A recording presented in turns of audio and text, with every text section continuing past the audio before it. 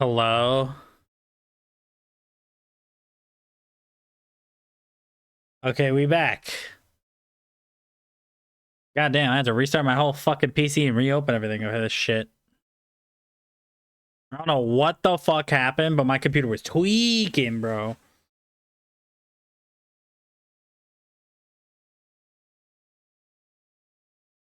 Ah.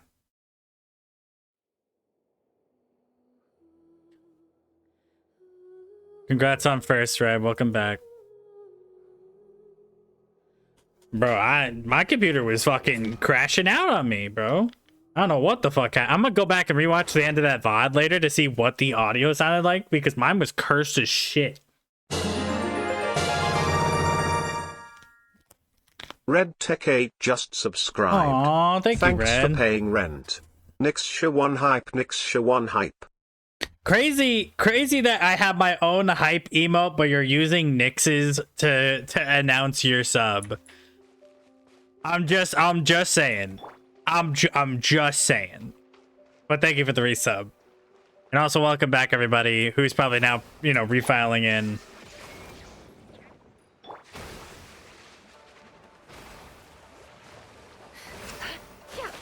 It all adds up.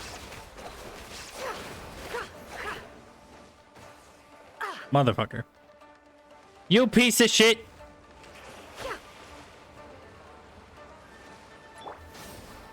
There is no escape. That's one of my faves. Fair enough.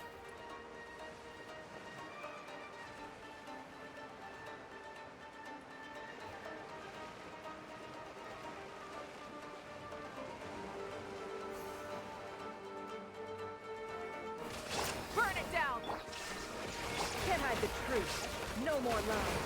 Motherfucker. Absurd. Can't hide the truth. Light it up. Illusion shattered. No more lies. Millia 15 hype, Millia 15 hype, Millia 15 hype, Millia 15 hype, Millia 15 hype, Millia 15 hype, Millia 15 hype, Millia 15 hype, Millia 15 love, Millia 15 love, Millia 15 love, Millia 15 love, Millia 15 wheeze in you, Millia 15 wheeze in you, Millia 15 wheeze in you. Shines eternal. Wrath from the sky. I was wrong. I was wrong. This is worse.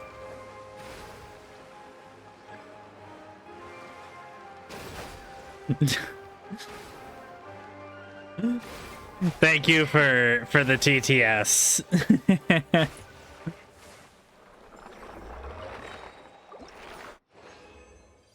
God, that's gonna take way too long. It did. It did. Let the mountain's veins boil.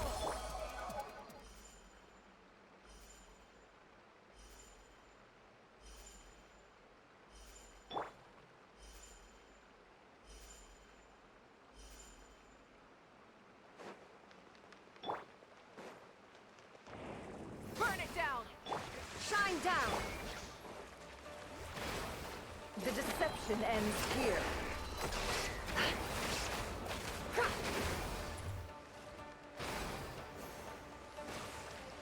No. Damn it. No. No. Light it up. Illusion shattered.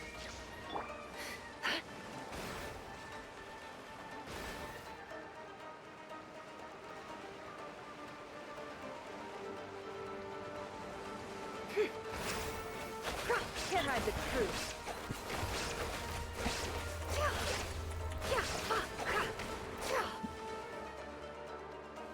Burn it down.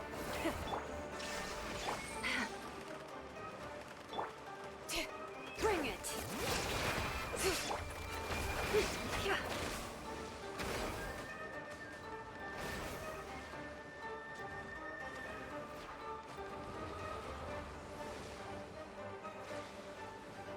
There is no escape. No more love. Light of the blazing sun. Try and stop me.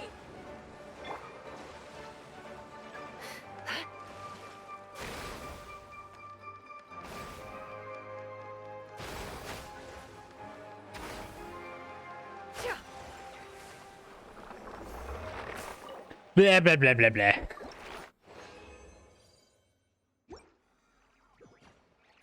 How many times have I fought this boss? Okay, I only have to fight it one more time. One more time. I'm gonna celebrate. Rise with the illusion shattered.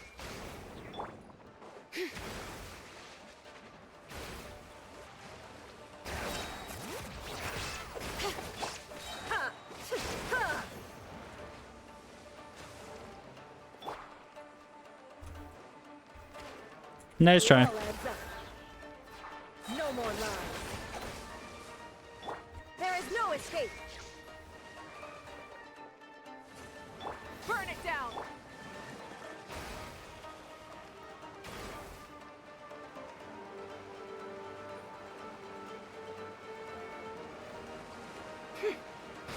Can't hide the truth. No more lies.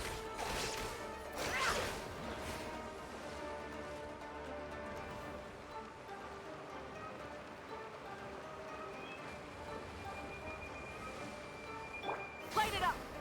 Illusion shattered.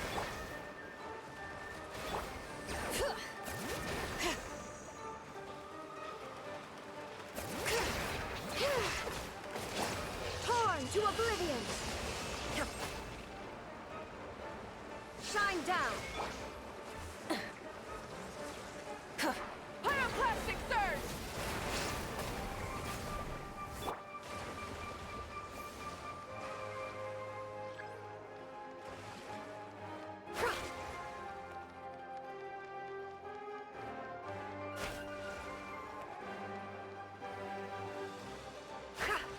Got him. Alright, we're gonna collect on that.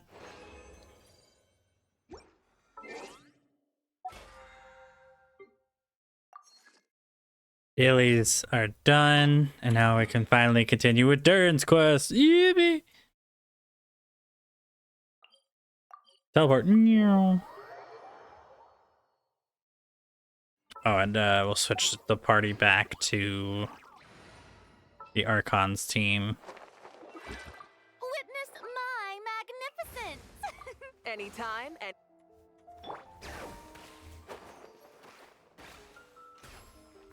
burn it down.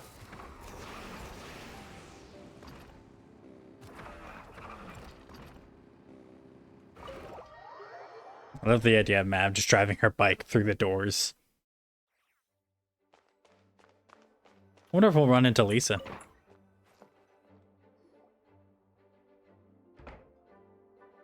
in the Mondstadt Library, huh? Talk about a trip down memory lane. It's been a while. So we're supposed to find the seeds of the story, right? What do you think that means? Is Durin taller than the Traveler? I fear I may be upset if that is true. We're in a library, so Making a racket in a library? You should know better than that. Wait, hold on. Did Paimon say something about getting loud, or is Lisa just being... But we did run into Lisa. sorry about that. Let me put it on auto. Now, who do we have here?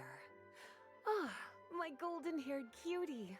And my little horn cutie, too. Sorry, Miss Lisa. I know you taught me to be quiet in the library, but Paimon was just trying to help. Please don't be too hard on her. Well, it has been far too long since we saw each other, so I suppose I can let it slide just this once. Back when he first arrived here, poor Jean wasn't sure what to do with him, so I stepped in to lend a hand. Aww. I That's figured cute. if I can handle a boy raised by wolves, then teaching one who's part dragon should be a walk in the park. I do forget that, like, Jean is... Oh, the game's not showing! Fuck! Why, of course. Now, let's save the reminiscing for another time. I'm sure you're here for a reason. Did you need to borrow some books? It's kind of hard to explain. Maybe you could take a look at... Oh? Oh. Fuck, bro. I did all that and the game wasn't showing. Fuck my life. Ah, I see.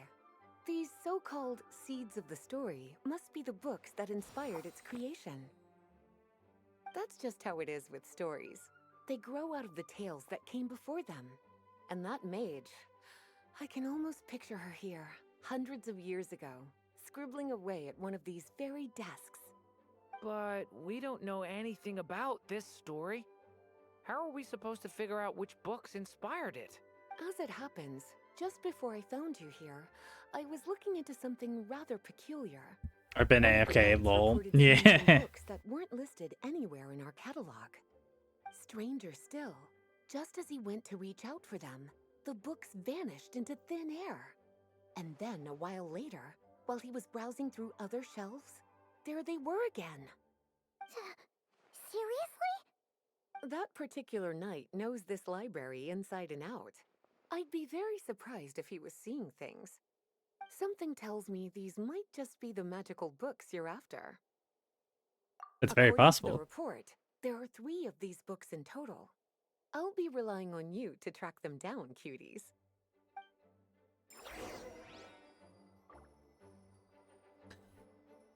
I had to do a little bit more reformatting because I don't like the little line that's at the bottom. So everybody just shh. Good. I want you guys to be able to see the full thing without any fuckery. Although I will miss having my full screen. Anyway. Are we literally just searching? Because there's so many goddamn books in this library.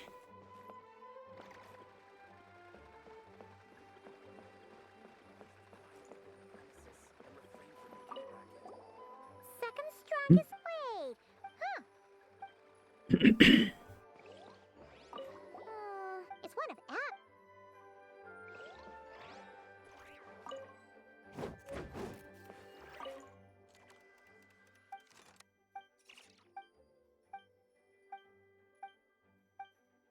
I didn't mean to do that.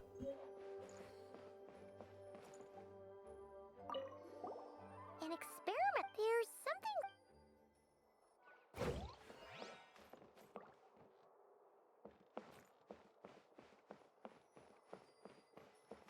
Kinda looks like a poet. Let's see what Lisa.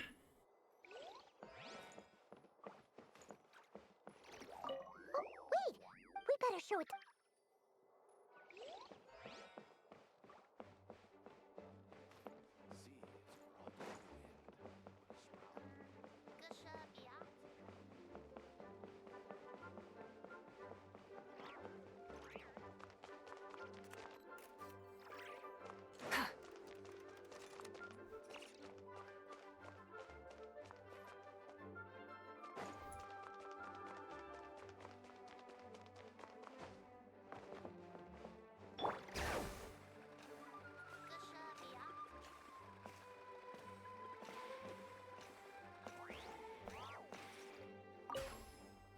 Well,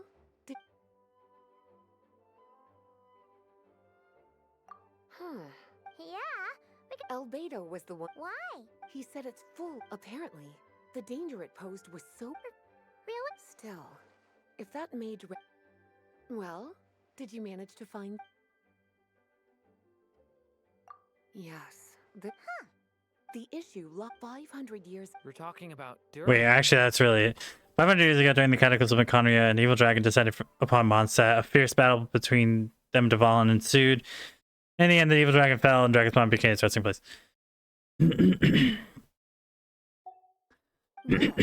important question turns the whole battle into a dance, with the evil dragon recast as an innocent child who came here in search of friends. But given all the suffering experienced at the claws of that dragon, how could the people of Mondstadt accept such a retelling? Bards are often accused of inventing history or distorting the truth in their ballads. But this one hit a bit too close to home. And since the knights back then were unable to track down the author, they decided to ban the entire collection, blot out the title. So the version in the poem...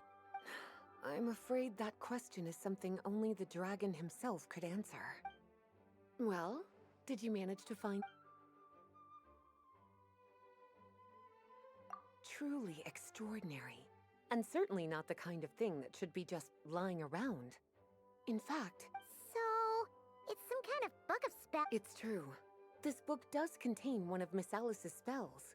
But honest, the only reason it's even meant to be in the restricted section is because we can't let Klee get her hands on it. After Klee was born, Miss Alice advised us to seal it away. She even added that little subtitle herself. So, it's to keep it away No, that's not it. As Miss Alice herself put it, letting Klee see it too early would spoil the surprise. I'm okay with my child performing war crimes. I just can't let her do it too early. What a baller mentality. Well, would you look at that? Seems like these are the little troublemakers you're after. And all three just so happen to be forbidden texts. What kind of story requires reference material like that, I wonder? forbidden texts? You know, the first time you mentioned that the library had a restricted section, I thought you were just trying to scare us. Are you saying it actually exists? Not really something you should be poking your little nose into, is it, cutie? Sorry. Seeing as it was Miss Alice who asked you to look for these books, I won't question the matter. But they'll need to be sealed away again once you're done, so don't... Don't worry, Miss Lisa. Well then, that's all from me. After all that hard work, I think I've earned myself a nice cup of tea. Alright, we've gathered all the reference books.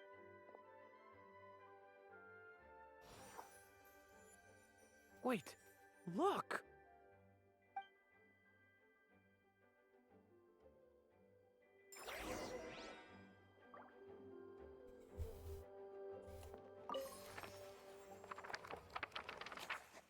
The place I speak of for is where the seeds of this story lie. Birth. Long, long ago, an evil dragon Eve. Evil. bringing terrible calamity in its wake. Bravely did the people resist, until at last the dragon lay slain. Later, a witch with a love for stories came Ow. upon the tale of the evil dragon, and for reasons Oh, I'm she so cannot cooked, chap. explain, felt a pang of sorrow on its behalf. For she knew, despite its body being born of wicked alchemy, all along, the dragon's soul was that of an innocent child. Right up to the moment of its death, it had no choice in becoming a vessel of calamity, nor could it fathom the cruel fate that lay before it. Though the witch had a love of stories, she was not pleased with how this one ended. No, that won't do, she thought. I'll write you What a better British than fucking this. sentence. No, that won't So do. she set off to do just that, borrowing a little magic from her friend. With it, she wove a dragon's egg, resolving to rear a dragon child of her own. Yet long in thought she lingered, wondering what kind of world her little dragon ought to behold upon waking. Because I fear I fear this is not about this is not a fictional story anymore. At last, she made her mind up, adorning the cradle with a wisp of woodland air. Then, she quietly waited for the egg to hatch.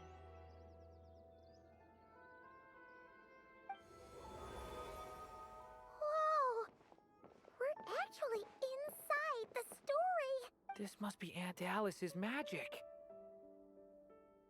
Yeah. A story about me? Why don't we just see where the story takes us? All we know is the beginning at this point. Okay. And now a golden-haired traveler, a silvery sprite, and a dragon-born youth step onto the stage. What new chapter will their arrival bring? Whoa! That came out of nowhere. Was that the...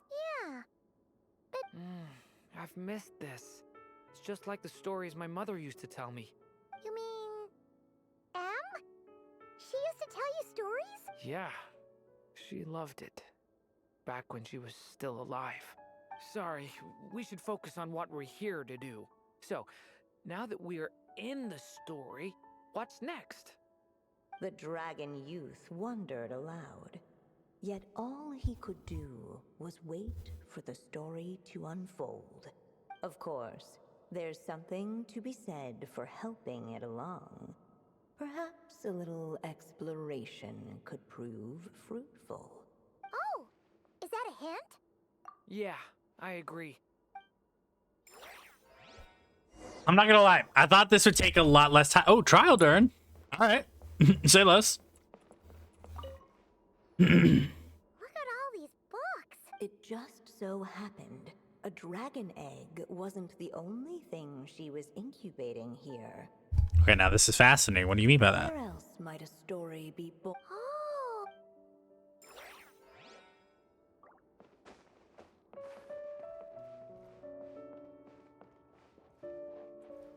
Yeesh.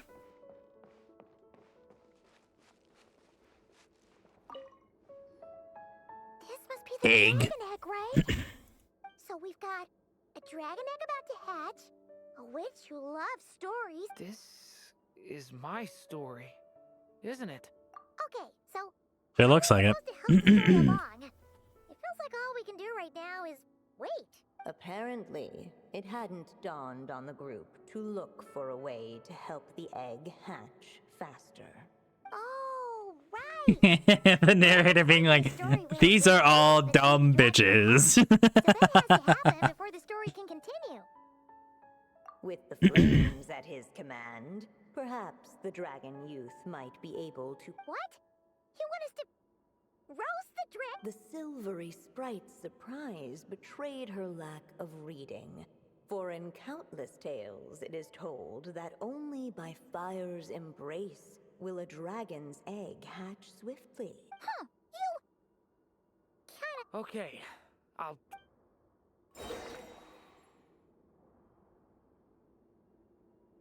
Okay. Okay.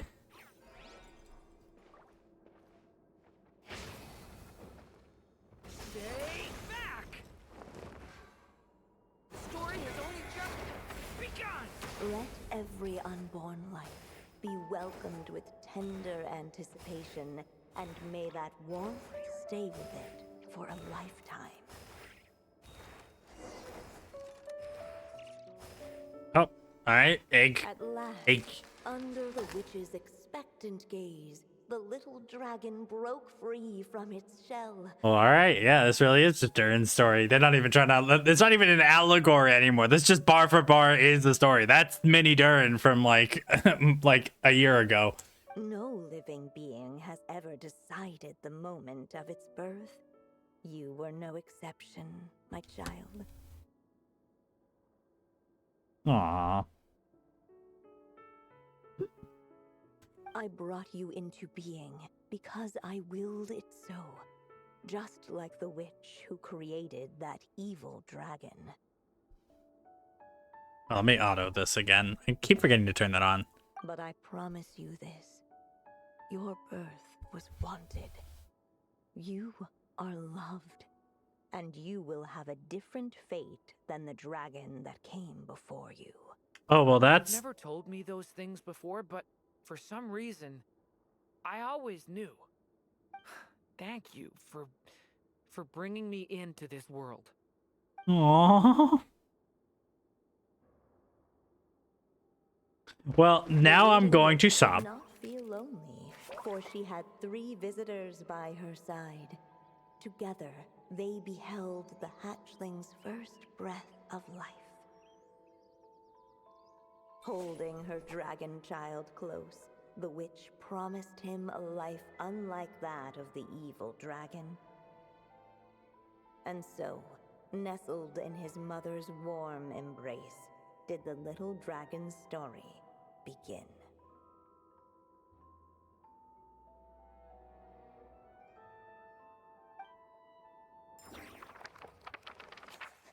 There was a witch. Wait, there a witch once spent sleepless night. Motherfucker, I wasn't done reading that. Isn't this Mondstadt? Looks like we're back in the real world. Looks like there's more written on the page now and less ink left than before. Yeah, but why does M seem to think that the story isn't finished yet? Durin broke free from the curse, came into this world with a new body, and even made a bunch of new friends. That already sounds like a happy ending to Paimon. True. Everything's always so mysterious with these mages. Guess all we can do is wait for more clues. Huh. The Doko. Is this thing on? All right, that should do it.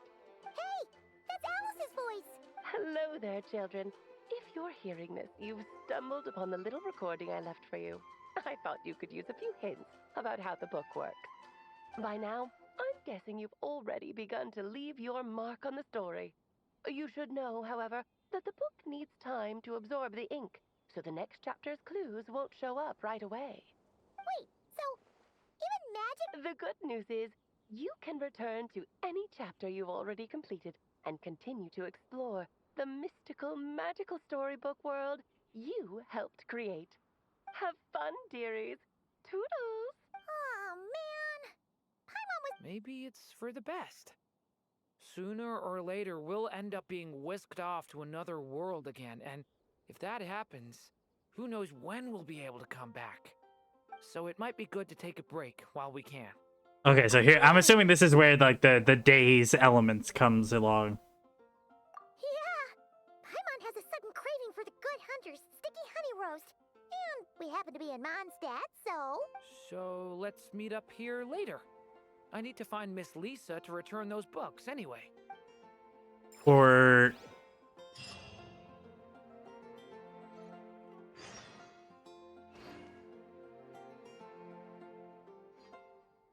in 5 hours. Okay.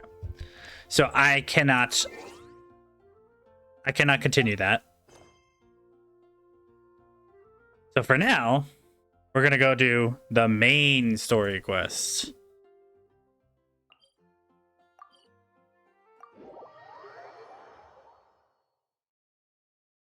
The main story quest.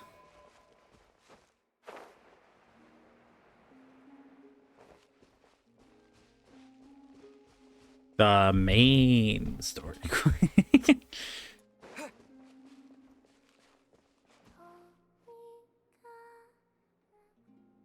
Oh. Hey, she's sitting up. Is me sitting here a rare sight? No, we just thought you. Ah, fucking ate the jump scare. Bye. Were it not for the sudden arrival I hate of this. unexpected guests. Not that I consider it a disturbance. After all, you are the only ones who are free to enter. Would it not be a little unfriendly of me to lie down while we speak? I didn't realize you put so much thought into little things like that. Bro, he's fully voiced and it's throwing me for a loop. Chat, I'm gonna die. Only sometimes. There have been moments lately where I think about you and your companions. Aww. They are warm, mysterious, and cozy memories. Very few of my past memories are anything like that. We've done it, Chad. We've introduced her to the concept of making friends. Travelers return home bearing bags full of souvenirs. But my luggage was empty, and I believed it would stay that way. Return home?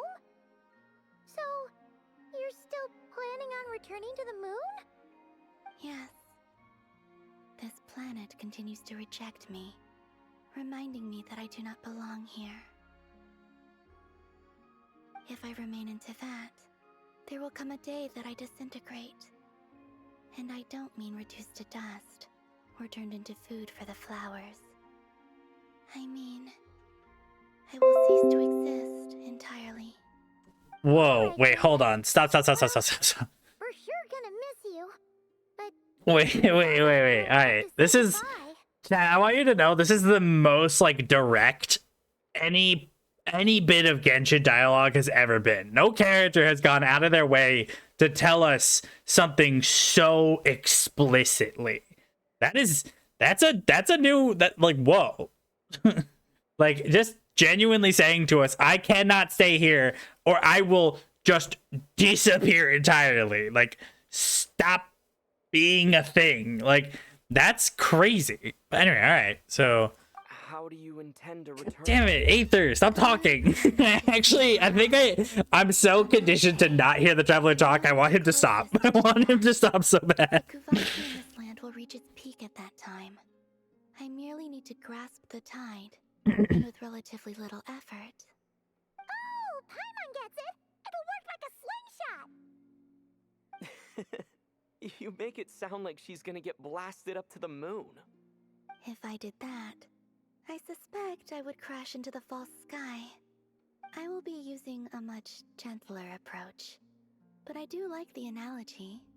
It's fun. You see? She gets Paimon's sense of humor. In the blink of an eye, the time has come to part ways. It does feel that way, doesn't it? Time seems to fly fastest when you are enjoying it. I have always thought of myself as a wanderer on this earth, and it has never expressed any desire to keep me here. Yet, just as I plan to depart, it tugs at my arm. Is this a gesture of affection? Or is the world mocking me? Oh. Were you hoping I can answer that? Yes. You are a traveler, so you must have a lot of experience in this area. Then, what I would say is, enjoy the moment. That's right! Don't overthink it! Happiness is happiness and joy is joy! The point is to enjoy it, not analyze it!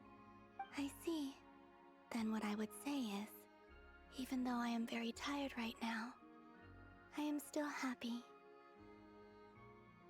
I can't tell from the tone of your voice. Oh, really? You don't think I sound happy? I'm just kidding. I could tell you were in a good mood today from the moment we saw you. Ah, a joke. Albeit not a funny one. Anyway, I assume you're about to know what. Okay. Actually, it's not that. There's something else we wanted to discuss with you. Oh, then do you still want to give me your hand? Or not? Sure.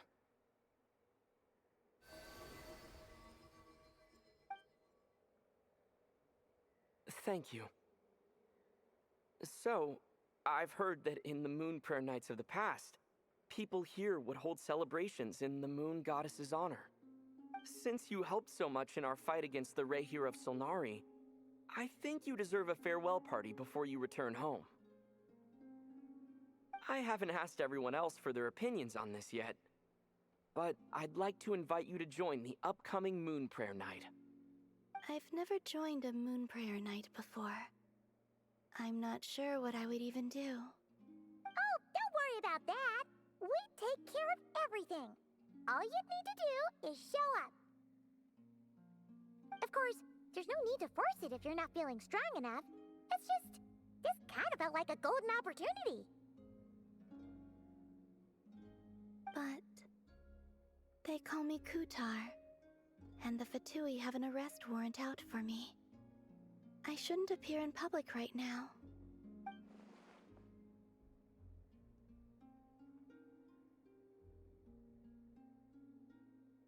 Go ahead to. Okay, I guess I have to click this one off. I'll make it work. You have my word. Yeah, we got your back. Well, he does. Paimon's actually not too sure what he's planning. All right, if you're sure. I will not refuse your invitation.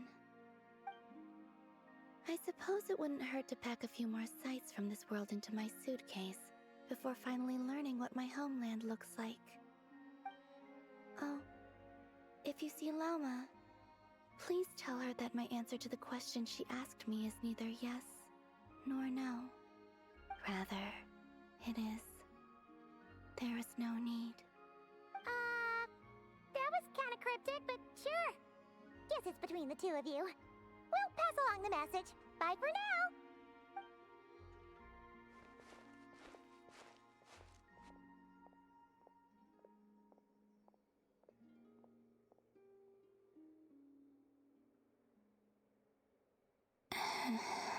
And also, I do not know. Well, okay, maybe you should have said that before they left. Since he's agreed to join the festival, let's go see who else wants to take part. Llama's gotta be the person most familiar with the moon.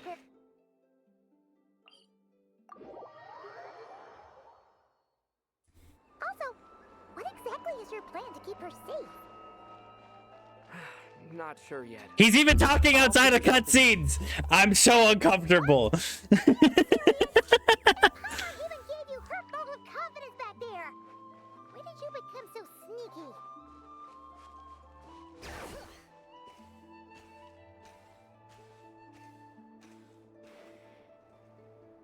Hey, Llama, it's us. Huh? Varka? What are you doing here? He's so fucking tall. Beats me. I had a bit too much to drink last night, and when I woke up, I was on Heasy Island. Yep, here, definitely from Mondstadt. To oversee Nasha Town's preparations for Moon Prayer Night. He is here to go over some details regarding the decorations and custom cloth designs. Right, yeah, that too. What do you mean, that too? Yes. Celebrating this festival is a long-held tradition here in Nodcry. On this day, the crescent moon at the top branches of the verdant crest turns into a full moon, and the moon prayer blossoms bloom with a special radiance. Our people take these to be blessed omens. It's an especially welcome event coming off the back of all that nasty business with Rare. Everyone got put through the ringer recently, and now they're looking to turn their fortunes around. The big shots in town all agree that a big, lively celebration is just what we need to rebuild people's faith in this place. No wonder Catherine said that people weren't so bothered about the religious element. That's right. It's become more of a local custom by this point. The celebrations have little to do with whether the religious stories behind this event are true or not. Even the Frost Moon Scions are eagerly awaiting the coming of Moon Prayer Night, despite now knowing that their past beliefs were founded on a falsehood. That's fair. It's a bit like the lantern ride in Liyue. It's a chance for people to enjoy themselves, not debate the existence of the Adepti. Oh, one other thing. We just went to see Columbina. We went ahead and invited her to take part. Wait, so... you mean she agreed to it? Huh. That's quite a surprise. Then, I suppose that she intends to return to the moon on that day. Oh, yeah! It's kind of a complicated process, but basically, it's like a slingshot. I understand. In truth, I had a feeling that she might make such a decision. Well, if Kuthar has decided to participate in the festival, we should prepare accordingly. Yeah, exactly. She was saying how it could be risky for her to show her face in public. We were wondering if... Unfortunately, the people who carved the statues did an excellent job of capturing her likeness. It will be very challenging to hide a goddess whose face everyone is... Darn! We may have bitten off more... Nah, don't sweat the small stuff. We can handle that. Huh? Are you saying you have a plan? Not as such, no. The most important thing with the festival is to keep the mood light and your spirits up. Literally, he's so Mondstadtian, it's crazy. Never convince anyone to enjoy themselves. The Mondstatter spirit is strong with this one. Alright, crazy dialogue options. I agree with Mr. Varka. Let's start by making our appreciation for Kuthar the beating heart of the festive atmosphere. And who knows, once we get the ball rolling, perhaps everything will just fall into place. Hey! Did you catch that? Llama said the thing! Or close enough at least. I'm looking forward to the Moon Prayer Night already. We have a festival in Mondstadt called Windbloom, and you can always tell which couples are celebrating it for their first time by the smiles on their faces. Big, beaming smiles like their whole face is glowing. And I have a feeling we'll get to see that same smile on the moon goddess's face at this festival. Not quite the same, surely. Anyway, I'll take care of business in the city, but I'll have to leave the decor up to you and the Frost Moon Scions. No one else can capture that traditional aesthetic quite like you guys. But lastly, there's the final key element that brings the festival to life. Before you leave, let me show you something that we've been preparing. Mr. Varka had asked to see it already, so you may as well tag along. I wonder if they're gonna remember Also, to. I have some further questions about Kutar's decision. Okay. I'm walking, I'm walking, I'm walking, I'm walking, I'm walking, I'm walking.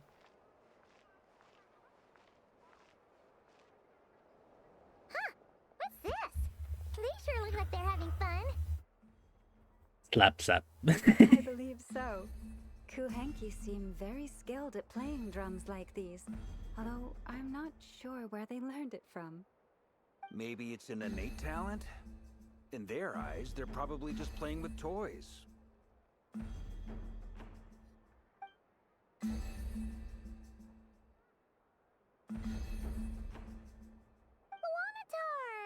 You want to play too? Yeah. She looks more confused than anything. Maybe we can teach her next time if we get the chance.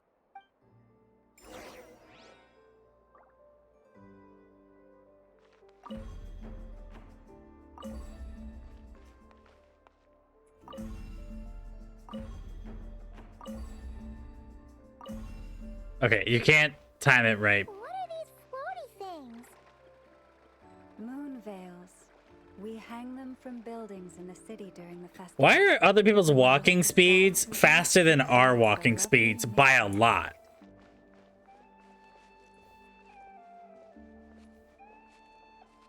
Like, look at the walking gait. Look at it, chat. I know these are taller characters, but their walking gait is so much faster. And items for Moon Prayer Night. For instance, the sculpture being made over here. Mr. Varka and I were just finalizing the details of where it will be placed. Ah, there she is. I didn't know the finished article would be so large. Not to worry, though. All the necessary arrangements have been made. Just let me know once it's ready, and I'll get some people to ship it over. You have my thanks. And over here, we are preparing a very traditional confection.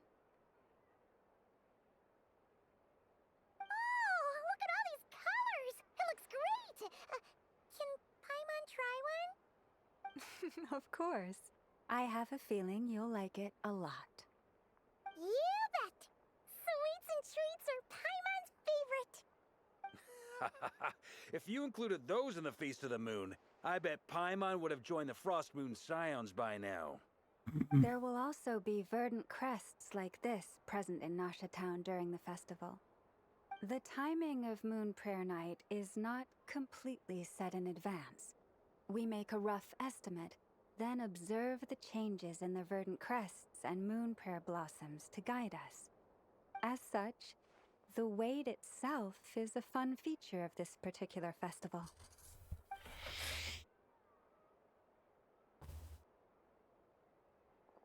Oh, my back.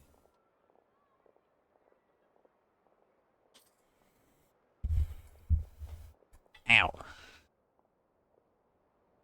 Let's talk here.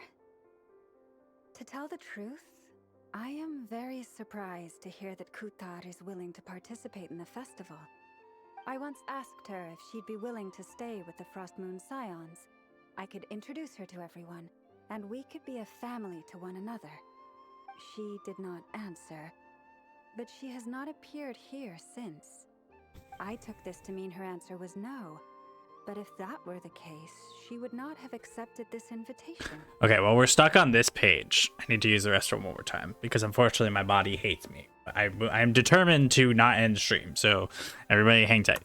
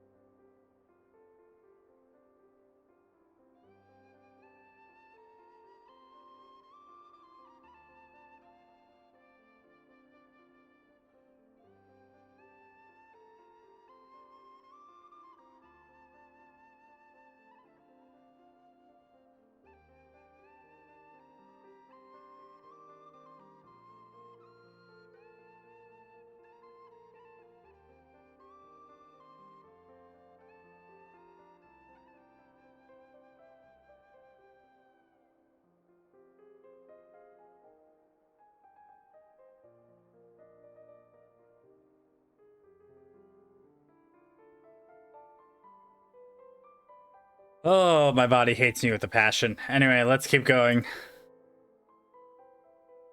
Ah, I see. Maybe she is right. Maybe the Frost Moon Scions of today no longer need a moon goddess. But my wish was not for her to come here and be worshipped as a deity. I simply wanted to offer her a place to stay. I'm sure she believes that showing herself here might invite Fatui intervention, and as such she does not wish to cause us trouble. But what really pains me about all this is that this is her birthplace. She ought to belong here, yet no one has been able to grant her shelter. I think I'm qualified to weigh in here. When someone's about to depart on a long trip, what they need is blessings, not burdens. We should wish her the best, not make the journey harder than it already is. Anyway, she's agreed to attend, hasn't she? All we need to do is simply... I see your point. Yes, she will soon depart after all. Our job is to leave her with some happy memories. Besides, who's to say her journey to the moon is a one-way trip? It's not like she can't come back and visit if she wants, right? Paimon agrees wholeheartedly. Festivals are all about having fun, so let's keep it simple. All right, I'm gonna head back to Nasha Town soon. Want to come with? I'm guessing you have some... Sure thing, let's go! Bye for now! Thank you all. Goodbye.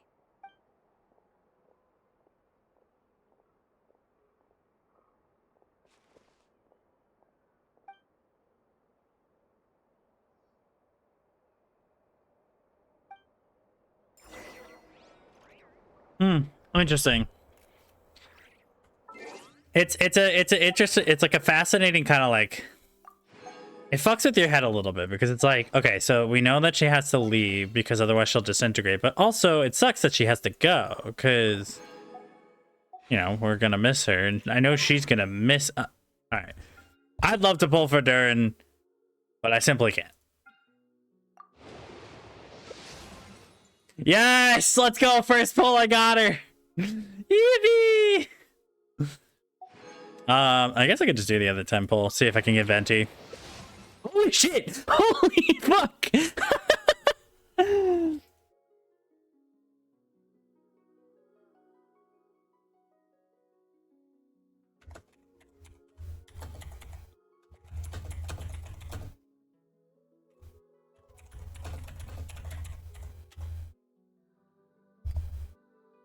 All right, well, that answers those questions. I got who I wanted.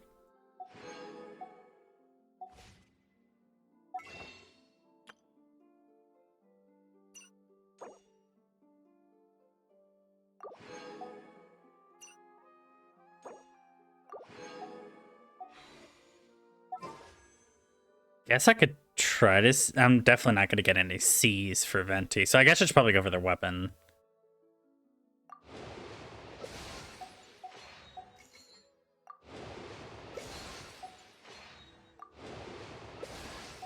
Not the Favonius sword.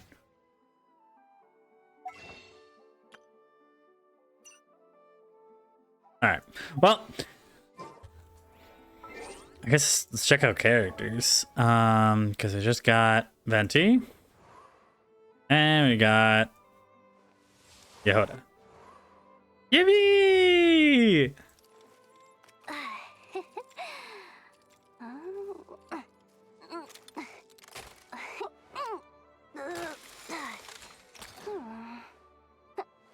Damn, what that hand do?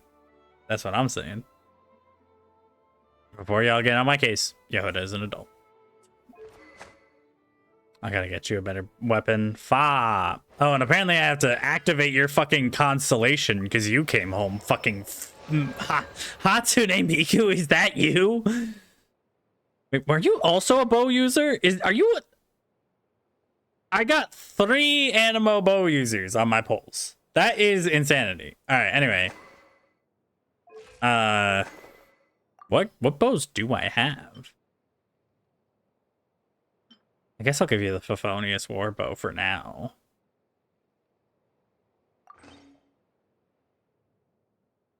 Oh wait, no, I have stuff up here.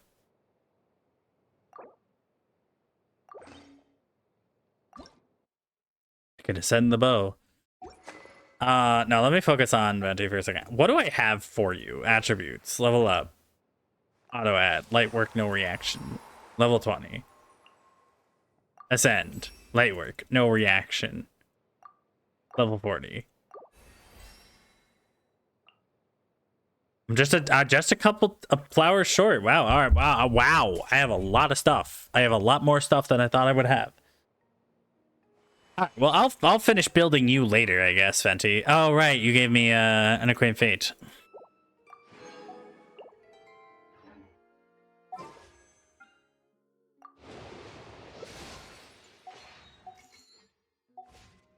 Anyway, we're going back to Nashita. We're going back to the first Thanksgiving to get turkey off the menu.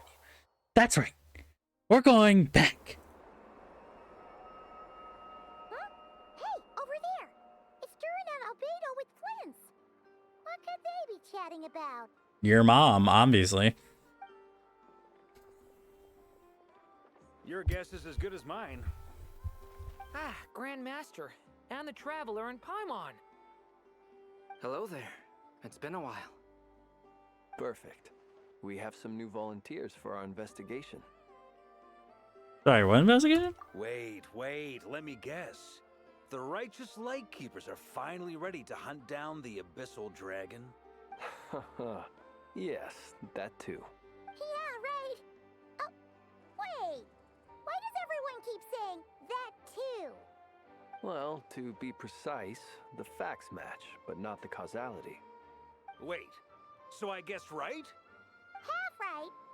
Don't act so impressed with yourself. Maybe I can explain. We ran into Mr. Flint's north of Nasha Town. At that time, we just noticed a few abyssal creatures out in the wild, but the strange thing was, I didn't detect any traces of abyssal energy on them at all. On closer inspection, we realized that they were not real monsters, but something akin to reflections in the water, or perhaps a mirage. Huh? What do you mean? Exactly. It was very peculiar. They roared and tried to attack us, but we could not make any physical contact with them. I think I've heard of things like that happening in Nodcry before, but I don't know much about it. Yes, it's a known phenomenon. Mirage-like illusions tend to appear in Nodcry in the run-up to Moonprayer Night. From a distance, they appear quite real. I myself thought that Misters Durin and Albedo were locked in battle with abyssal monsters when I first arrived. But after sharing intel and investigating a little further, we can confirm that these illusions are harmless. All the Mirage stories I've heard are either animals, rocks, or small houses. Abyssal monsters, though? That's a first. It's a first for me, too. So I'm planning to look into it further just to be on the safe side. I intend to inspect a few more locations. What about you two? Any plans? Alice contacted me a few days ago. She'd like me and Durin to assist her with an experiment, but we lost contact shortly after receiving the message. I'm sure that comes as no surprise to anyone familiar with her. We don't know when the wind will blow, yet when the wind blows, we will know. That, in a nutshell, describes how Alice operates. Yeah, that tracks. Okay. Well, I suggest we investigate this Mirage business in the meantime. It's piqued my curiosity, and I'm pretty sure I know someone who will already be 10 steps ahead of us. Well said. Right? Whatever. Your Honor, they're married. She always seems to be the first one to know. Let's go see what she knows. We can invite her and her staff to the festival while we're at it. Oh, we're going to see my wife. I should switch to her.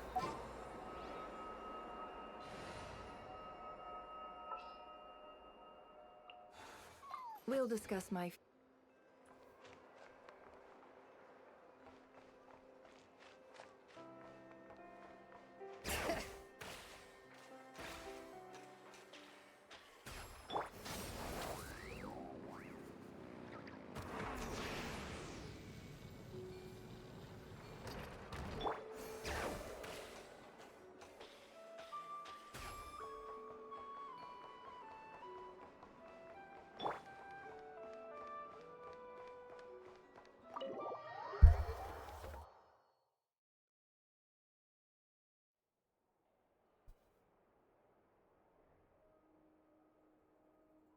You're right, I have noticed. There's certainly something a little fishy about this situation. Only a little, though. Records indicate that this phenomenon can occur in the days before and following Moon Prayer Night. That said, it has always been a rare sight in the past. The odds of encountering these phantoms are similar to looking up in the night sky, happening to see a shooting star, and managing to make a wish before it disappears. But this time, either everyone's getting lucky, or they're appearing far more frequently than usual. Yehoda's out gathering intel as we speak. In the meantime, let me check off some points of interest. First, the Abyss. The ones we saw seem to be abyssal monsters. Indeed. But we have identified one location where many more of them have made an appearance. And not just monsters, but human phantoms too. Given the scale and nature of the phantoms, it's almost as if someone's last memories are coming to life. Or perhaps the memories of multiple people. Oh. So you mean the phantom monsters are hunting down the phantom humans? Exactly. The phantoms can interact with each other, but we have no means of intervening. In addition, some of the human phantoms would seem to be from the very distant past. This is clear both from the clothing they wear and the stories they tell.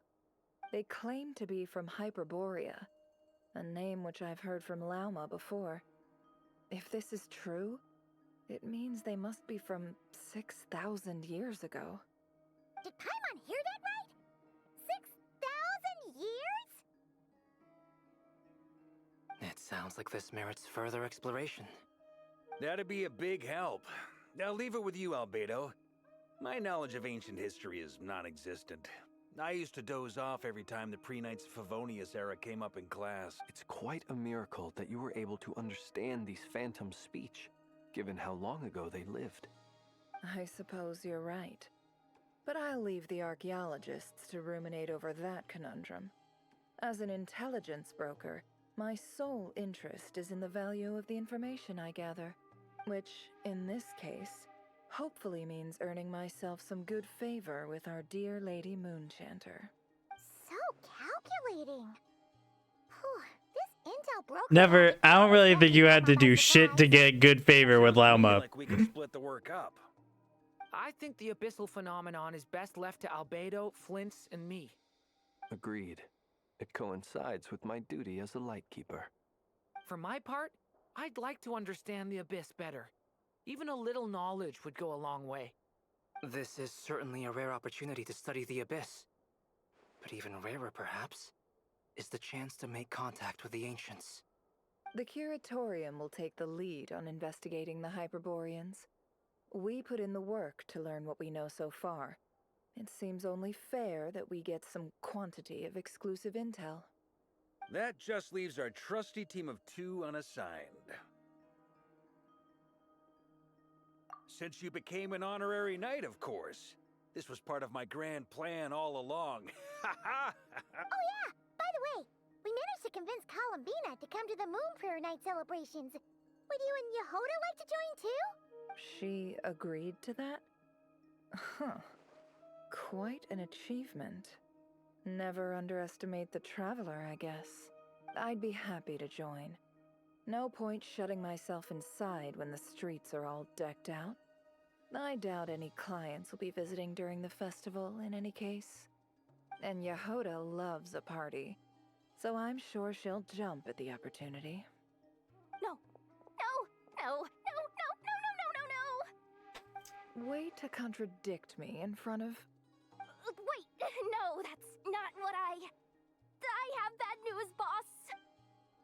So many people. Alright, everyone inside! Quick!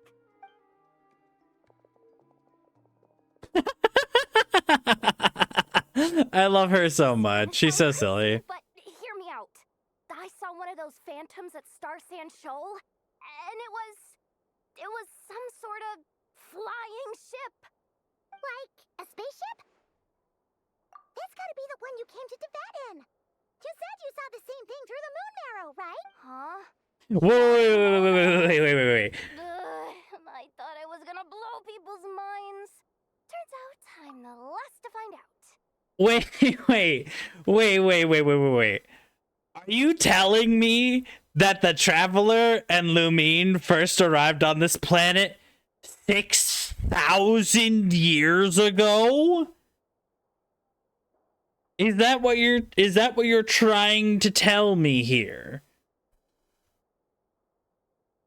Chat, I swear to God, if that's what gets revealed in this quest, I'll crash out. I'll actually tweak. I'm telling you, if that is the case, I will be so upset. Genuinely, I gotta finish this quest. But on God, I'll tweak. My mama, I'll tweak. Wait, back up. You came here in a spaceship? Now my mind is blown! What's it like on the inside? Was it like flying through space? I want to know everything! Yep, exactly. Huge discovery. You're the best. Second best intel broker in the world. After your boss, of course. Wow. Really? Well, I guess that decides where we're heading next. Come on, don't look at me like that. I know the spaceship doesn't have anything to do with me, but you don't want to leave me as the only one twiddling my thumbs, do you? Please? Aww. Oh, wait, no, that's actually so sad.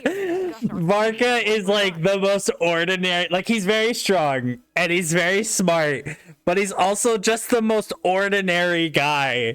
And so whenever like shit comes up, he's just like, please don't leave me alone. No, that's so sad. All right, anyway. I wish everyone. Wait, hold on, what did he say? In any case, let's make back here. Just okay. You too.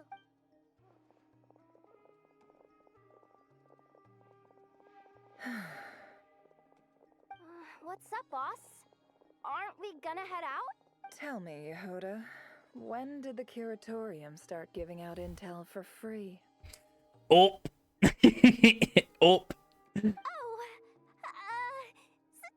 Sorry,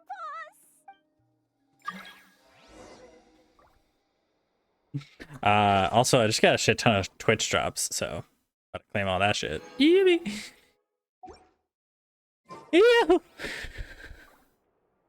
Alright. So Star Sand Shoals. I know this place. I come here almost every day.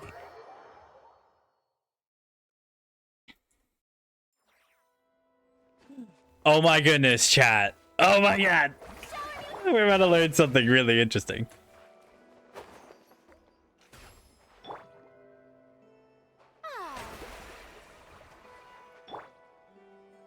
Letting great names echo.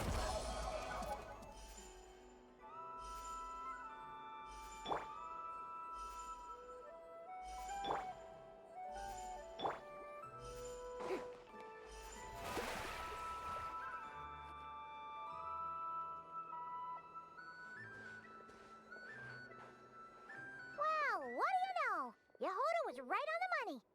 This Phantom really is your spaceship, but that's so weird. Why would it show up here? Is it some kind of projection? Or a ghost? Like, maybe it no longer exists, but somehow it left an after image? Ah, you're already here. Miss Lauma, what a surprise. I thought I was, until one of our people informed me that a strange sight had appeared at Star Sand Shoal. No one's ever seen something quite like this before. I thought I should see it for myself. Same here. Oh, so we heard that these things appear around the festival period. Any idea why that is? Unfortunately not. We have very limited information about them, since they can't be interacted with. And no human phantoms have ever made an appearance before now. The most we've been able to deduce is that these sightings appear to be connected to the increase in Kuvaki energy around this time.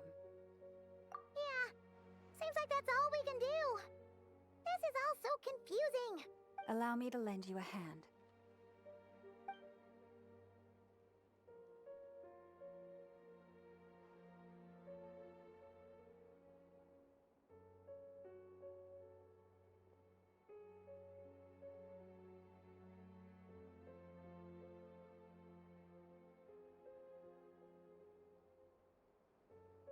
Ooh, Lauma's got an idea. Everyone, our friend here should be able to provide us with some information. Is that a phantom Rhymehorn deer? I've heard about how the Frost Moon Scions live in harmony with the animals and can even communicate with them. That's coming in handy now, for sure. Okay. Yes, I understand. So I had to do more research on the Hyperborea because I think I left some stuff out on my slideshow.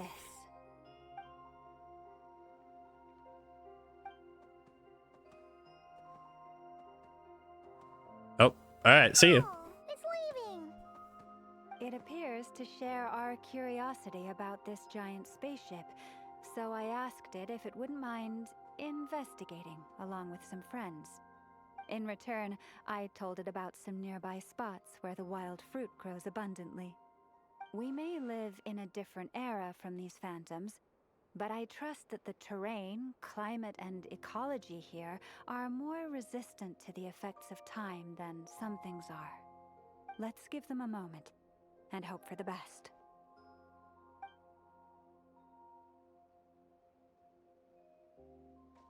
All back together? Must have been a lot of fruit. Indeed. Now let me ask them some questions. He's such a dad. It's so funny.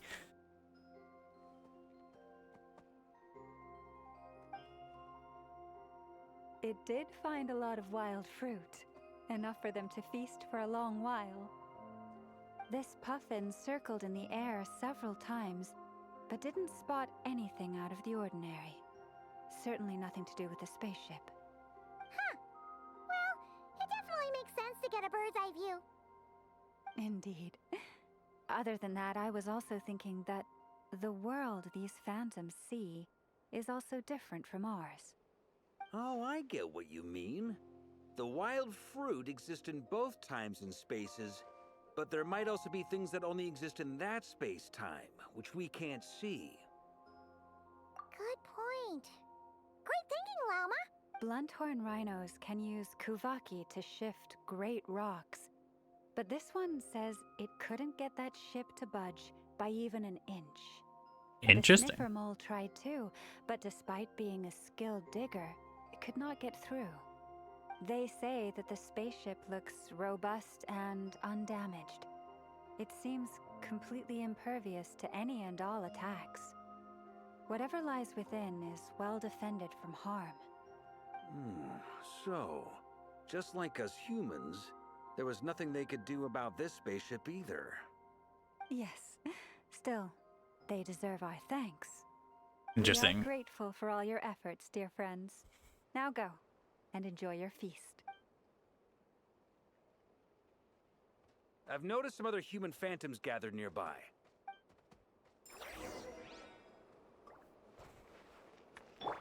Honestly, I would have my traveler out for this, but they're not built, and just in case I have to come across a fight. What is this thing? I've never seen it move, and there's no way to get inside. Goodness knows. My grandpa says it's been sitting here at least since his grandpa was still alive. What about his grandpa? Did he say anything to your grandpa's grandpa about it? Huh? I don't know. In all likelihood, it was here back then too. Hard to imagine something this huge could move. Guess that means that as far as they're concerned, this ship's been around a long time. Okay. So several generations of humans.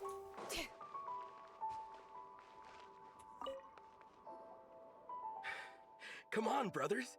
If we can get even a small chunk off of this thing, it's gotta be worth a fortune. Today is the day we strike it rich. Huh? You mean Paimon? Yes, brother, I shall join you. Let's make our fortune. Farka is playing into this role very funny. What This thing is crazy tough. I can't even scratch it. What's it made of? Sorry, brother. Looks like we'll have to seek our fortunes elsewhere. Enjoying yourself? I was just seeing if I could influence this phantom's perception by playing. But nope, no dice. Honestly, he's not. That's not entirely a bad We're plan. starting to build up an idea of what's going on here now that we've spoken to some of the people. These phantoms are reenacting real historical events in Nodcry. It's almost like we're in some kind of interactive stage play. We can talk to the actors, but the plot is fixed, and we can't influence it. It makes sense. History is set in stone. The objective facts of the past cannot be changed. Why do I have a feeling that at some point we're gonna see like a phantom Lumine, like a Kuvaki Lumine running towards the spaceship? You were doing some serious investigating. Of course I was. Anyway, at this point, I think we're forced to conclude that although the Phantom spaceship is right there in front of us, we aren't going to learn much about it from these people.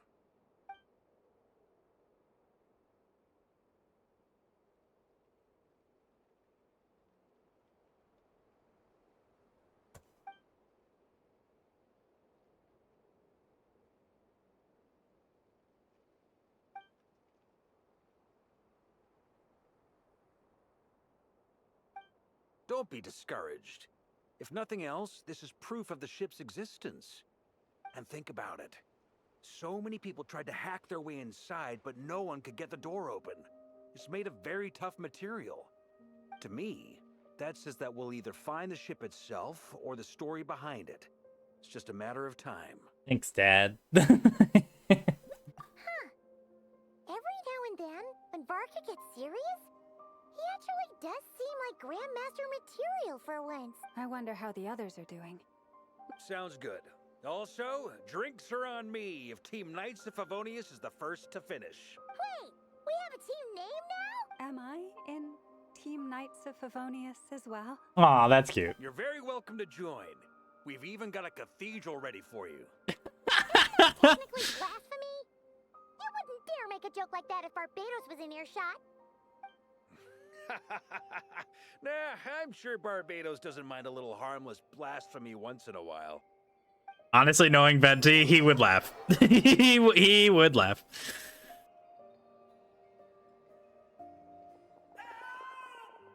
Yeah. Wait, whoa, wait, hold on. Oh, no, Hold on, Tom. no way. Hold on. We know you Spider-Man now.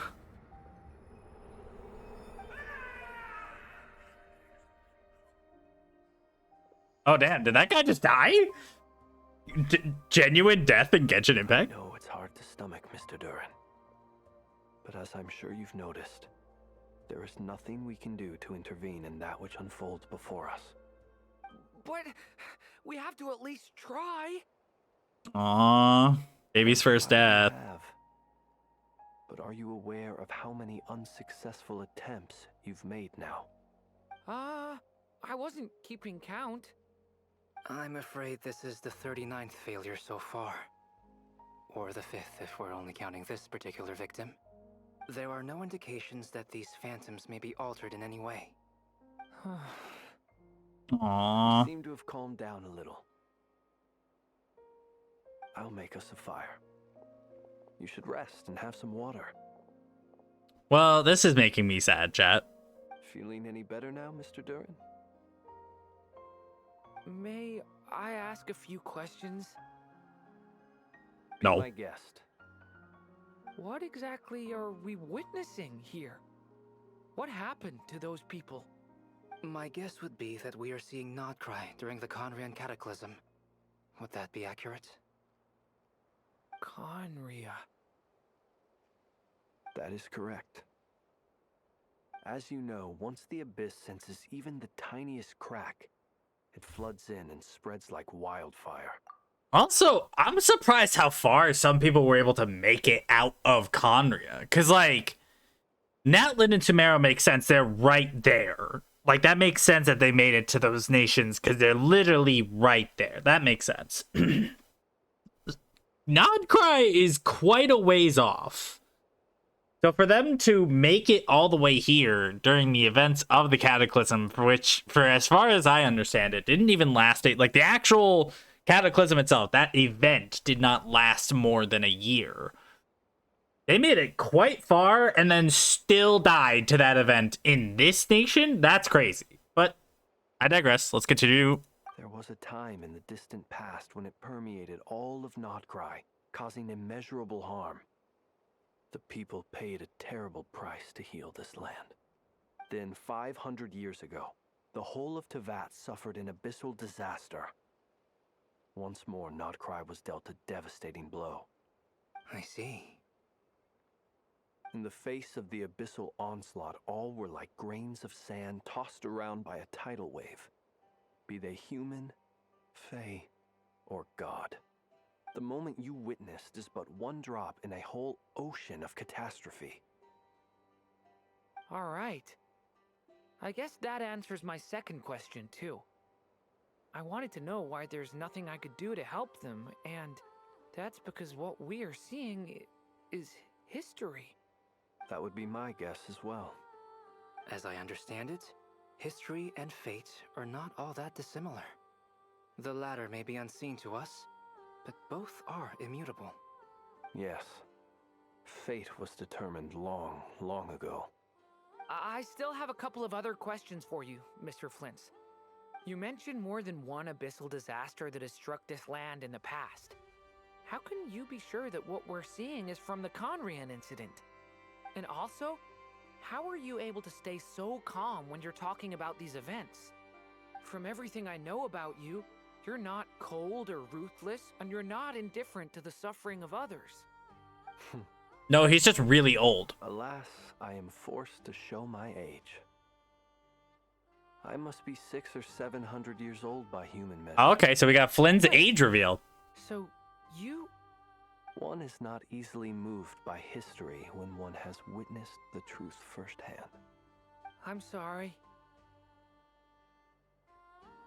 I enjoy the fact that despite the fact that Durin is probably like the size of a teenager, he reflects his like childish age. He's only a couple months old. In terribly short supply.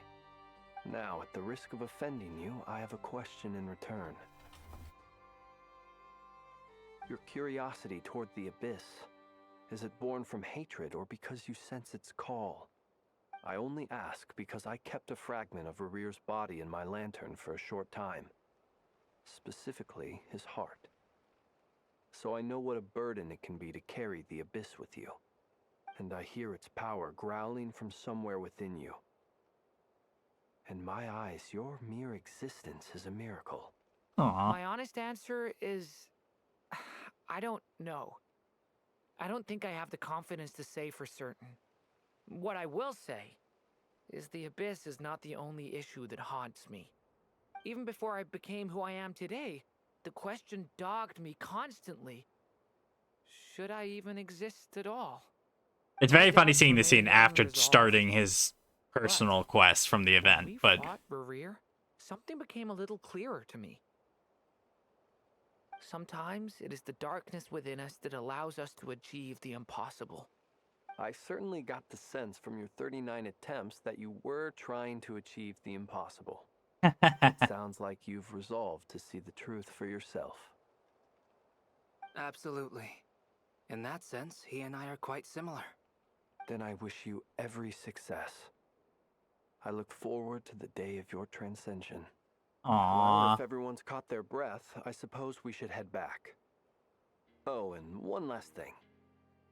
I'd appreciate if you kept our discussion about history a secret. All right, and the final team is... Incredibly, our separate investigations led us all to the same conclusion. Hooray for consensus! Yeah, but we barely learned anything, though. I totally thought this would be the mother lode. Talking with the ancients? I mean, come on! But nope.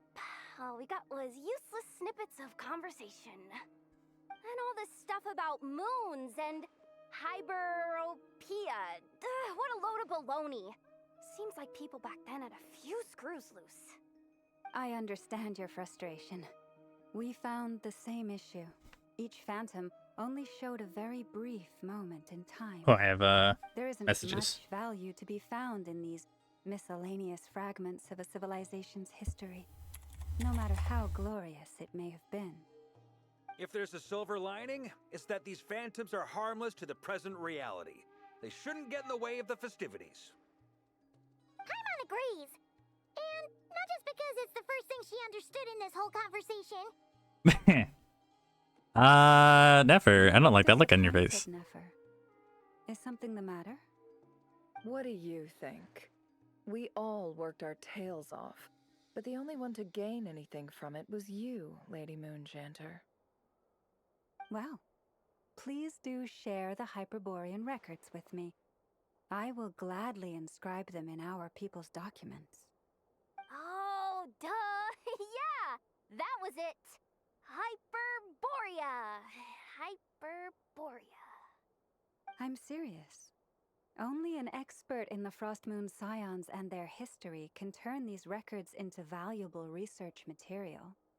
The alternative is to let them gather dust on the Curatorium's storage shelves until the pages turn yellow. Nefer, you're wise enough to know that cooperating and sharing the profits is the best course of action here. Well, that goes without saying. Sure, let's do that. Huh? But didn't you say we aren't supposed to give out intel for free?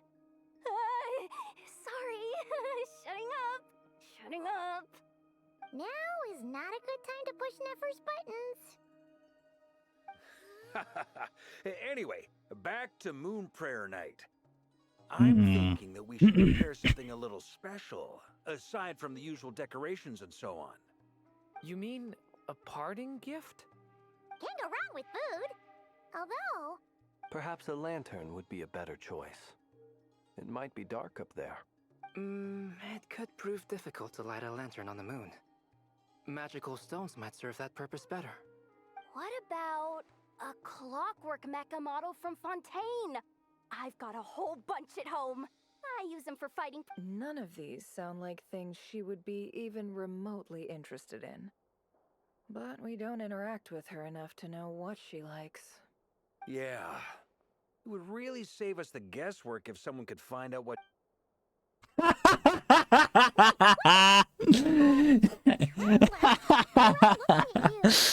Bro, that's fucking stupid. Okay, I got it. Problem solved. Now, I need to stop by Dory's. Then let's leave it there for now. We all have our own business to attend to. Traveler.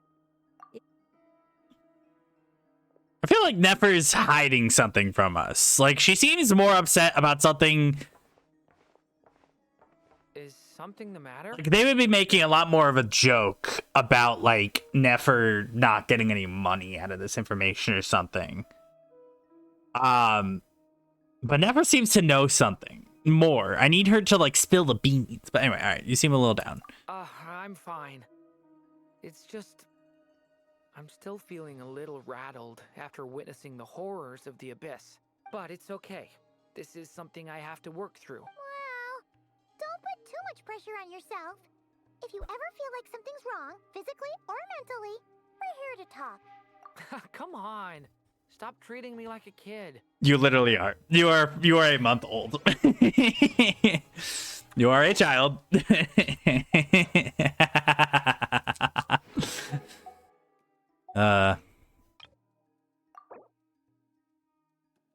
Yay, Yehoda. Hi, Betty.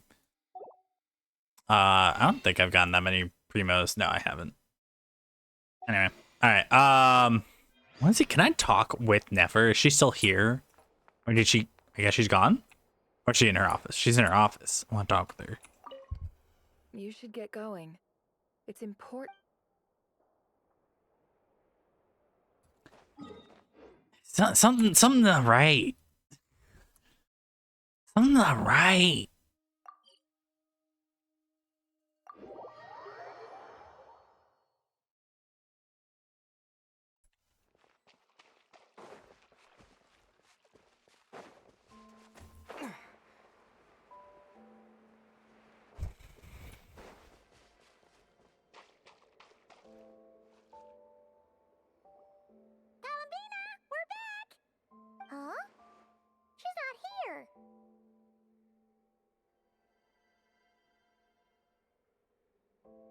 Weren't there a few Kuhenki here last time too? Where did they all go? Maybe she took them out for walkies. Okay, that's really cute. Walkies? For Kuhenki? You're not pets, you know. Oh well. Looks like there's still a few days until Moon Prayer Night, so we're in no rush. She needs time to rest anyway. Where'd she go? I don't like this chat. Or was she hiding? Oh. Oh, the flowers, they turned white. Kalamina! Are you back yet? Oh, how strange. Right? It's not like her to spend so much time outside. Especially since she's worried about attracting unwanted attention. Yeah, I think you guys should be a little more concerned. Luanatar, you there? Hey! Do you know where Kalambina went? This thing has never been useful in its entire time. But if you know where she is, could you take us to her? Yeah. That's even strange. What about him? Oh. That's not good news. They change color when Kalambina gets weaker, right? And Nayla, good idea. She might know what's happening.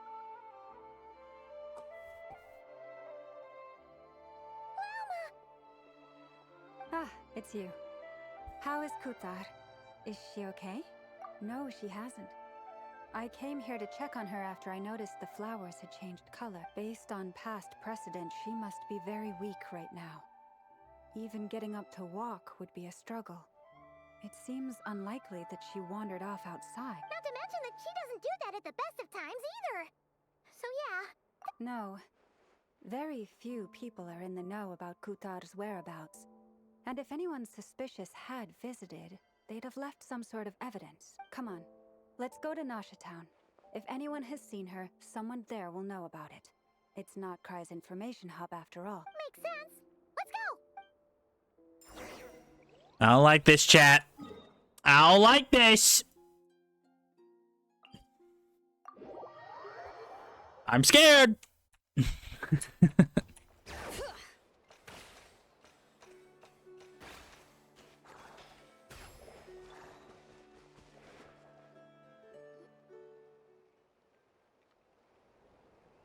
What the fuck? Wait a moment. Is it just Paimon or is this still No. Alas, your free and easy adventure time is over. Now, prepare to face the final It's Alice. of Nod Cry. Whoa! Where'd that voice come from? Not sure, but it's definitely hostile. No, no, no, not that way. The final boss is right here. The sniffer mole? That's the final boss? Sure. Okay, the jig is up. I'll stop teasing you. Turn around. I'm right behind you. It seems I've managed to leave quite an indelible impression, even though you've never seen my face. Oh, nothing could make a great mage more pleased with herself. Not her correcting the camera. I hate it, but I love it.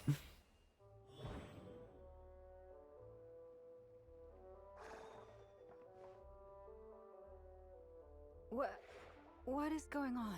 I've heard that all the big shots in Teyvat have long, wordy titles that stun people speechless when they make their entrance. Unfortunately, none of them are affiliated with the Hexen Circle, and we ourselves keep a very low profile. The notorious name-dropping doesn't quite work for us. Still, I, for one, think I'm really quite amazing. So that didn't stop me from coming up with a title anyway. Alice? It's really you this time? Not a lantern or a Dodoko, but Alice in the flesh? Oh, that's right. So, what do you think? How does it feel to finally meet me? You look like... You look just like Klee. That's the first thing you thought. A little surprising, but that actually makes me very happy. Aww. Because that means that when Klee grows up, She'll be just as stunningly beautiful as her mother. Thank you for the E, Millie. Aww. Friend of yours? Kind of. This is actually the first time we've seen her in person. I see. Madam Mage, that was, quite a powerful entrance. I certainly won't be forgetting it anytime soon.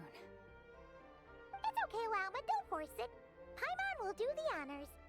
This is Alice from the Hexen Circle. She's a friend of ours. Go to bed? No.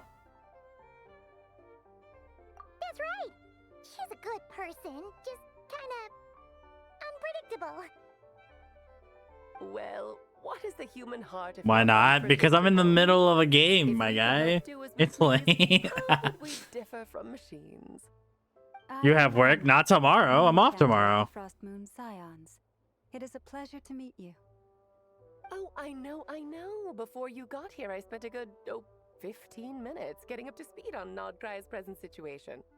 In other words, I've read the whole in the last Aren't episode y'all part doing since 60s? Fair enough. No, we're Well, only doing Miss Alice, 50s. I can already tell that you have quite a unique personality.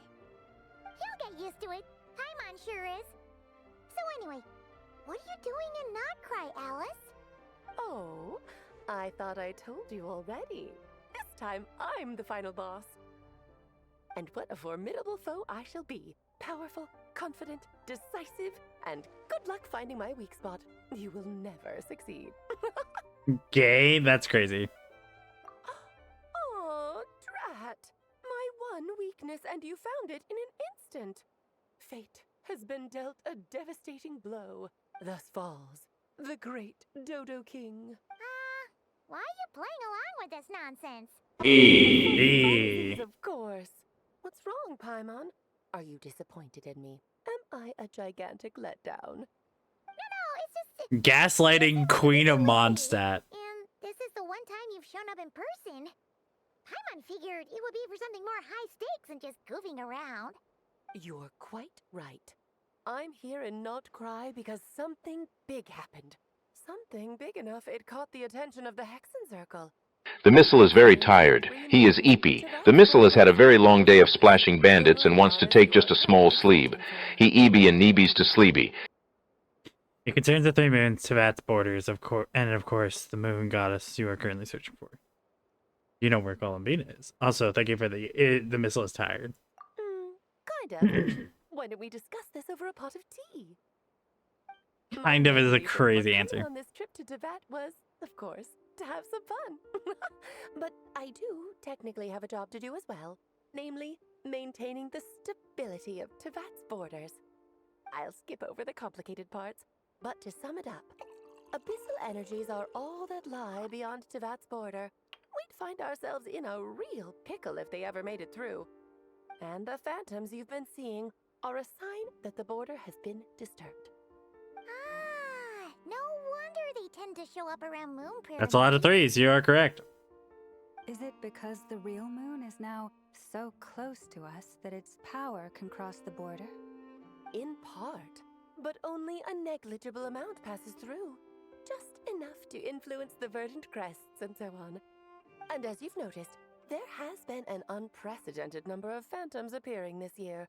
The influence of the moon beyond the border cannot explain this. No. There is another far greater factor at play. The trilunar syzygy. Okay, that's a big word. Trilunar syzygy. Eons ago, before the heavenly principles came to Tevat, it was the then three moon goddesses who controlled the laws of this world. Okay, now hold on. This changes everything. Because you're telling me that the moon goddesses were in charge of everything before Celestia came. I have to change the slideshow again. Fuck.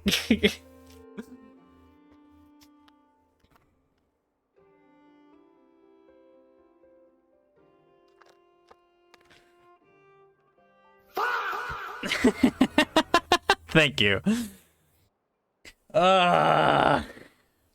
Fuck my life, chat. All right.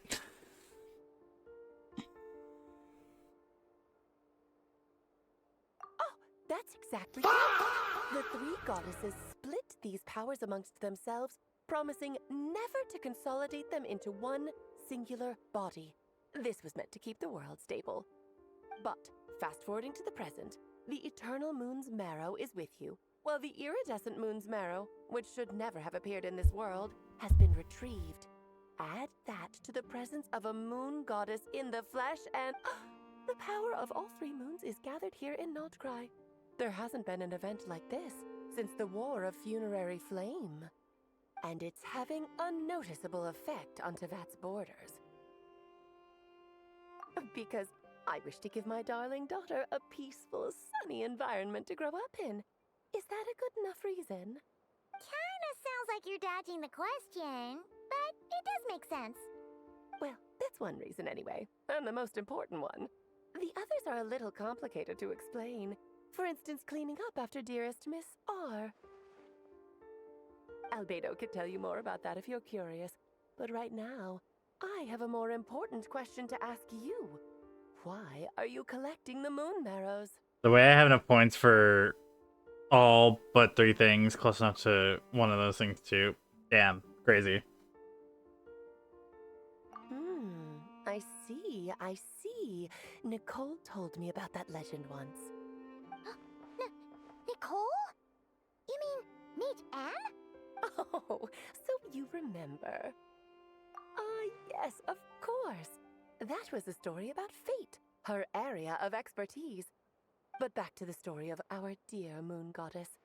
I'm afraid her intended method of returning to the moon is unlikely to work anymore. What does that mean? She may be missing, but she hasn't gone anywhere. She has disappeared. Once long ago, the damsel who lived... Wait, I wasn't done reading that! God damn it!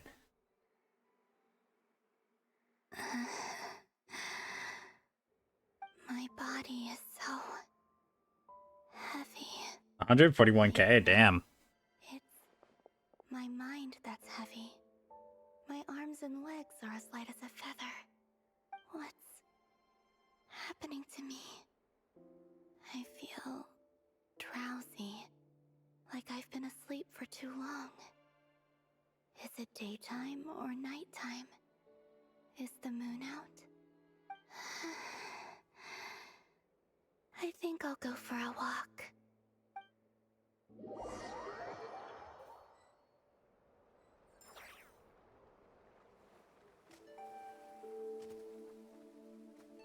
This is a fully animated cutscene. Are you out for a walk too?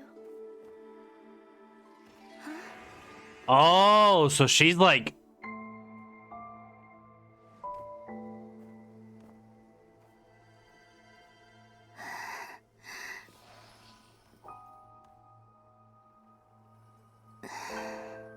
The day has come at last.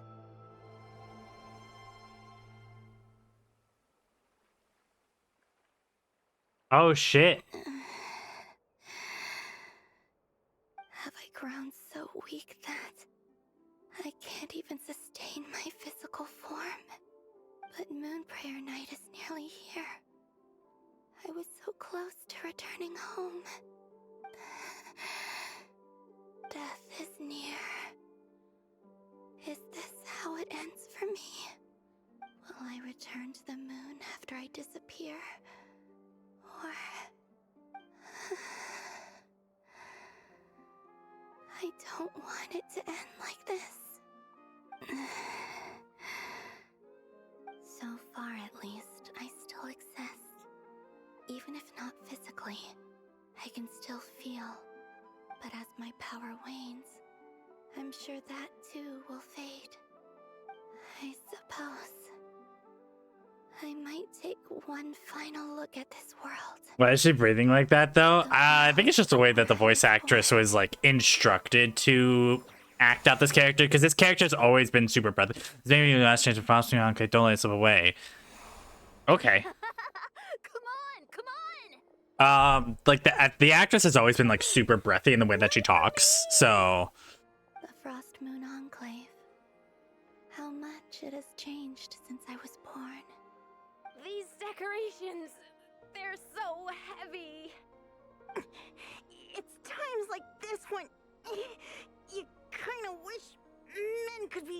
They're not lifting anything. They couldn't have animated these NPCs to just like be in a lifting animation. I can't how I feel about that.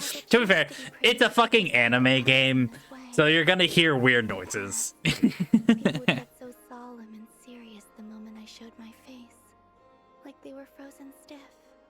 Karina, Lametti, it's time to eat. Coming. Oh, I know, but still, LOL. I want to watch them a little longer. Doesn't change how I feel. You could stop watching the stream if it's that upsetting. Oh, I can play. Whoa, whoa, whoa. She's so floaty. What's funny is that I know at some point they're gonna fix this because Columbina's confirmed a playable character. Oh, I really love the way she. Wait, what does she look like when she runs? Oh, her leaps just get longer. Okay. Ooh, she spins when she jumps. I'm zoning out. Don't worry. So just fill these balloons with air. Yep. Try a couple now to test things out. I'm gonna skip past these people's dialogue. Teasing an acolyte of the Frost Moon Scions? Take this. Huh? All right, enough horsing around. The task is just to check that the balloons don't leak, right? Doesn't matter if we fill them with air or water. Okay, you got me there. And you got me there. But still, we can't use all the balloons before the festival even starts. We won't use all of them. And as long as Lady Lauma's trusted acolyte doesn't snitch, this can stay as a little secret between friends. A couple more can't do any harm, right? Oh, you menace. Then, think fast! Is pumping a balloon full of water really so much fun?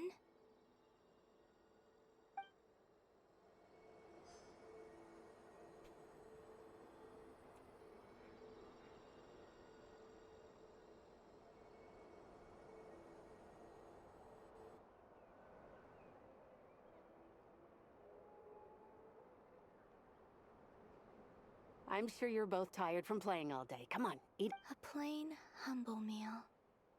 That has always been the way of the Frost. Huh? How come Lametti got a midsummer berry dessert? Oh, I always get lockaberry. I don't mind sharing. You can have a bite of mine if I get to have a bite of yours. I've never shared food with anyone before. Even at the Harbinger tea parties, everyone just ate off their own plate. And when I couldn't finish my food offerings from the Frost Moon Scions, they'd leave the leftovers out under the moonlight for the animals to claim. Hey! That was 2 bites! Oh, then... Oh, you too. Oh, don't fret now. Here, have some of Granny's too. So this is what it means to be family. I fear this may be the... If they do actually like keep to this tragic end for Columbina, this may be the first time I've ever seen the found family trope fail, which actually might be devastating for me because that's my favorite trope literally ever. It's nice being able to just watch people in peace in these final moments. What a rare opportunity. I think I'll go take a look around Nasha Town too. Maybe the Traveler will be there.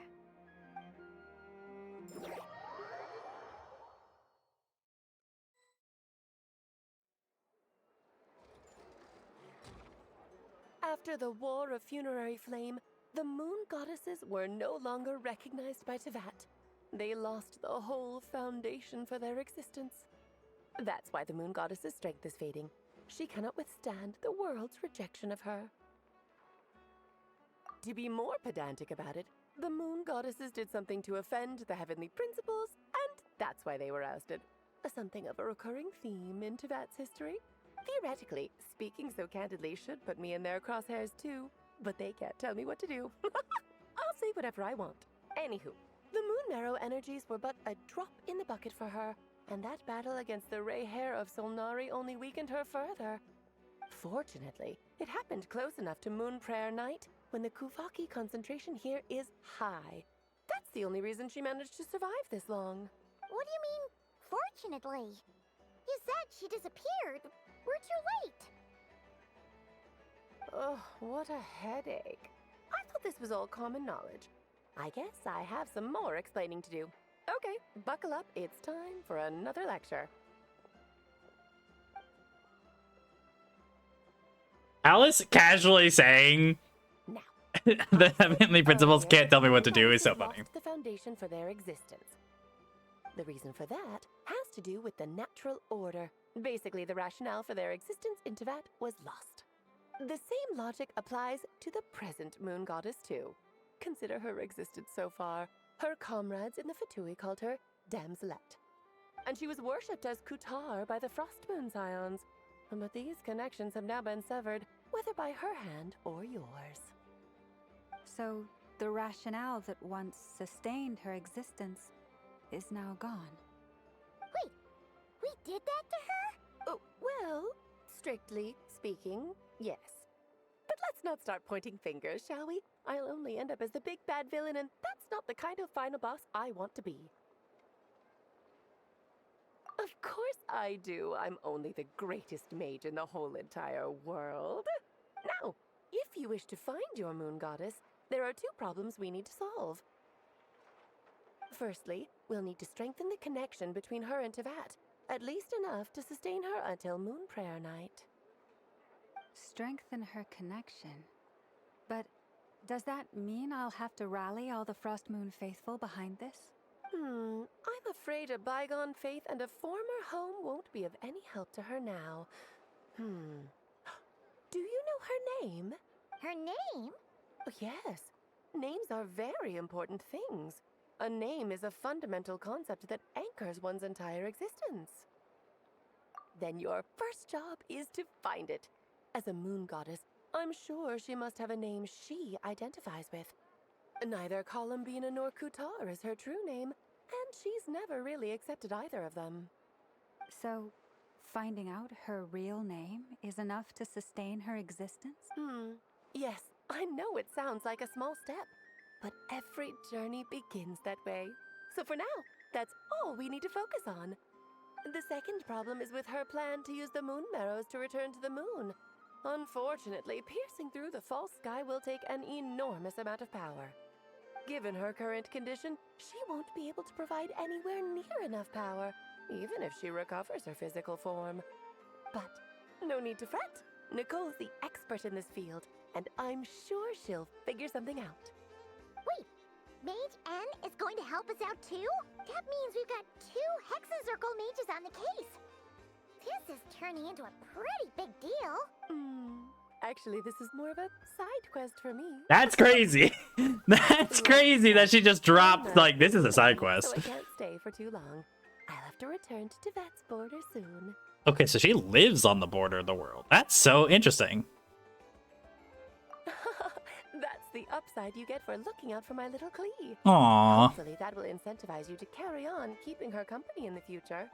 Anyway, jokes aside. Honestly, crazy, like, reward. Like, you babysat my child, here, learn the entire history of the world. I suppose I might as well tell you where Nicole is before I leave.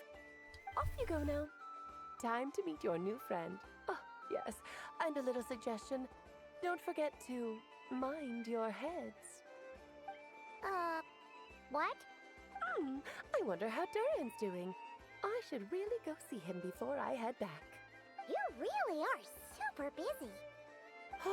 I most certainly am. There's so many children I have to keep tabs on just in Mondstadt. Durin, Albedo, Venti, Varka. Klee didn't make the list, huh? Of course not. Klee is my pride and joy. I have no qualms about her, because she's the best child in the whole wide world. Aww. Klee's a little angel. I'm glad you agree. Well, all the best. See you when I see you.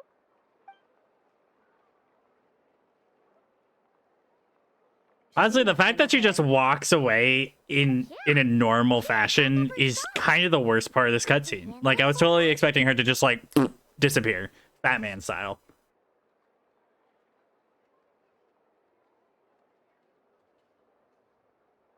I must say, I'm now very curious about her daughter. Klee, wasn't it? What's she like? That's a long story. Come on, we'll fill you in as we go. Yeah, so she's, like, low-key a terrorist, but...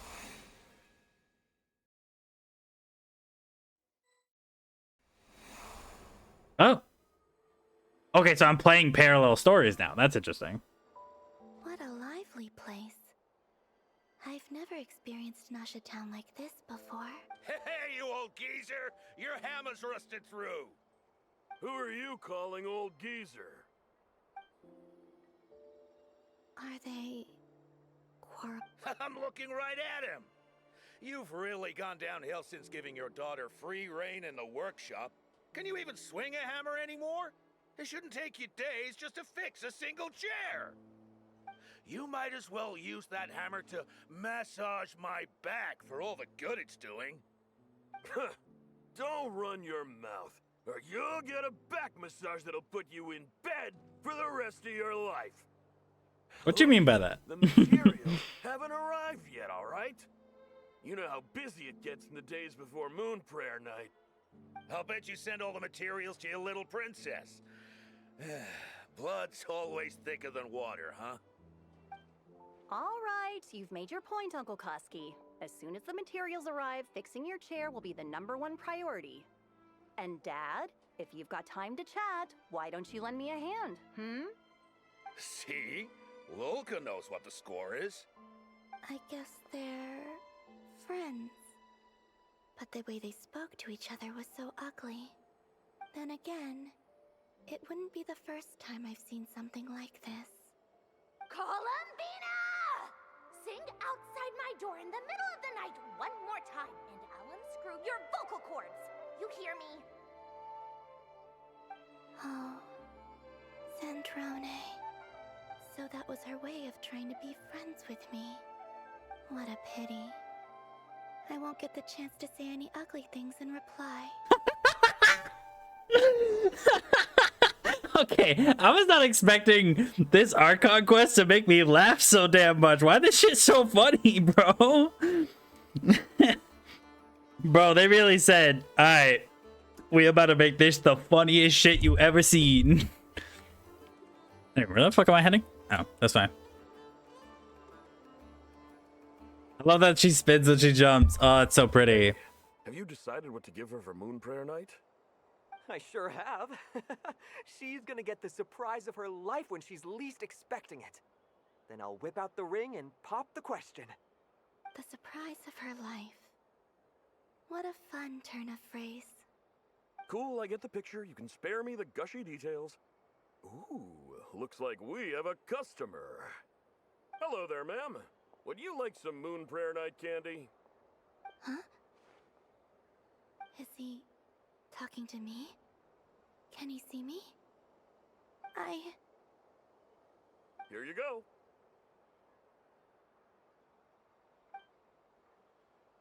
Oh. Okay, well, my heart was just ripped straight out of my fucking chest.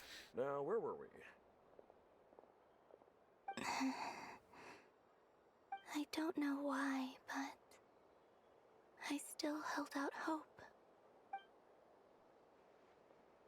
Chat, if this continues, I fear I may die. The most important thing right now is to find that mage. This name thing seems super important too, but where do we even start looking? I'd better go pay the Fatui a visit.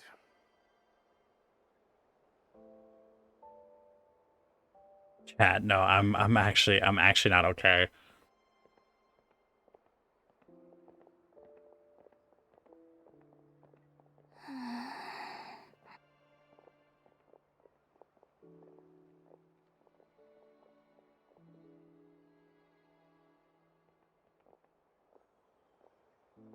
No, seeing her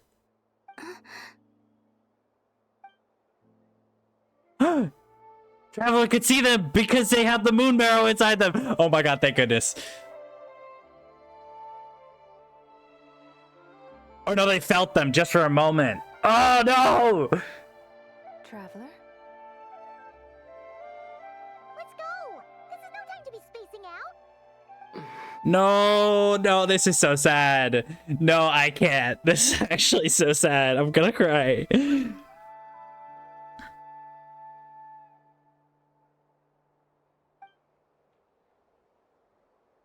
Oh, she's gonna go with them, even though they can't see her. Chat, I'm not okay. I am unwell. Oh, let me hold on, gang. Hold on. Gucci gang, Gucci gang, Gucci gang.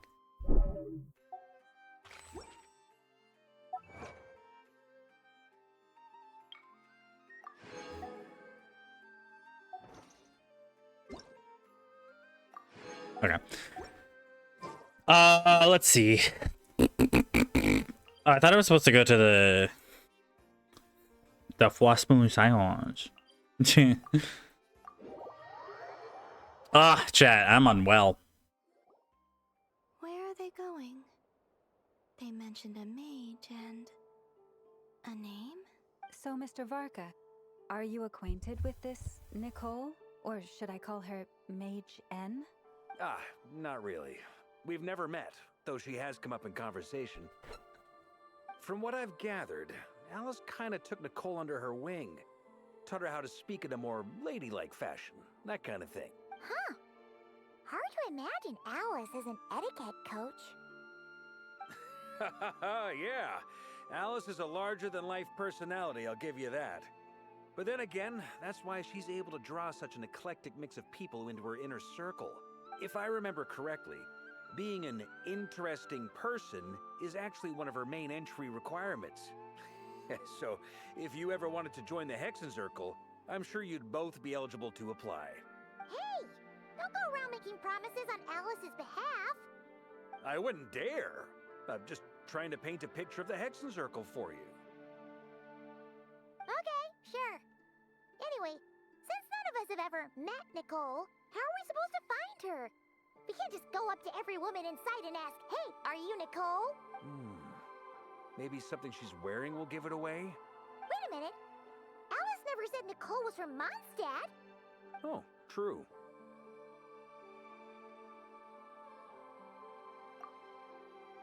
Or maybe she's the woman who's walking directly towards you. Young lady, then?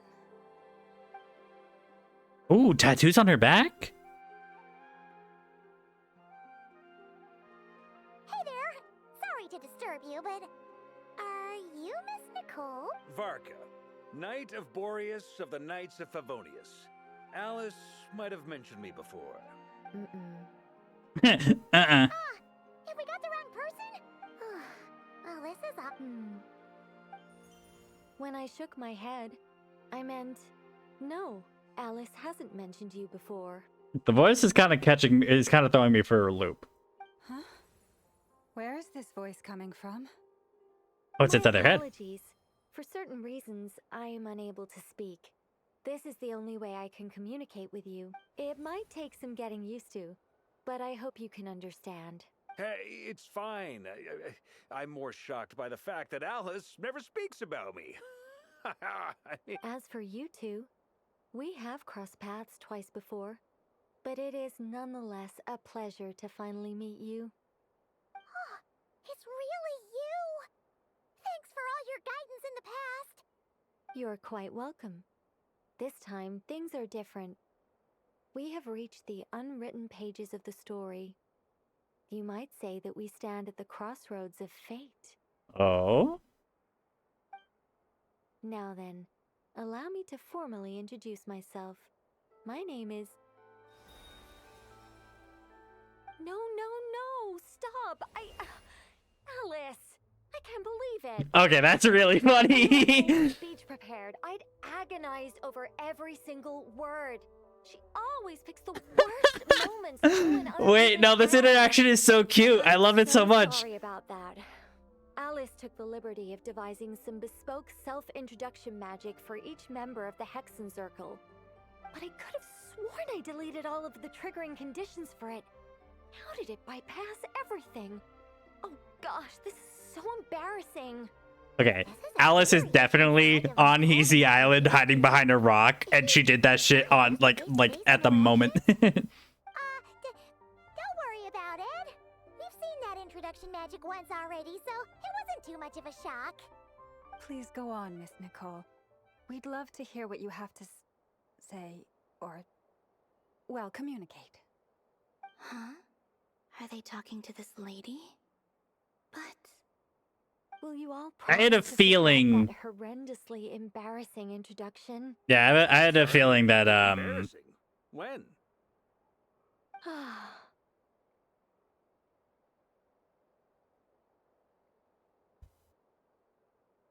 Wait, did I miss text? Am I gonna have to go back and clip because I'm... Yes, my name is Nicole, and I am one of a very few angels who have retained both their preferred form and their power. Oh, shit. The Traveler and Paimon should be no strangers to this concept. There is another of our kind in Natlan.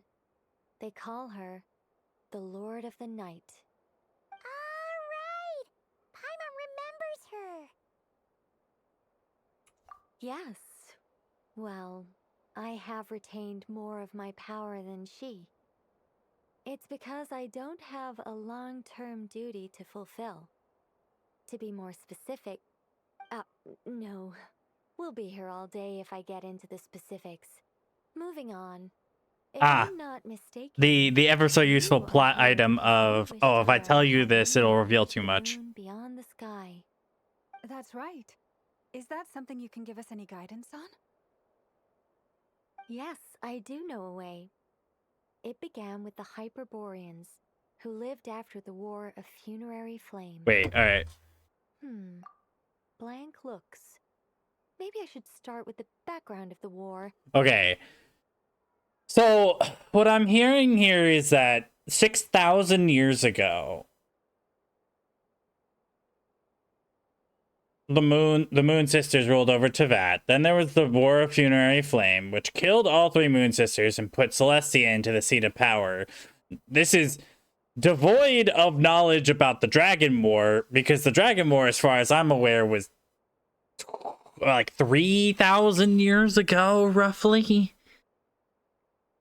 Or maybe a little more than that. It's kind of hard to put a timeline on that because we've never gotten a direct answer on how long ago that was. But we know it has to have now happened between the War of Funerary Flame and the Archon War, which we have a set date on as 2,600 years ago. So somewhere between 6,000 and 26,000 or 2,600, there was the War of Funerary Flame, or there was the Dragon War. But we don't know where that sits. But it has to be shortly after Celestia arrives. So does that mean Celestia beat the shit out of the moon and then beat the shit out of the dragons? Why are you doing this to me, Genshin? The slide is already chock full of information. If I write any more, the text will be too small to read. Or maybe not. It shouldn't be an issue. I'll fill in the gaps for you when we have Fuck you! Anyway, after that war ended, the three moons retreated to beyond the false sky. So another thing to note is that the false sky existed before Celestia took power. Or it was established right at the time of their defeat. I love how I'm fretting over the fact that I'm about to get more information, and then the devs are like, wait, actually, we can't give you the information because we can't tell our players what happened. That would be bad. The Hyperboreans were humans I once aided. They accepted the civilization and creations bestowed upon them by the angels. But despite accepting many blessings of the angels, many among them still held on to their faith in the moons. They were reluctant to accept the new order. Even after the War of Funerary Flame, They sought to contact the moon goddesses beyond the sky and receive their guidance. But all three had passed away by that point. This mage has a unique method of communicating. Is she talking about the moons? Yes, but they did not know. And so, still they prayed for the moon goddess's mercy. After building titanic structures that consumed vast amounts of Kuvaki, at last they glimpsed the moons and heard their voices. But of course, they were gravely disappointed, for it was then that they realized the three moon goddesses were dead. Oh, that's such a sad story. It is. Humanity was in a very sorry state at that time. The angels who had once aided them were gone, and the war of funerary flames had left them homeless and destitute. Just a second, I gotta ask. How relevant is all this history to the task at hand? Well, I mean, it's... Okay, it seems we've drifted into irrelevant narrative waters. No, Varka, don't ruin this for me. I need this information. It's been a while since I've had the chance to speak inside someone's head. As soon as I got started, I lost control and the words just flowed out like a waterfall. What I'm trying to say is... Right, yes, that's it. The relevant part... Okay, her blushing is very ritual cute. created by the Hyperboreans. The fact that they bypassed the false sky and saw the true moons implies that they successfully built a connection between Teyvat and the outside world. Which means, with enough Kuvaki and a sufficiently stable connection, it should be feasible to send one person over the border. Okay, so... Oh, yes. A portal. Yes. Is something wrong? I just didn't expect you to summarize it so well. It turns out I could have said all that in one word, if only I'd managed to think of it. She's just like me for real. No, please, it's fine. This is invaluable knowledge. I'll be sure to record and preserve everything in writing. Oh, really? Well, in that case, I suppose I could backtrack and add some more detail. I did gloss over a few things so far. Oh my god, she's so neurodivergent, chat.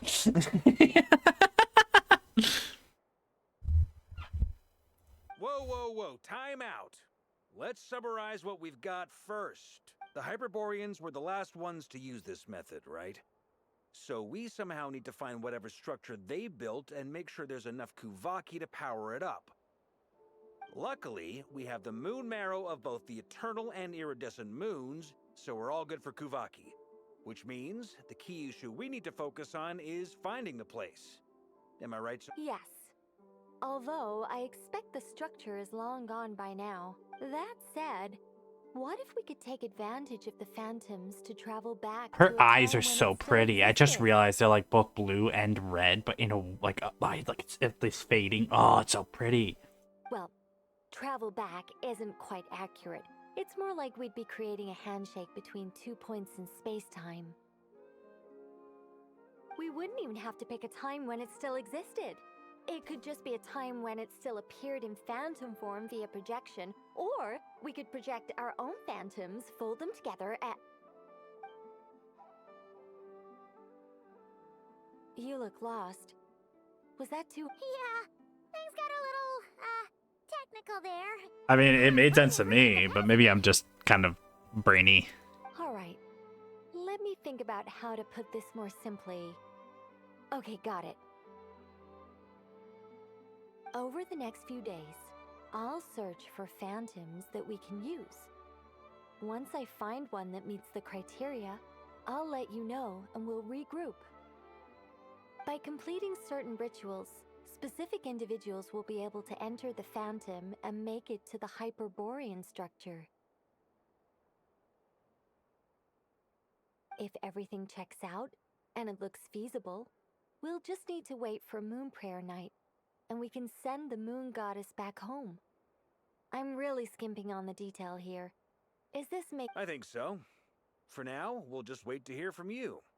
Yes. Basically, yes. Great. Counting on you. In the meantime, we'll focus on finding the moon goddess's name. My name? Are they looking for a way to stop me from disappearing? Yes, bitch. Excuse me, Miss... Go on, Miss Nicole. This conversation was a little all over the place. I didn't catch your name. I am Lauma, of the Frost Moon Scions. Ah, I did wonder. I noticed that you listened very intently when I spoke about Hyperborea and the moon's history. If you'd be interested, I'd love to visit you this evening and go through it again in greater detail. Also, if you were serious about making a record, it would be too risky to simply write down the raw details as is. I would suggest some tweaks. Maybe rewrite the stories as fairy tales or fables, perhaps even prayers. Anyway, we can cross that bridge when we come to it. So if it becomes a readable book in game chat, I've been on the record before to say that I don't take the readable books in game as canonical lore because it's nonsense and we'd have to go and read them. That would be the first book I read. Since it's being written by a character who is actionable in the plot. So I'm just throwing that out there now.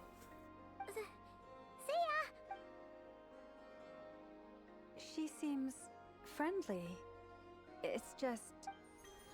it's so nice to find someone who's actually willing to listen. Wait, I've been dying for a chance to finally go through all this systematically from start to finish. Any longer and I'd probably start forgetting it. Now Paimon gets why Alice told us to mind our heads. What did I tell you? A lot of quirky people in Alice's orbit.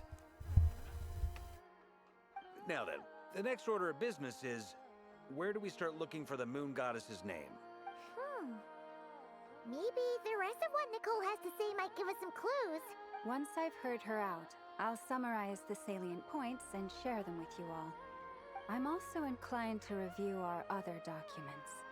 Yes, our faith was first established by our Hyperborean ancestors, but many of the more factually accurate records are from after Kuthar's birth. Sounds like we're gonna follow Kalabina's journey through Devat, huh? In that case, we'll start by heading to the Frostmoon Enclave. Sounds like a plan. Take this with you. I'll see about getting in touch with the Fatui. It'll probably just be Arlecchino and Sandroni again. They're the only ones who would want to help. Thank you, Mr. Varka. Don't mention it. Honestly, I'm more comfortable dealing with the Fatui than prying into the details of a young lady's childhood. Catch you later. I should follow them, just in case there's some way that I can help. Honestly, Varka, like, Varka is such a gentleman. Like, the point of nonsense. Because he's like, oh, I'd hate to pry into a young woman's, childhood. And I'm like, yeah, but, like, we're just trying to find her name. Like, I doubt we're gonna, like, come across anything in, like, you know, I doubt we're gonna be coming across information that would be genuinely bad for us to consume. But he's so, like, committed. I need to go higher. We're going up the ladder to the roof. Fuck. We're going up the ladder to the roof.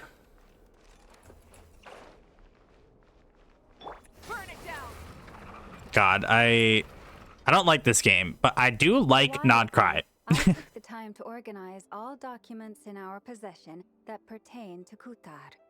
What you see here is the material I consider reliable.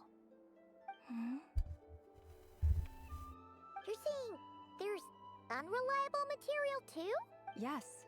Most of the information we have was transmitted through an oral tradition. Inevitably, whoa. Were Alright, Genshin. I was not familiar with your game. Mentioning oral tradition is kind of crazy.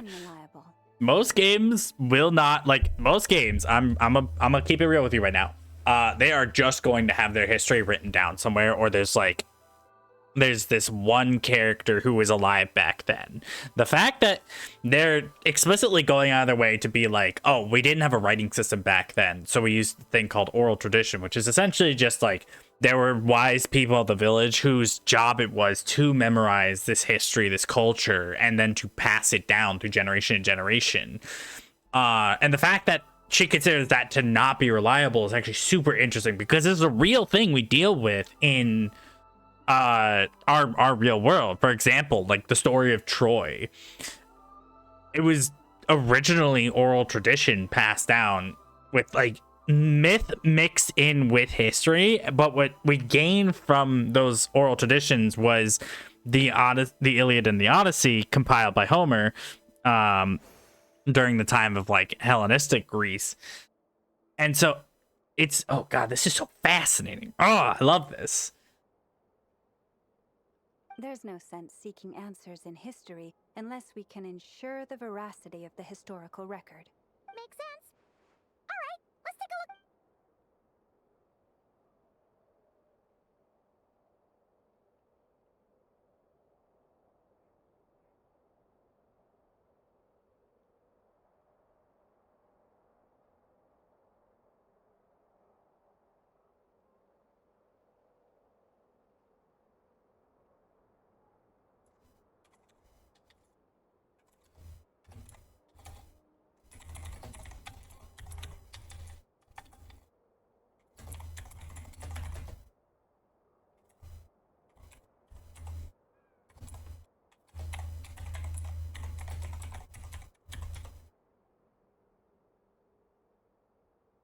Anyway, clear and concise would be one of the ways to describe the writing style of these historical records, but you could also easily describe them as terse and dry.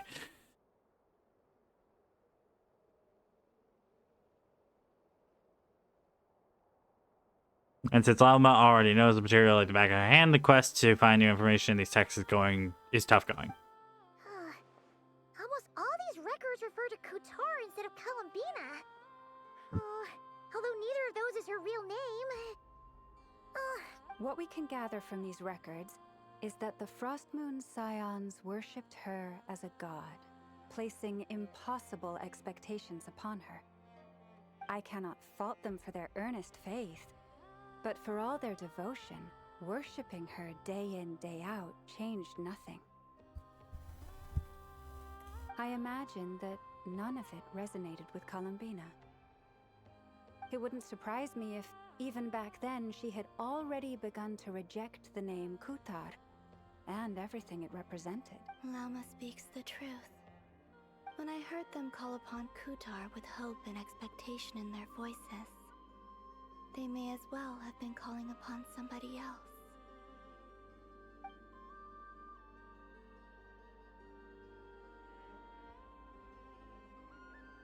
Well, that's a bit complicated. I looked at the level of detail, perceived authenticity, prose style, and how realistic their portrayal of Kutar seemed to be.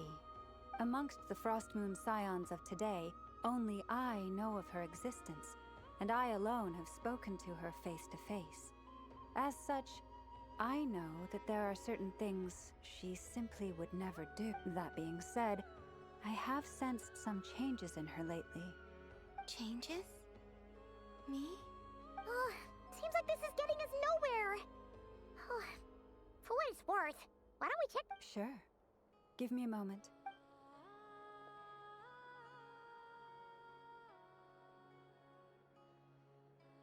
Exerting but a fraction of her divine might.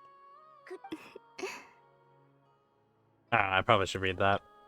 Exerting but a fraction of her divine light, Kutar sheared a great mass from the snow-capped mountains and cast into sea upon surface shone the mirror image of the moon. Thus was formed the island of Hisi. Yeah, right. That doesn't even begin to pass the sniff test. The 3 moons are not but lies through and through. Only one moon has ever shone for us, and Kutar is her name. Heard something like this before in The Natlan. vast majority of ancient texts are filled with fanciful Kutar did not speak, merely gazing into the distance in silence. And where her gaze landed, this was her prophecy. Clearly, whoever wrote this text never even met Kutar. Otherwise, they'd know that her eyes are always closed. What about you, Traveler? What are you reading? Seems like a collection of Come on. The child wished to build a wooden nest with which to shield a fledgling bird from the cold. But being so young and lacking in strength, the child could not snap the branches from the trees. Kutar was passing by. Upon seeing the child, she summoned forth a Kuhenki, who built a beautiful nest for the child. I remember that. Not knowing the meaning of Kutar's divine intervention, the child dared not to respond, and thus ran home to call their parents. But Kutar was gone. The Moon Chanter declared the event a miracle and took the nest as a relic, placing it on high for all to see. The child was named as one favored by the goddess, and was greatly respected amongst the people. Yet, no further miracles were bestowed, and this matter was forgotten in but a few years. Huh. Any thoughts after reading that? Gives us such a... Yeah. Columbina probably just wanted to join the kid in making nests. Ah. I'd originally considered this a fabrication, because Kutar did not perform any similar actions in subsequent records.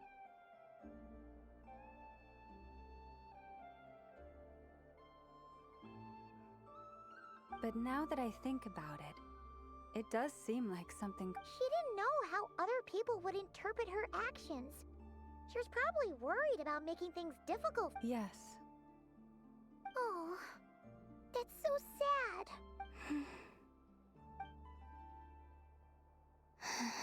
And now, I can make no such gestures of warmth, even if I want to. Somebody hug this girl right now. Still no name. That's a bit of a shame. Deadass, I'm about to make her a name. I'm my mama, I'll make her a name. But we did learn some interesting stories. That's gotta count for something. Let's see.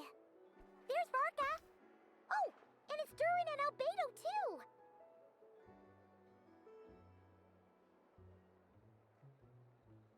Talk about coincidences, we meet again. Yeah, this is pretty much the same place we bumped into each other last time. Let me auto this. I convinced them to stick around a little longer. We were all waiting on people, so I figured having a little company would help pass the time. Ah, so you've been waiting for us? Does this mean that you've already arranged things with the Fatui? Sure does. Now you're back, we can go meet up with them together. How'd your investigation of the Frost Moon Enclave go? Well, we didn't find out Columbina's true name. But apart from that, it went pretty well. Learned some stories from her early days. Aha, just as well that I didn't tag along then. I'm sure our moon goddess wouldn't want every man and his dog knowing all about her private life. Still, desperate times, desperate measures, I guess. Someone had to do it. Bro is so concerned about, like... Are you waiting for Alice? Now I'm getting a little concerned. I'm like, alright, bro, you don't have to, like, make a comment every time about, like... Discussed that experiment I anyway. mentioned to you last time. Oh, and she also handed me this communication device.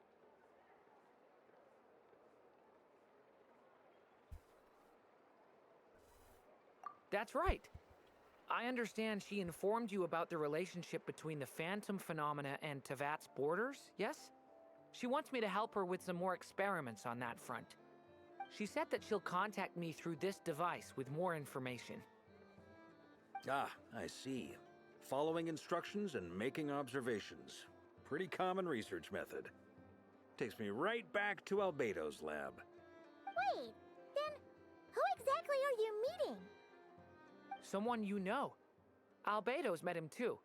But I don't think Miss Lauma or the Grand Master have been introduced. Introductions are overrated. Oh, I know that Especially in voice. cases like this. It's you! So, it's not like the academia has prohibitions against going abroad. Also, I applied for leave. I've been writing to Hat Guy since obtaining a human form. I've already brought him up to speed on everything that's been going on in Nodcry. Hat guy? Turns out, I actually have heard that name before. Oh? Then why did you react the same way I did? I only knew the name, not the fella. But since we're all here, let's do some introductions for what it's worth. I'm Varka, Grand Master of the Knights of Favonius. Lauma, Moon Chanter of the Frost Moon Scions. And I'm a Driosh from the Vahumana Darshan of the Sumeru Academia. Hat Guy.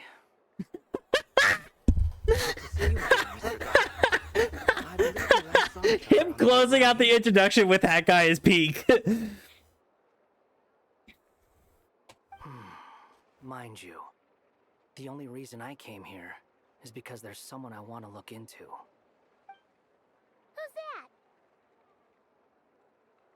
The Doctor, also known as Dottore, second of the Fatui Harbingers. Just as I thought. From the tone of your voice, it sounds like there's bad blood between you. You could say that. Our archives and noticed that a lot of information about him was missing. Left a bad taste in my mouth. That's all there is to it.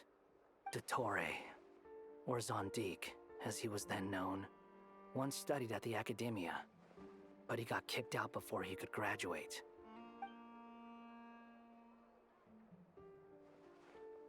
Okay, so the Layla quest in the desert was pretty much like required information for this quest. They're really starting to like lay it on heavy that if you don't do the event quest, you're cooked. So the Harbinger's #2 man is a college dropout? How embarrassing for them. Last we heard, he was planning something. We actually heard that a few times before, even coming to Nodcry, but we haven't seen a trace of him since we got here. He only appears when something interests him. For all we know, he might have left already. But the fact he did something here at all is worth noting. It'll fill a couple extra lines in his file. Why does it sound less like a file you're writing and more like a criminal record? Anyway, we were just about to meet 2 of the other Harbingers. Want to come along? You might learn a thing or two about him there. Sure. Even though they're Harbingers, well, they're old acquaintances of ours, so, you know, when you talk to them, try to be... I got it. The Frost Moon Scions' relations with the Fatui remain tense. Forgive me if I do not attend. In that case, we'll continue assisting Miss Alice with her experiments. Good stuff. Everyone's having a fruitful time. All right, we better get going. I'll lead the way.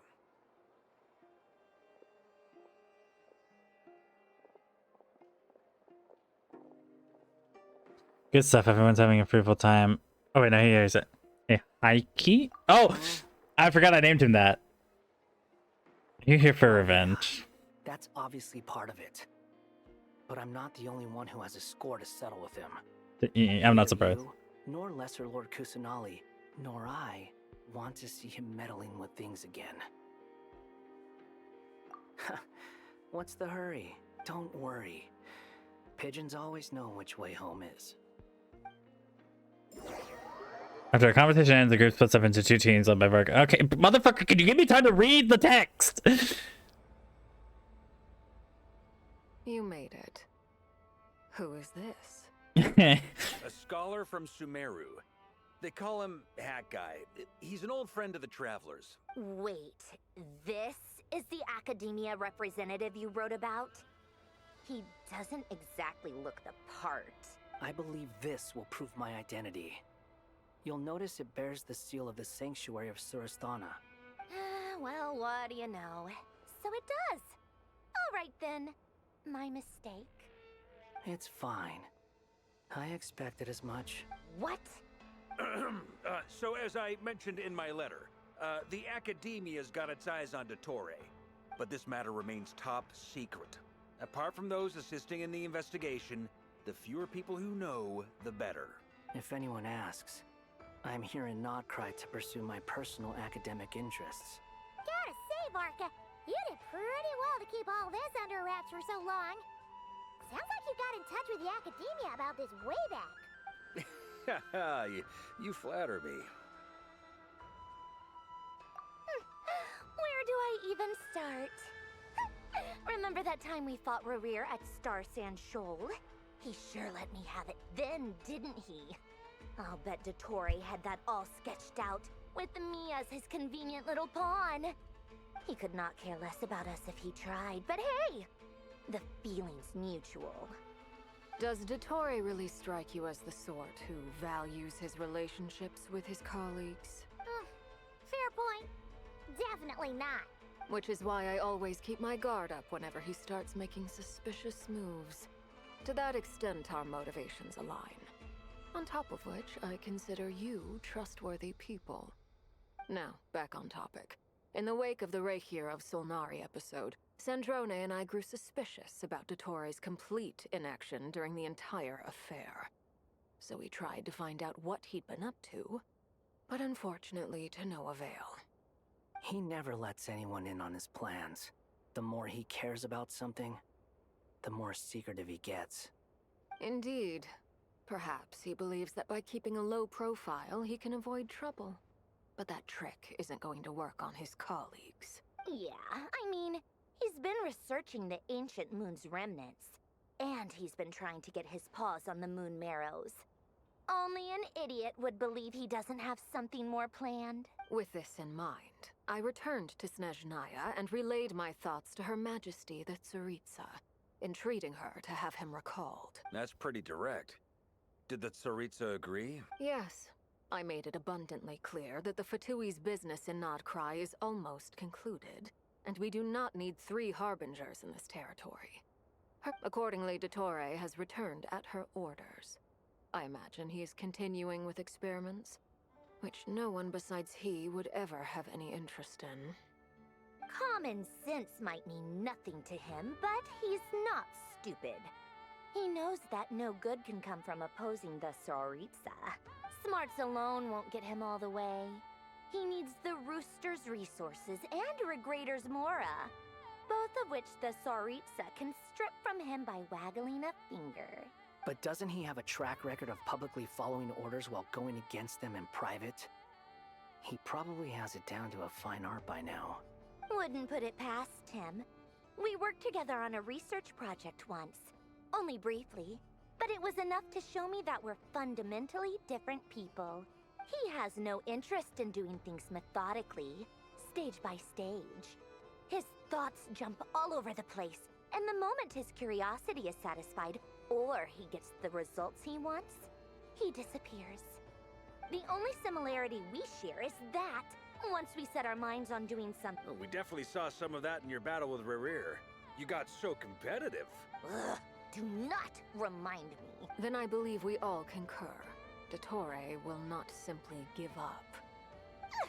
Fantastic. Now this is Are you talking about the moon marrow stuff? He also strikes me as the kind of person to disregard experimental regulations, ruin all the equipment, and go way over budget. Then leave the first person he can find to deal with the fallout. Exactly. This one time, he was running some high-tech... That gas was poisonous! And after all that, he left, while I was still cleaning up after his mess. Waste of time? The nerve! Call him, Vita. Wasted my... You've been bottling that up for a while, huh? Hat guy, I must say, you seem awfully familiar with internal Fatui affairs. Especially when it comes to Dottore. Thank you, Lady Harbingers, for providing such valuable information. I have no other questions for now, so I'll be... Wait, what? You're just gonna... You're welcome to join if you want. Ugh. Just when Paimon thought he'd finally mellowed it... He makes quite the impression. I'll say. I've met tons of headstrong people, but not anyway. Back to the main agenda. Barca, you said that Columbina has gone missing? Or rather, disappeared. Yeah. We're working on building a connection between her and this world. The simplest method is to find out her real name. I've actually asked her that question before, but she said she didn't know. Considering our relationship, I doubt she was lying to me. As far as I recall, she was never dispatched by Her Majesty to claim a gnosis or anything like that. The Tsaritsa's plans had long contained a place specifically for her. I always thought that was weird. What could she do that the rest of us couldn't? Knowing what we do now, it's probably something related to Kavaki, right? More than likely. When she first arrived, Columbina would often go to Her Majesty. This is a lot of talking. I'm gonna go get myself a snack while it plays. Assigned to her. But Her Majesty always gave the same reply. The time has not yet come. So she spent her days in Snezhnaya doing basically nothing. The Tsaritsa has summoned a beautiful blind maiden to be a harbinger, giving her the third seat by virtue only of her enchanting voice. It was a dumb and stupid rumor, but the reality of the situation made it hard to refute. And what happened after that? I imagine she stopped caring. She no longer seemed to care why she had been recruited, and Her Majesty never gave her any missions, so she just continued to sing in the flower garden. For my part, I was busy. So busy, in fact, that watching someone be that idol had me fuming. But still, I got the sense that she had long been used to a life of other people claiming she was needed when she wasn't. I just felt that having a place to stay would cost me something eventually. And so I waited quietly for the day that I would have to pay the price. And on the other end of that spectrum, you had me. Someone once told me that I had the lousiest work and the toughest luck. That's a good way of putting it. I forget who said it, but those words have always stuck with me.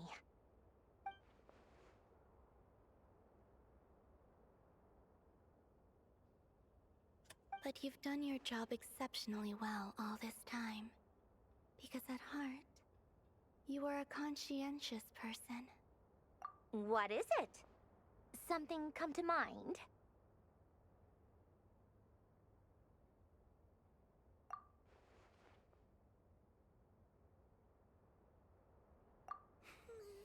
That makes sense. Nothing screams you are needed like your name shouted from across the town. Well, good luck with it. But if you ask me, Columbina is still the most shoutable name. I'm just so used to it now. After all the arguments we've had, I can't be bothered trying to remember another name for her. Nor I. Sandrone. Harlequino.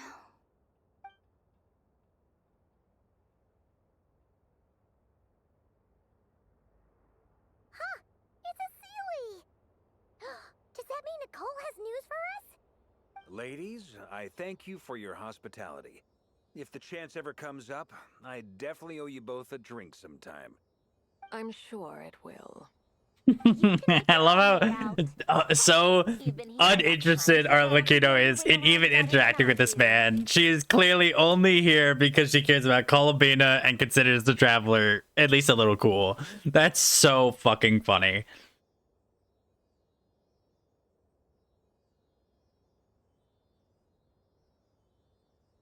Okay, time to do what adventure... Ooh, Durin. Hello.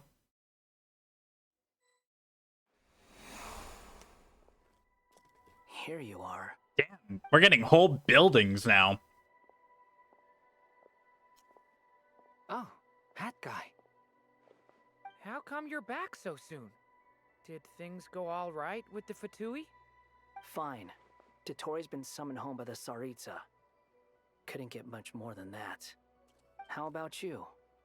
Any progress with the investigation? Unfortunately not. We've tried everything. Different phantoms, different locations, different points in history. But the results were the same each time. Abyssal monsters roaming the land. People crying out in despair, with no hope of being rescued. Every time I see it, I can't help but think, is this what it was like in Mondstadt when Dragonspine Durin attacked? And if I fail in the task I've been given, will I create yet another tragedy? That's just meaningless speculation. Aww. When we encountered similar phenomena previously, I tried to interfere with those illusions, using sounds and lights to guide them. However, we could not change their fates. At most, we were able to extend their existences. The events of the past are like fate that has been written into Irminsul. There isn't a living thing in Teyvat that can escape its past. But Miss Alice instructed us to try to find ways to change the outcome that these phantoms face. It's an impossible task. Can't you just refuse? Since she asked us to do this, I feel like it can't truly be impossible. Or if it is, well, mages can make the impossible possible. I could not have been born as Durin otherwise. But you also said that your past 39 attempts were fruitless. That's true. But you're still going. Yes. After this many futile attempts, surely you realize that you're not doing this because you still believe what some mage told you. It's because you want her hypothesis to come true. It's something you wish for deep inside. So, think for yourself about what you want to do. As long as you don't believe it's futile, it isn't. Yeah. Yeah! Previous experience indicates that we cannot touch the phantoms, which limits the effectiveness of our interventions. If we want to clear this hurdle, we need to break this rule somehow. Same thought here. Following the same rules means repeating the same failures. Reducing ourselves to mere playthings of fate. So you mean we need to figure out a way to make contact with them despite knowing that we can't? Yes, and I suspect that's something only you are capable of. Everything in Teyvat is logged in Irminsul, but the withering that once occurred in Sumeru was a sign that the Great World Tree was being corrupted. This corruption allowed things that should not have existed in Teyvat to appear. This is tantamount to rewriting reality to an extent. You're saying abyssal power might be able to affect those phantoms? No one's ever tried it before. If you're gonna try it, it'll take courage. And you have to be confident that you can control it. Is anyone there? Has anyone seen my daughter? She's missing. I have to find her. I hear someone inside. Spargana? Are you in there? Ah! If I can use my abyssal powers to warn him that there is danger here... Yes. The important thing is not the nature of the power, but rather how you use it. To intimidate and obstruct. Sounds about... Let me try. I should be... This is fascinating. What? This isn't the time for that! Just run!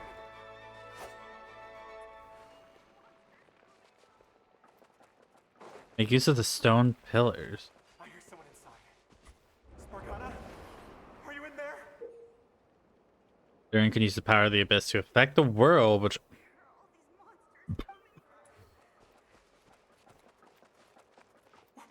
What is this?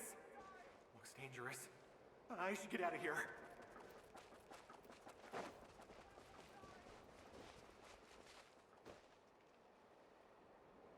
He really left. Don't celebrate too soon. Monsters approaching from the front. You need to stop them and create an opportunity for him to hide.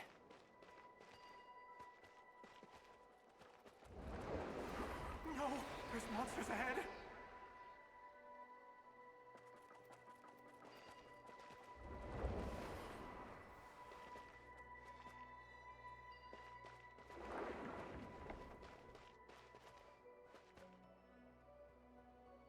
The monsters are gone.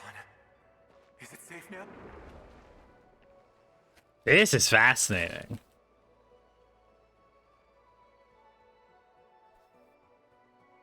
The barrier's gone too.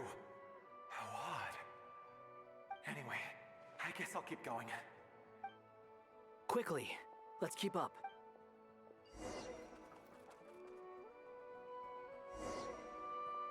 Wait, there was someone else here? Don't go any further. We've got anti-monster traps laid out everywhere. But my daughter must just be up ahead. I have to go.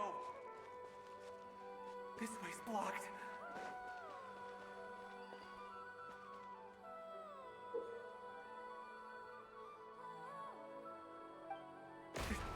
Oh. Oh, I hurt him.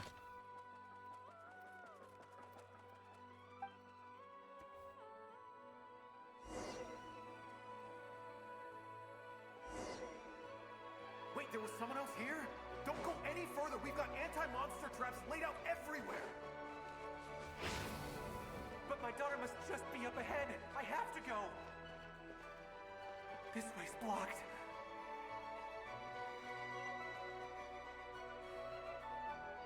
We might be able to use the explosives over there, but we need to take care not to hurt him. I'll use the barrier to keep him at a safe distance. I'll use the barrier to keep him at a safe distance. This barrier seems to be helping me somehow. Hey, hey, wake up! Oh, no good. Gotta keep moving ahead.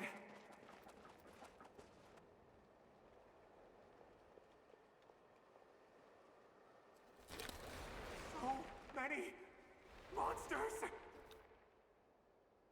There's still a chance, Durin. Use the traps.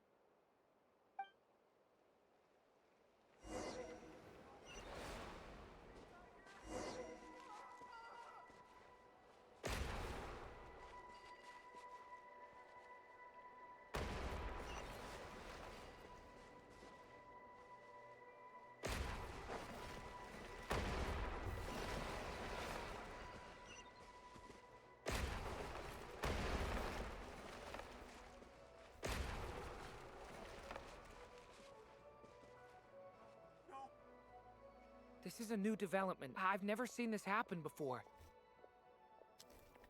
We might just be able to save this person. Aww.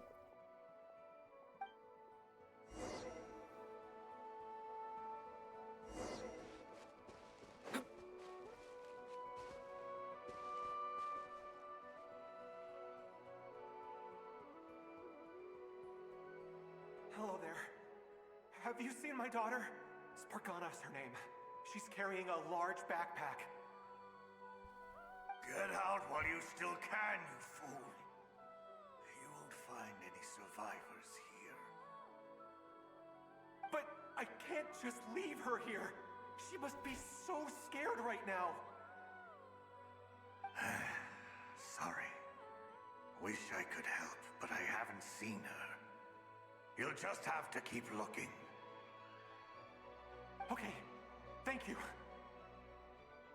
If I do find her, I'll get her to shelter and come back for you. Don't bother. I've got nowhere left to go.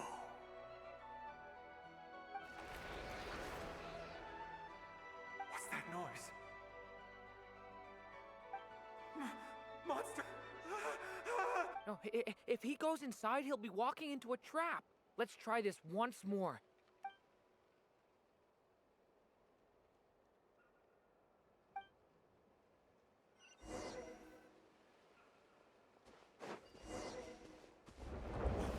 Why?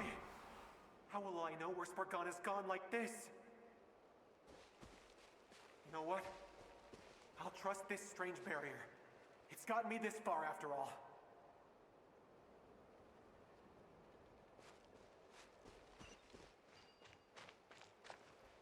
What? Hey! Let us out! Spargana, are you there?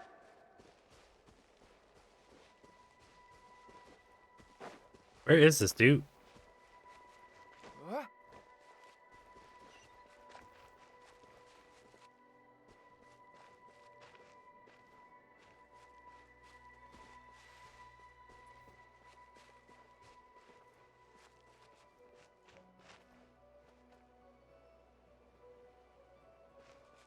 Okay.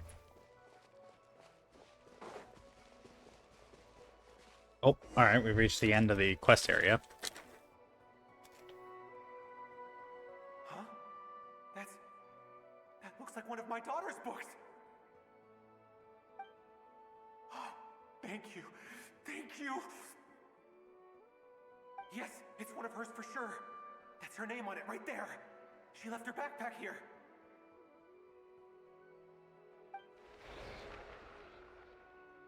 Durin, just like last time. Use the explosives.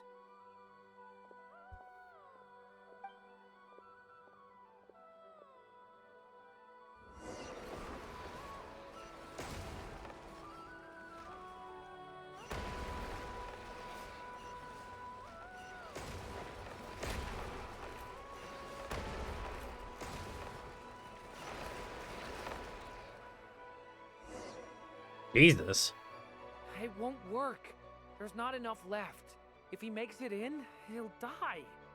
But then, this clue could be the key to him finding his daughter. It might not be the only one. Better he misses that clue than loses his life. I guess so.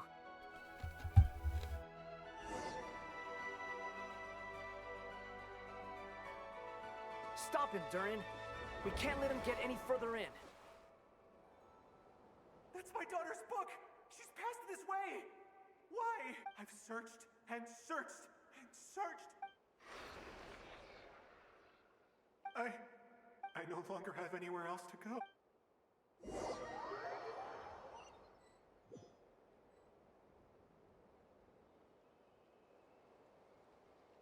I'm sorry.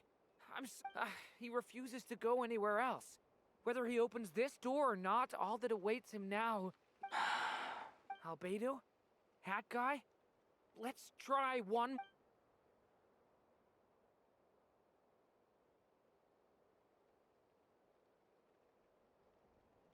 Why am I here? What's going on? All these scenes running through my head. Huh? What's... His reactions have changed. How many times have I... What's happening to me? Oh. Wait. You can see us now? I feel like I always could, but that I only just realized you were there. I'm sorry, I don't know how to describe what I'm feeling. But you were the ones guiding me using that marked barrier, right? Okay, so Durin's gonna end up being the way that they get to the past, because that's something that they've already talked about as their plan. They feel like memories. Like things I really did. I won't find my daughter. In fact, I'll... No. Yes, it is.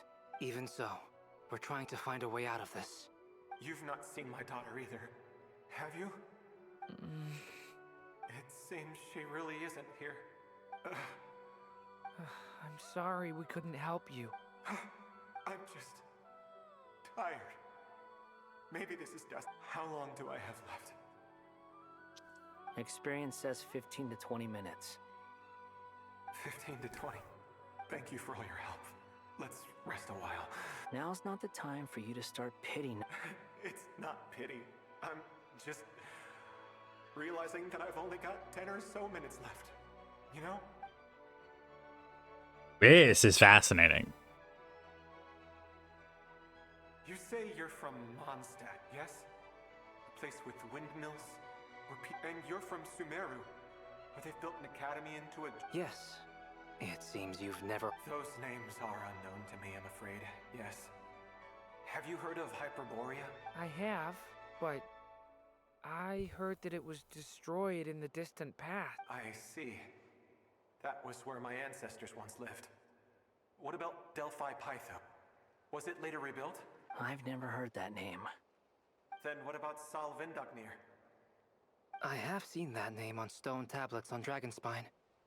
But I'm afraid the only things left of that place are its ruins. I see. Sure enough, there was no way to turn this around, huh?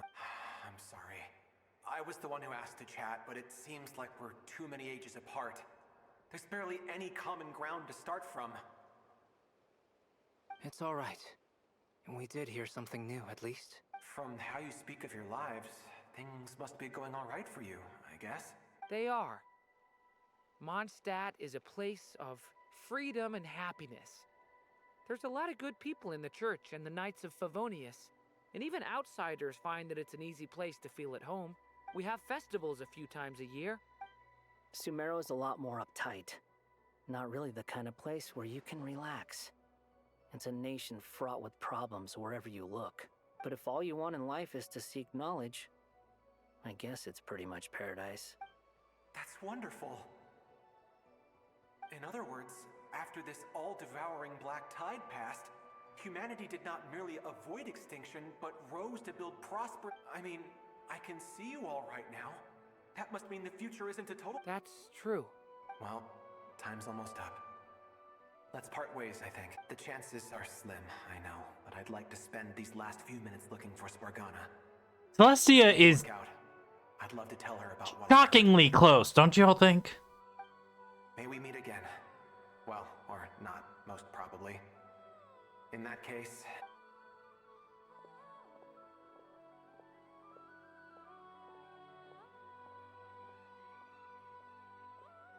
He's gone. In a few minutes, he will meet the end that was his to begin with. The ending of this tale did not change. But I believe that we've just made the most progress we have yet. May your wishes come true. If only it were so simple. Hat guy, could I ask you a question? You've never talked about your past. It seems complicated, and The music is a little too intense for what's happening right now, willing to tell me about it? but I digress. I mean, sometimes it's better to get things out in the open. Take that guy we try to help, for instance. I know about Albedo's past. Our experience. As for you, you're my first friend, and you've witnessed every step I've taken. But either way, I mean, we're still best friends. But if I knew more about you, I might understand your thoughts a bit better. I've told you about myself. And what did you do before that? Prepared for the entrance exam. All right. If you really don't want to talk about it... I was a puppet built from the branches of a white tree, using technology left behind by the Conrian schools of mechanical engineering. A white tree? You mean an Irminsul tree? Yes. A branch of Irminsul that was once connected to the main tree. Okay, so the leaks are correct. Creator too. Yeah. But my creator abandoned me after deciding that I was a failure. I really wish A could just meet up with him and be like, hey, I didn't abandon you because you were a failure. I wanted to give you freedom outside of the... God damn it. Resisting the influence of the abyss, suppressing the urge to destroy, trying to do the right thing. None of these things are easy, but no matter how hard they are, trying to rewrite past wrongs is far harder. You asked me if you would create a new tragedy if you failed. I told you there was no point speculating about that. But the real answer is, yes, you absolutely will. That guy. But at least you've got people here to help steer you away from the wrong path. So... I will. I promise. Alright, break time's over. Hello, Durin. Hello, friends, it's me. What have you been up to, I'm the amplitude isn't particularly high, but they're completely different signals from the ones before, and the scale is comparable to those I've detected previously. Alice, we were unable to save that person. However, he appears to have retained a portion of the memories gained through that cycle. and was able to hold a conversation with us. I see. Well, it is rather odd indeed. It definitely merits further attention. Could I trouble you to keep trying the same approach? I need to gather some more data. Counting on you. I should probably have Nicole come and check this out as well.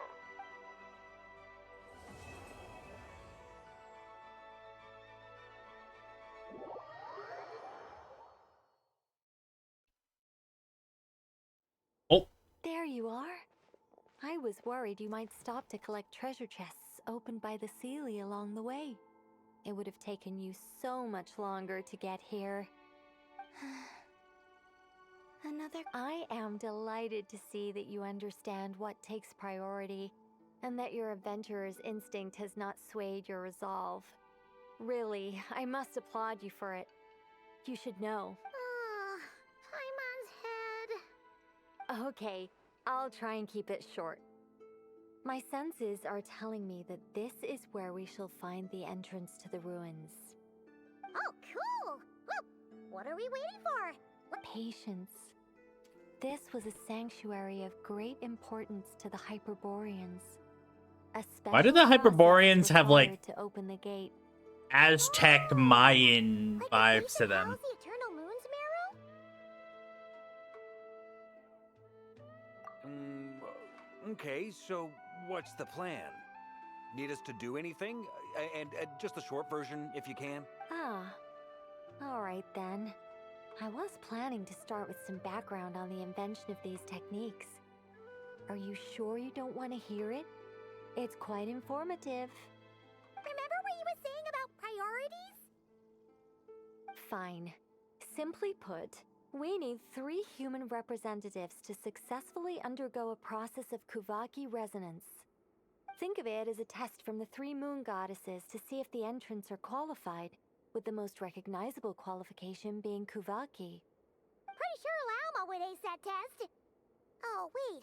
But we need 3 people. I also have no doubt that the Moon Chanter would be qualified. But we would need... Therefore, the most feasible method is not so much to follow the rules, but to figure out how the test functions and find a work. I've done some research, and it turns out the mechanism is rather crude. We'll I'm with you so far. How do we get the Kuvaki in them? The easiest way would be transfusion. Take some Kuvaki from Nodcry's soil, put it in... So we're going to... cheat on the test? Precisely. There are other methods, but this is the simplest one. Huh? Sorry? Does the idea... No, that's not it. Oh, what is it? It's about Moon Prayer Night. I figured out a way for Kutar to join in the festivities. Huh? But as Paimon said, we need to have our priorities straight. Let's get back to the test. I'll follow up with Nefer on the festival arrangements. Oh, okay.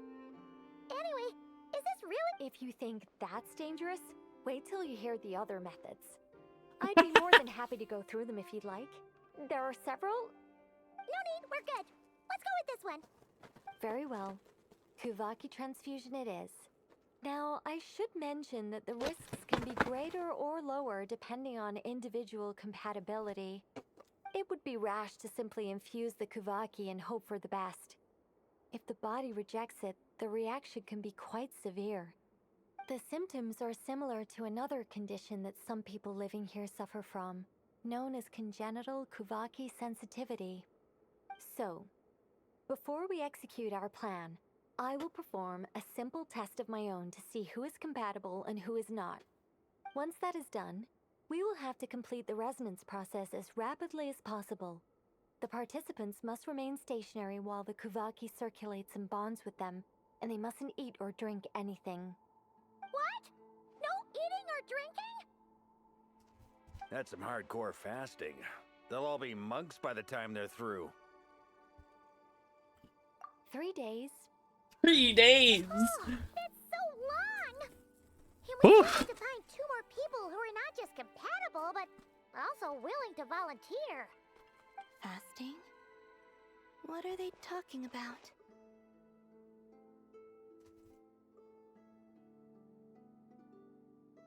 Honestly, I don't even think the traveler would have to do the transfusion because, although unless she's not human. Really?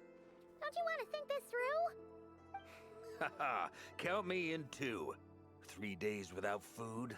I can handle that. Miss Nicole has made it clear that this is the easiest way. The way I see it, there's nothing else to discuss. It's time to step up. Aww. You're right. In that case, Paimon volunteers to be captain of logistics. She'll keep the fires lit and grab some spare clothes to keep you comfortable. Then we'll start with you first, traveler. Please step forward.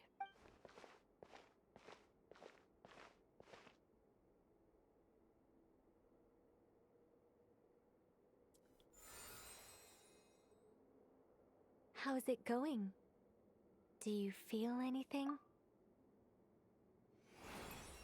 How about now?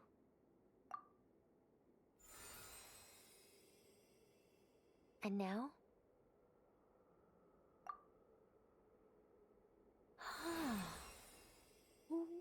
What about now? You guys, it's not a competition. All right, I'm officially impressed. Even as a descender, you can withstand far more than I imagined. It's like I summoned a giant stone titan to arm wrestle you, and your arm hasn't even moved an inch. In my last attempt, I infused 5 times the amount of Kuvaki required. Yes, safe to say, compatibility won't be an issue for you. You're eligible to... You're next, Mr. Varka. Sure, you're...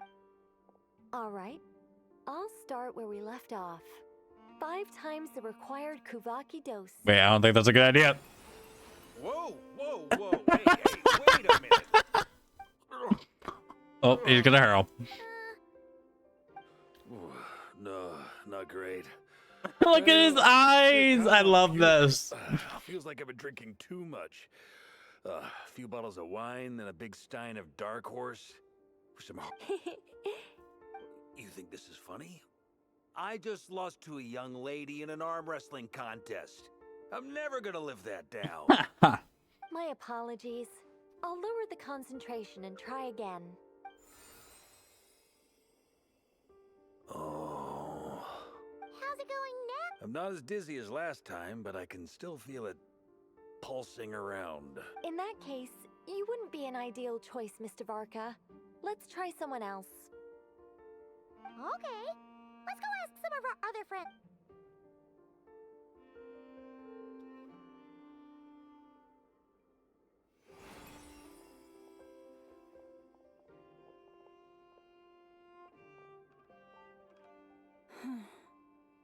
No surprises here, Miss Moonchanter.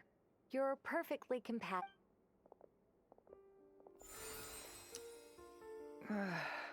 I'm getting a slight headache. Shame. You were so close. Whoa, time itching all over. Allergic reaction. We can't have that. Huh? Well, are you gonna start? The Hexen Circle is an organization that cares for and protects children.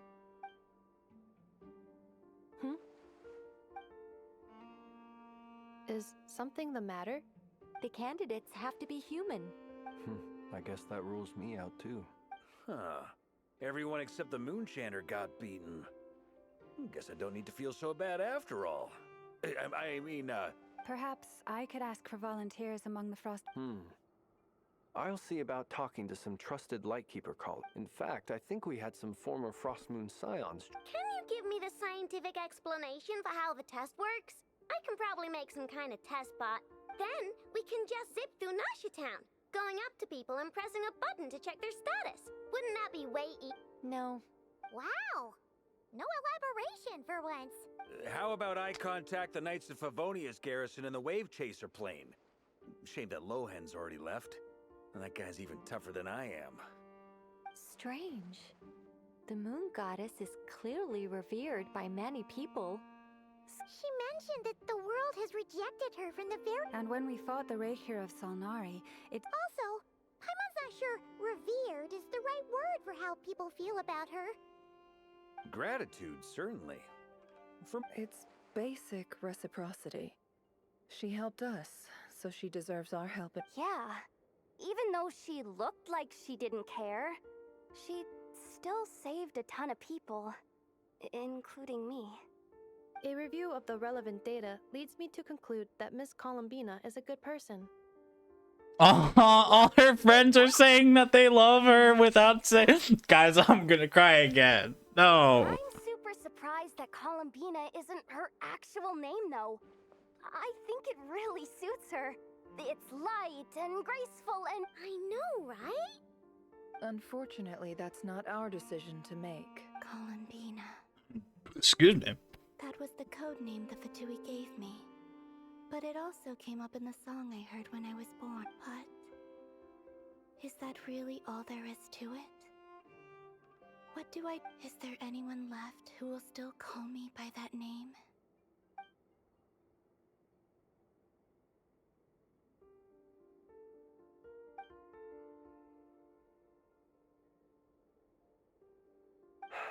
Moon Prayer Night is getting closer by the day. We're running out of time. We need to look for other candidates. I knew it. I knew Arlecchino was gonna be relevant. The second that they mentioned it had to be 3 people compatible with the 3 Moon Sisters. Friends via the Adventurers Guild. Sandrone has been keeping an eye out for something like that, so she informed me. Since I have the ability to accommodate a moon marrow, I should prove to be a suitable candidate. Arlecchino. When can we begin? I see. We can begin right away.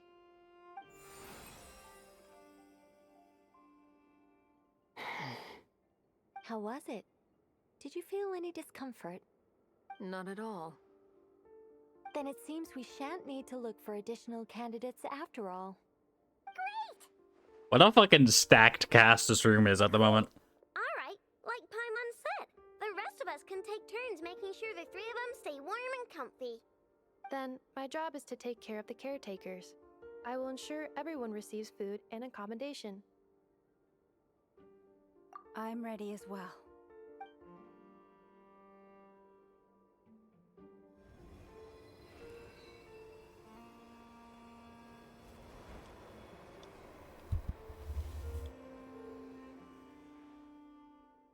I love how they all have the same pose. It's the artifact pose. I'm crying. Also, Aether is shorter than both of them. It's so funny too.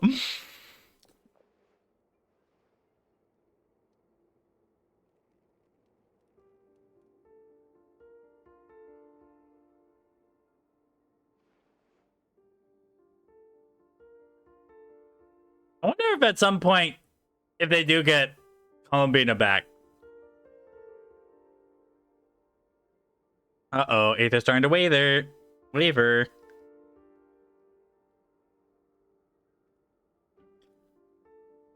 Come on, broski, y'all gotta lock in. The work is done. The sacred scroll shut. The stars grow dim, the people silent. The white sun sets, the silver moon rises. O path to the temple, appear now before us.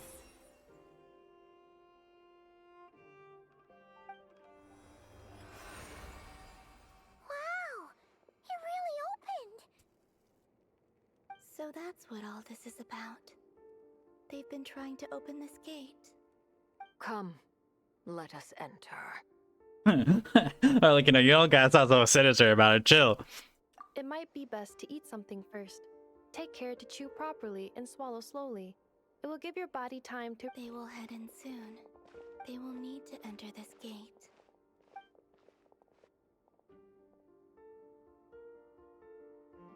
Huh? I cannot pass through. It has been 3 days. Can I really hold on until Moon Prayer Night?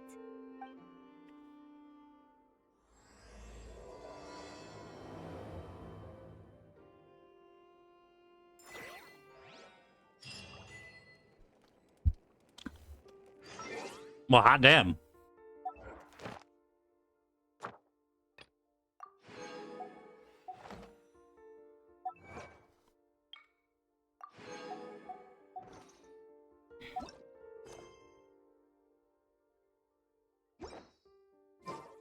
I'm really hoping by the end of this, Columbina asks Aether what his real name is.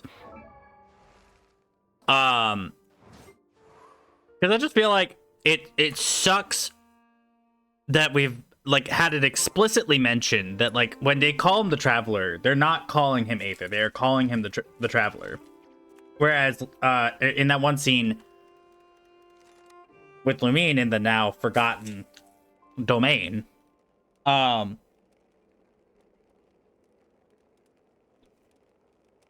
does call them. Exploration and trial. Mav, shut up.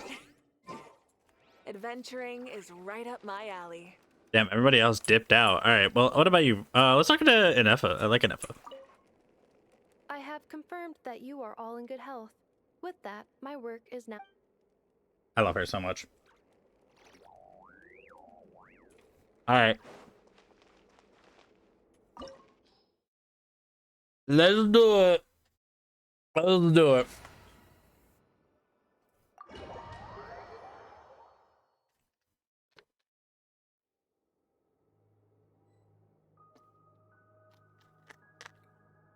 Damn, we going late with this one, chat.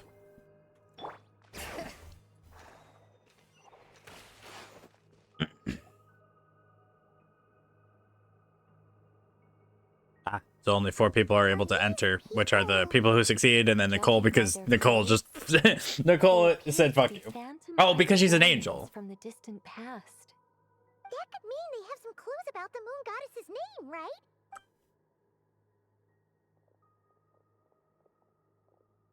Hey there! Could you tell us what the moon goddess's name is? Sorry. That's probably a weird question, huh? How do we explain? The moons are long gone, and they're gone. When a new moon goddess is born, we will surely. We have used every last resource at our disposal. All that remains is to wait. Patient.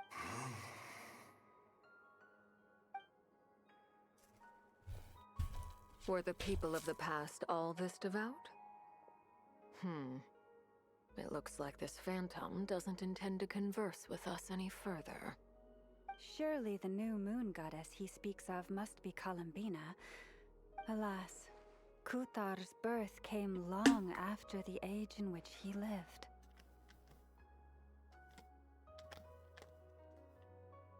Wait, actually, hold on. That's really interesting.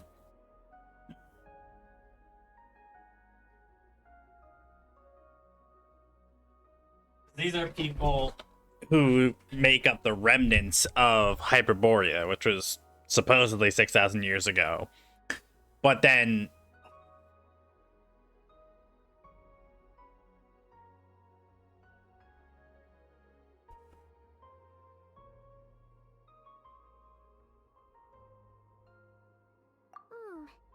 But, maybe if we find a phantom from a more recent age... True. Keep an eye out. We should be able to tell which era they're from by the clothes they wear. Yeah! You've been pretty talkative this whole time. Oh, nothing. I'm fine. You all make good points. When the Hyperboreans speak of moon goddesses, they mean the 3 from truly ancient times. I can't imagine they would know anything about our current moon goddess. There once was a time when the moon goddesses blessed them greatly and protected them from harm. So, when the war between the gods and dragons plunged the world into chaos, it seemed... Okay, so now we do know that the Dragon War is also the war of, goddess to be born. the something flame. Let's continue on. Who knows what else?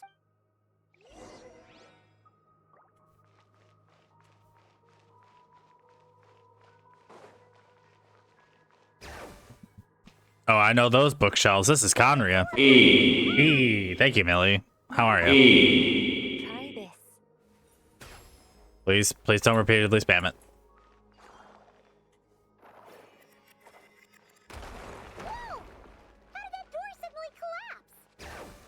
This device was maintaining the door's integrity. Remove the core, and the device stops working. Is this our destination? Good night, everybody, and Genji Gover. Good night, Red.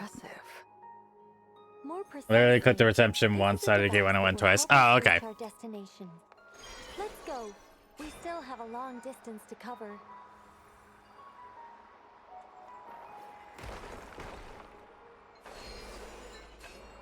E. It's tweaking. E.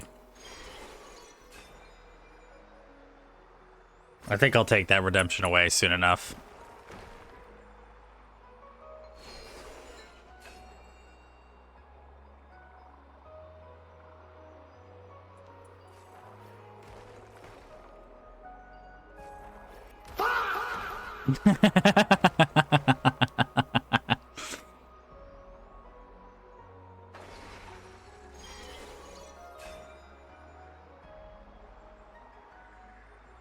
Red having a minor crash out over the concept of having the E taken away. The way ahead is blocked by broken rocks! Let's try that device again. Remember the door from earlier?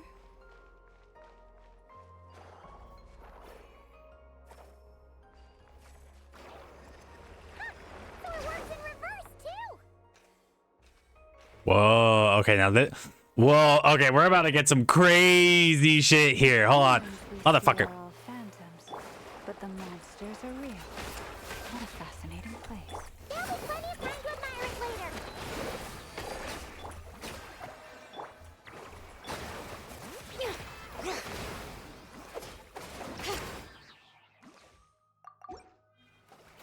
Wrath from the sky!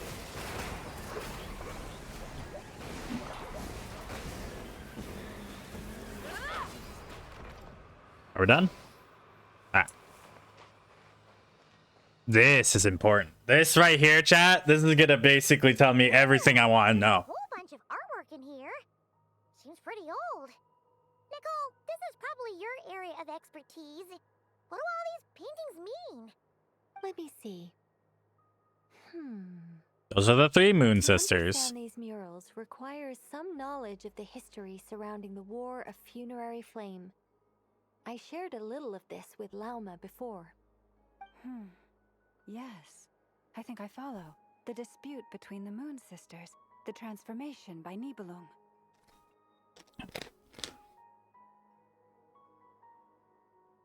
Oh no, it's no trouble.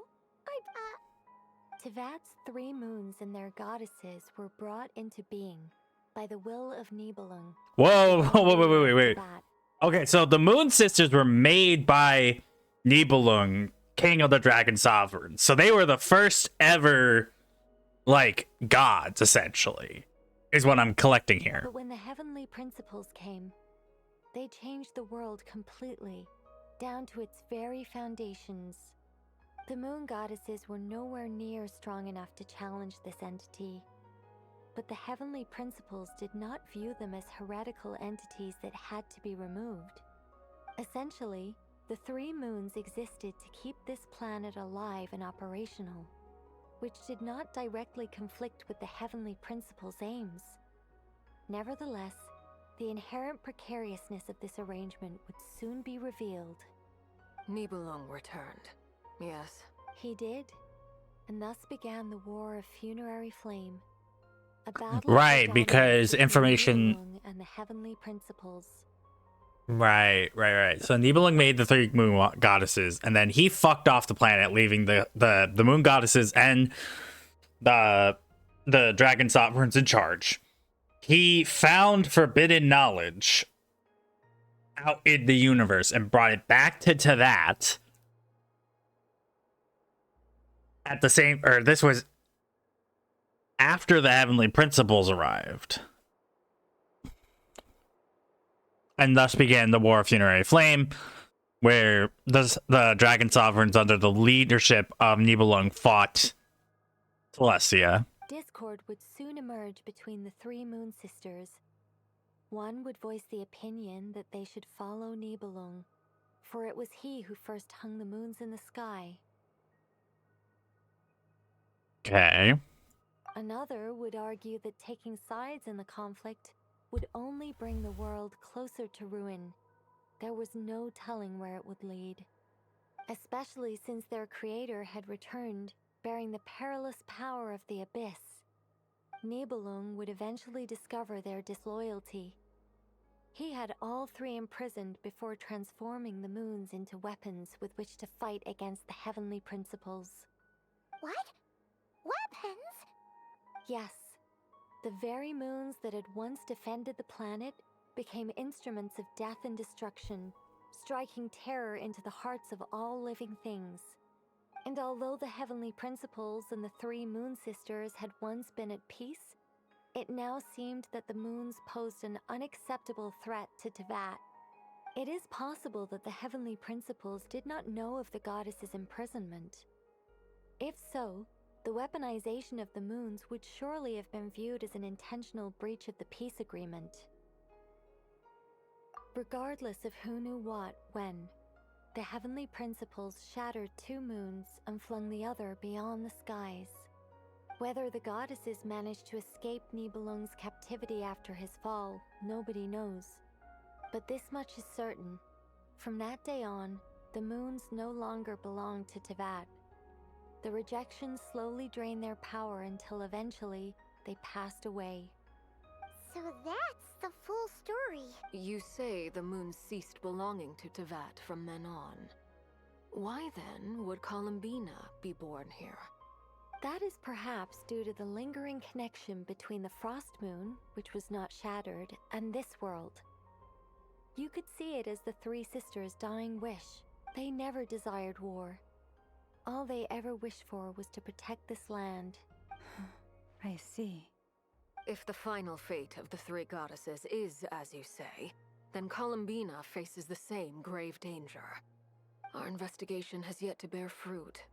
We must hurry. Yeah, you're right.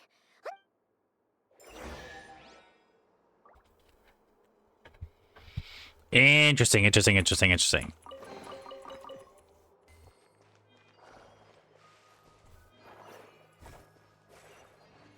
Excuse you. I was done with that.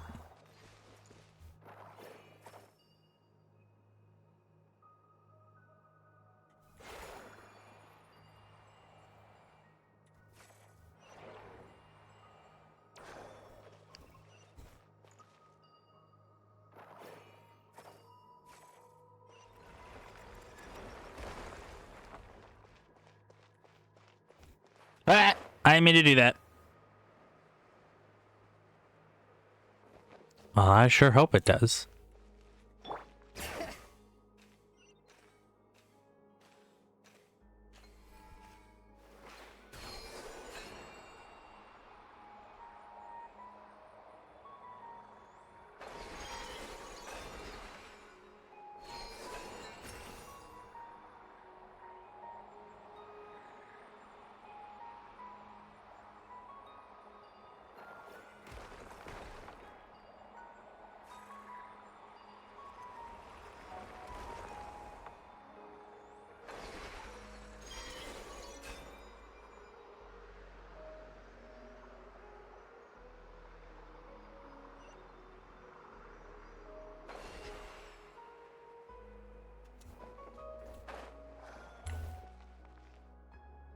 Well, this looks important.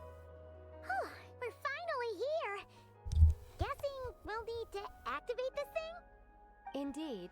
I was a little worried about that at first, but as we got closer, I sensed that the Kuvaki within it flows unimpeded. It should be functioning normally. The only issue is how to activate it. It's looking a little worse for wear. What about the cores from some of the other devices we've seen? In all likelihood, yes. I imagine that would have been the Hyperboreans back.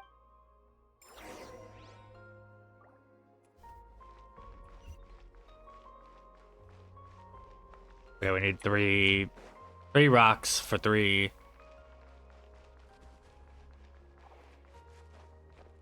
Huh.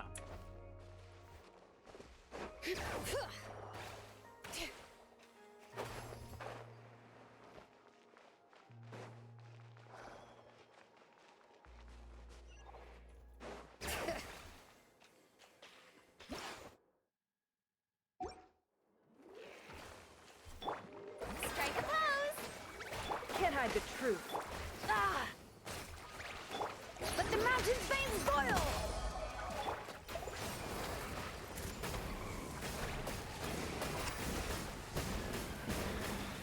No more lies. It all adds up.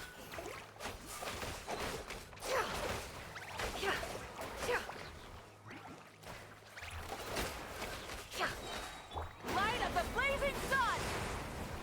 Light of the fire. Full throttle!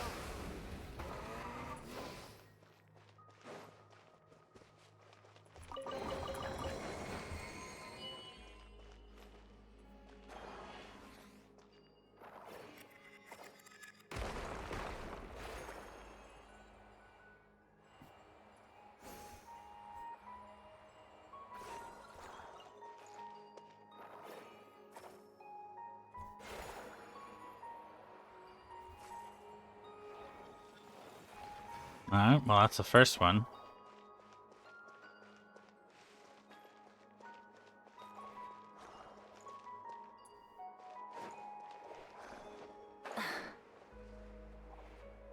Ah, I see.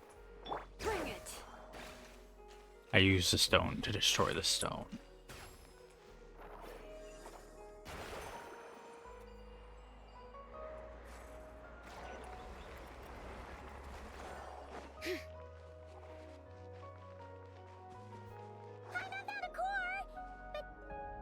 How do we get across? Walk up, then jump down. I see. Or you could just let me explore that way. I probably would. I'm pretty smart. I would have figured it out.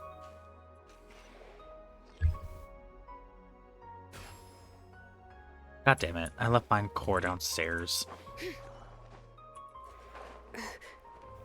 Bring it!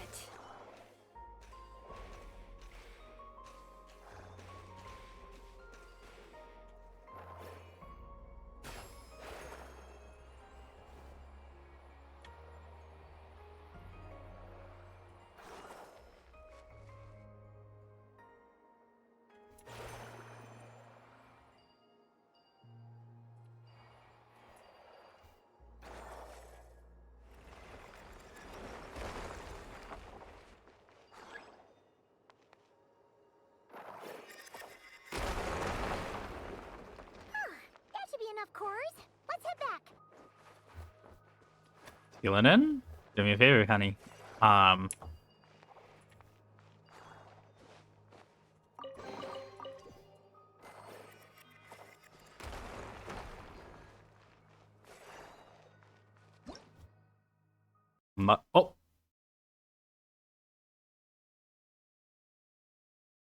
Fuck. How far back am I gonna? I'm probably gonna have to go all the way to the start of the domain. I didn't mean to press that button. Yeah, am I what the kids call cooked?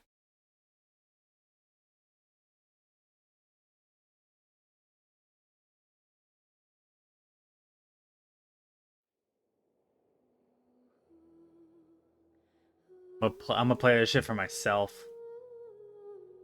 Where is it?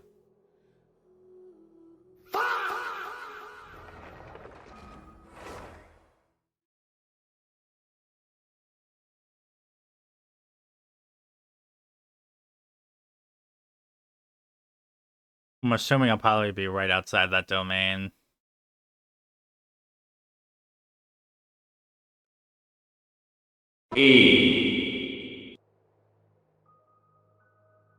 These are the wrong buttons. Oh shit, I'm back in the domain, thank goodness.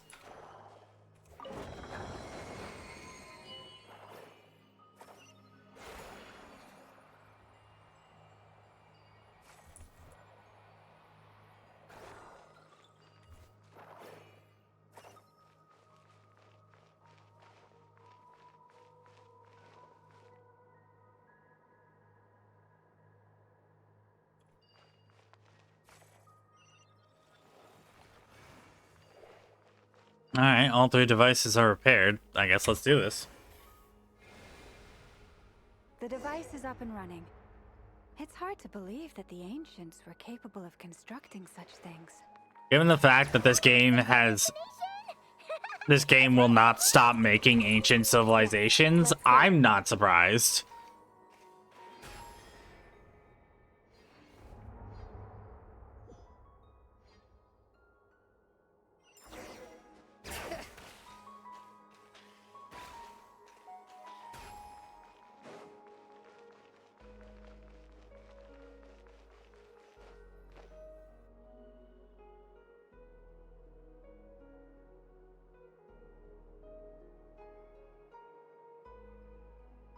where the people of Hyperborea communicated with the moon. Wait. Genshin, you fuck faces. Make this make sense for a moment. Just so we don't at the present moment know the allegiance of the humans in the, you know,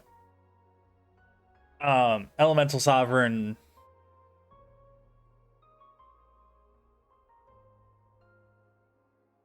Celestia War. We just know that there was a civilization called Hyperborea 6,000 years ago, around the time of that war, that was worshipping the moons, goddesses created by the elemental sovereigns. And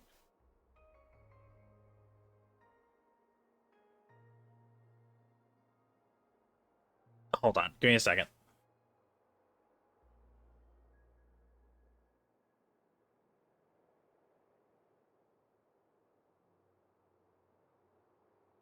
These were the humans who lived in Hyperborea, the first of the 10,000 technologically advanced ancient civilization that Hoyoverse will not stop making. They won't stop creating new ones. It's very annoying.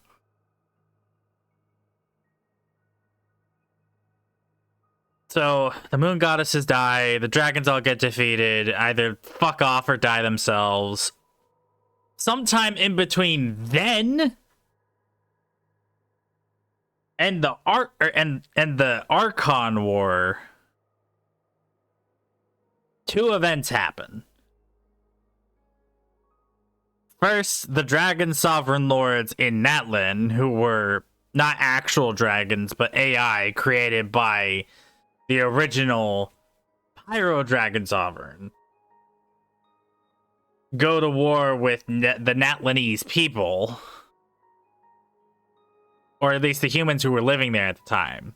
This event happened many, many years after the war against the Second Descender, because the Second Descender turned up.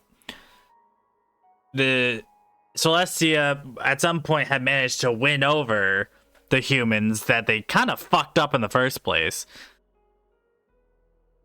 and then led them to war against the Second Descender, killed them, and then they kind of like Tower of Babel themselves at that time, where the once united human race was now split up into the many different sections of Tevat.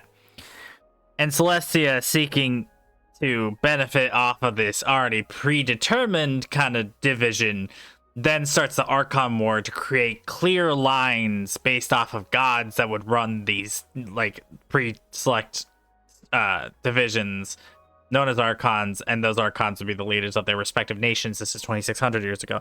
I hate this game.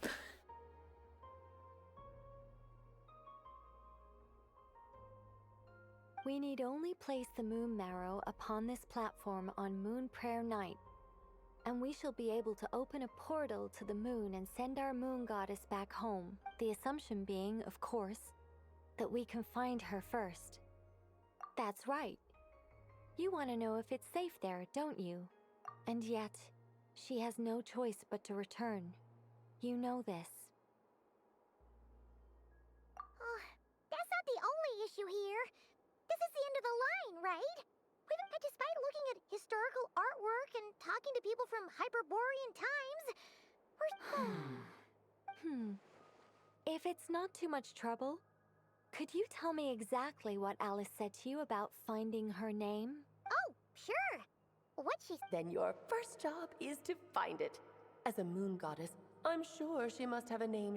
Neither Columbina nor Kutar is her true name, and she's never really accepted either. Is it not also possible that she has never had a true name? Not at any... That would be a hard pill to swallow. But at this point, we may have to accept that that is the truth. No one knows how she came into being, and she certainly doesn't have parents in any sense that we're aware of. Perhaps. But does that mean there's no way to get Columbina back? Huh? Wait, why all this pessimism? Was it the way I phrased this question? You all seem to be taking this in completely the wrong way. Well, just because she's never had a real... What? Think about what Alice said again. She never once said that you'd have to find a new name. Are you saying what I think you're saying? Yes. Names are anchors that connect us to the world. If she doesn't have one already, then all we have to do is create one. It's like... yes. Traveler, when you first arrived in Teyvat, do you think you would have turned around if someone behind you shouted, "Hey, Tumaini"? The fact that she knows that, I'm watching you. But what about now?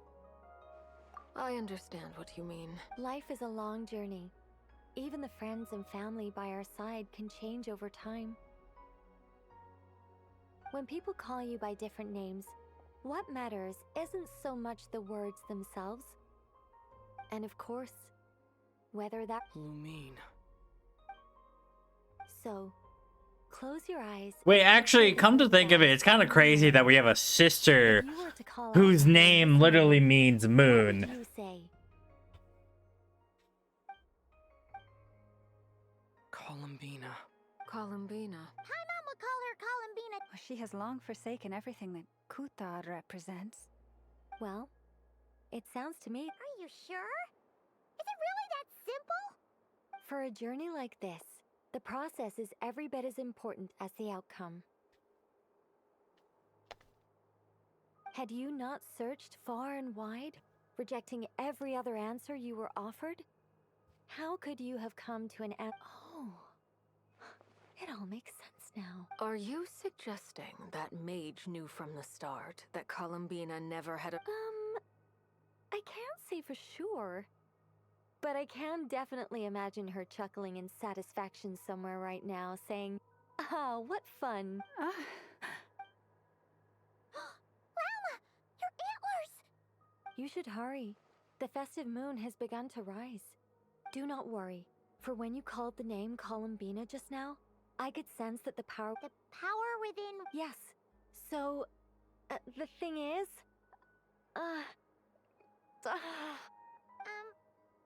This is so annoying. I really want to explain how that whole thing works. Starting from the founding principles of Teyvat and... Oh, I could talk about this for hours, but... Deep breaths, Nicole. Deep breaths. You're an angel. A sober, sensible, solemn angel who has her priorities straight. Okay then. Sorry for... Anyway, you all need to hurry. Last thing, remember... Then it is agreed. By the name Columbina. Then we'll throw her the best Moon Paradise party! And at last. God damn it, Aethers. Okay. Now they gave me enough time to read it, but I don't actually read it out this time. Fuck your game. Have they come back out?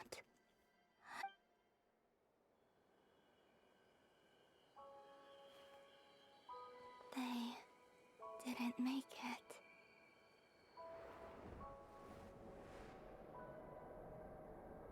Could you tell me your name? My name is... Columbina!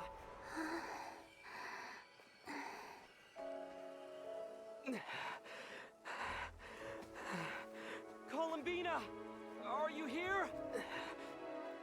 Columbina! That's the name you gave when we first met. And it's what I've called you ever since. Columbina. It's a fine name. I have many fond memories of Columbina, and so do all of your friends.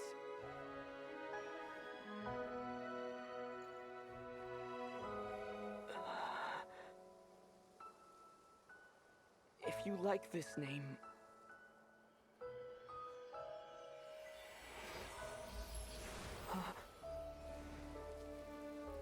Did she just fucking die?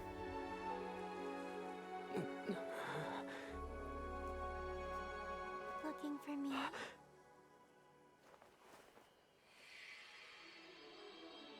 Yes, the power of found family strikes again. I like it. You can carry on using it.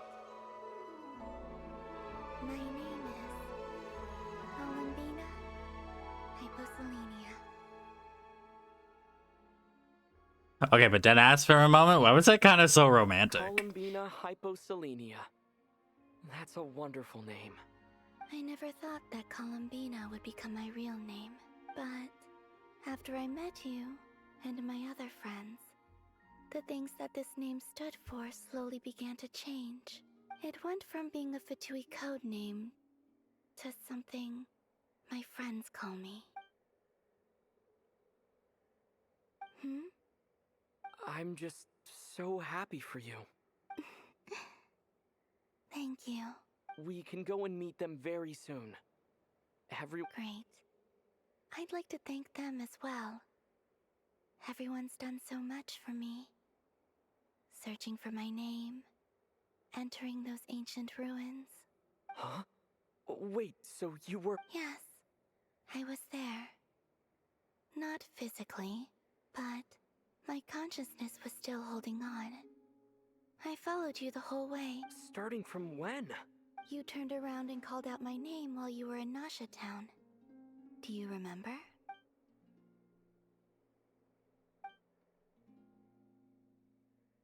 Let's go. Sure. In that case... But... Hmm? Before that... Could you call my name one Alright, more what time? fanfic ass writer wrote this scene? I'm calling AO3 on you right now. It's a shame that it's 2 in the morning. No one's gonna clip that. Sure. Come with me, Columbina Hyposelenia. And unfortunately, we have to add another girl to the Aether harem.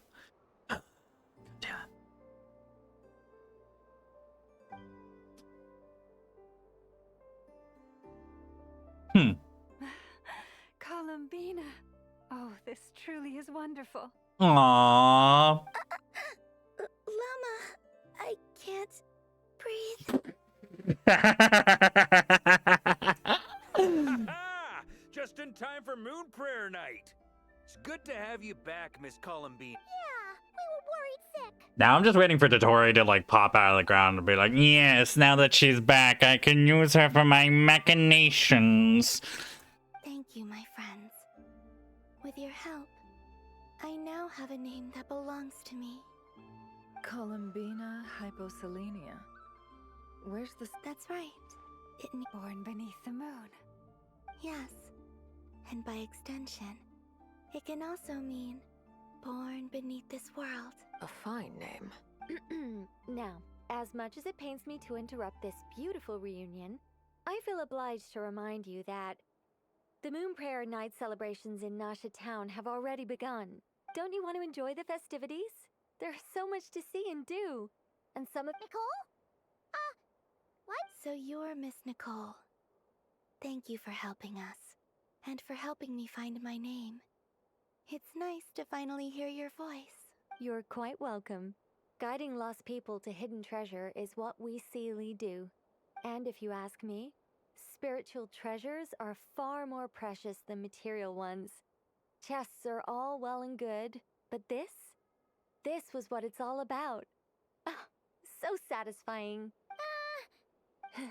Anyway, I had to go help Alice. It seems like she ran into some trouble. That's why I couldn't be here in person. But don't worry, we're with you in spirit. We'll be celebrating right along with you. Keep an eye out for the Hexenzirkel's festive stalls in Nasha Town. I think you'll like what we came up with. Alice said she even managed to rope B in this time. The Frost Moon Scions have also prepared various On that note, Nefer... It's all in hand. Yehoda is on site to ensure that everything goes off without a hitch. Wonderful. In that case, Traveler? Huh? Come on, Columbina. It's time to... I hate it. I hate his voice.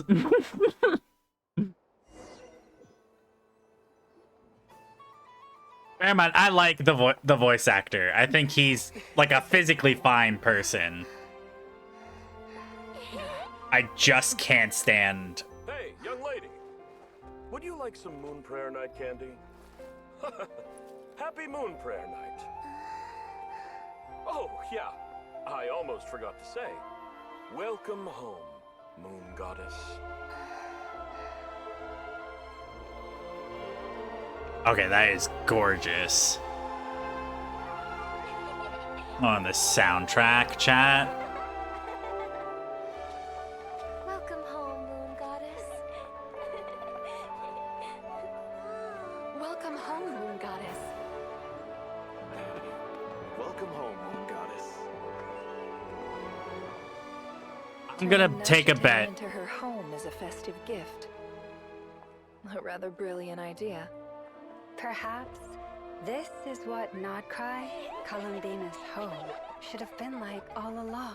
Okay, not that together we are not cry. Thank you for the gift. I like it a lot. Now, does she still have to go back to... This feels like the surprise of my life. I do. I never imagined I'd ever get to enjoy Moon Prayer Night with everyone so freely. If you're happy, we're happy. Quite a strategy you came up with. Hide the tree in the forest. It's not your usual style, Lauma. Is there something about Moon Prayer Night that enhances what's in your head as well as the antlers on top? Apparently so. It even inspired a perennial penny pincher to use their resources for a greater cause. It truly is a magical festival. I see it now. This bickering is actually a sign of a strong relationship. They're also dating, Columbina. Huh? What's everyone doing here? Oh, Miss Columbina, you're back.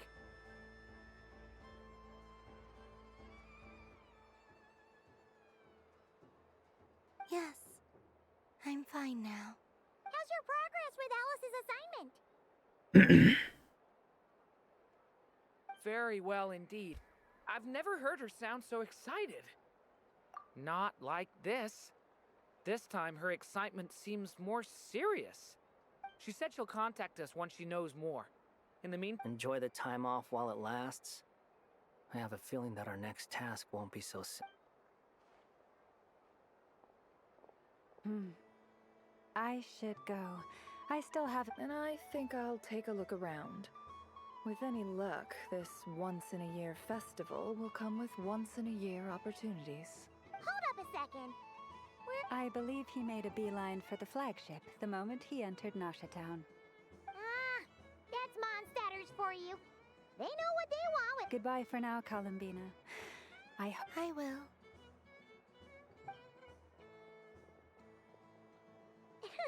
Well, in that case, don't just stand there. Get out there and have some fun. Oh, also, take this map with you. It's a guide to the festival. Oh shit, there's stuff to actually gain. Okay. The Frostmoon Scion stall is over here. Lauma's invited a whole bunch of... Over there is the Hexenzircle section. Alice seemed more excited than anyone about this festival, so she insisted on making it a grand affair. Oh, and then there's the Nasha Town local specialties, including... Actually... Thank you. It looks like a lot. You're not coming with me? We'll be around. But don't you want to browse by your... Yep. If you find something you like and want to try it out together, just... Otherwise, just relax and enjoy yourself. There's so much on offer, so try to... All right then. Off I go. Where should I go first? This must be the mage's stall. It feels like I've entered a fairy tale. Oh, it's interesting. Her, like, water heals go away.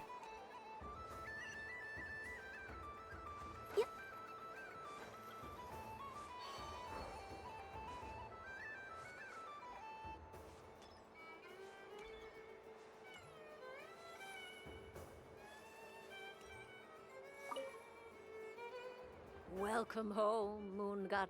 Oh, you're the genuine article. Alice was right. This moon prayer night was worth watching after all. Another one that talks. Greetings. Pleased to make your acquaintance. I am the Hexenzirkel member they call B. Barbeloth Trismegistus. Columbina Hyposelenia. Pleased to meet you too. Hyposelenia. A fine name indeed. Now then, Miss Columbina, do you wish to hear a mage's divination? Divination? The Frost Moon Scions used to ask me what would happen in the future. Is this from the perspective of the one seeking answers, perhaps? As you look to your journey ahead, if you seek to understand the unknown, resolve your doubts, and soothe the confusion in your heart. The unknowns on my journey. Of course, if one wishes to peer into fate, then hydromancy is the more precise option. But that is a complex affair, and to relegate that majestic art to the status of a festive amusement would seem somewhat uncouth. Besides, it is sometimes better to not know fate. Hence, I shall use the suitably festive Luna Arcana to tell your fortune instead. It is more popular with the youth in any case. How much longer is this fucking festival part gonna take? Indeed. Unlike hydromancy, this will only display possibilities and trends. People like to think of themselves as creatures of agency and free will. Peering too far and too clearly into the future is detrimental to... I'd like to give it a try. Of course you may. Before we begin, are there any... Let's... very well. Now, try to relax. Would you like to? No problem. Now...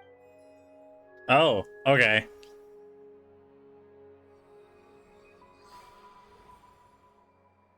Please, draw the first... Now, draw your second. And now the third arcana. This is the present. Finally, the last card. This shall speak of the future, which... Oh. Fascinating. I've never encountered this before in my role as a diviner. Something has exerted an influence upon this card. What do you make of this, Miss Columbina? Perhaps this is the guiding hand of fate. Of course, if you wish, you can choose to deny the validity of this card and draw the future. No. It's a bold decision. I must say I'm looking forward to the results. Well then, let us flip. Sure. First, destiny. No surprises here. The card that represents yours is the moon. The moon. Indeed. The moon can represent the truth. When the moon is placed on the destiny tile, it indicates that your destiny is not what it may appear on the surface. Instead, it may yet have a hidden side. It symbolizes a journey through the fog, fraught with uncertainty and deception, where one must face inner challenges head-on. I don't understand. Patience, my dear. This is but the first card, which serves as a basis for the interpretations that follow. Our divination will only grow clearer from here on out. Now then, flip.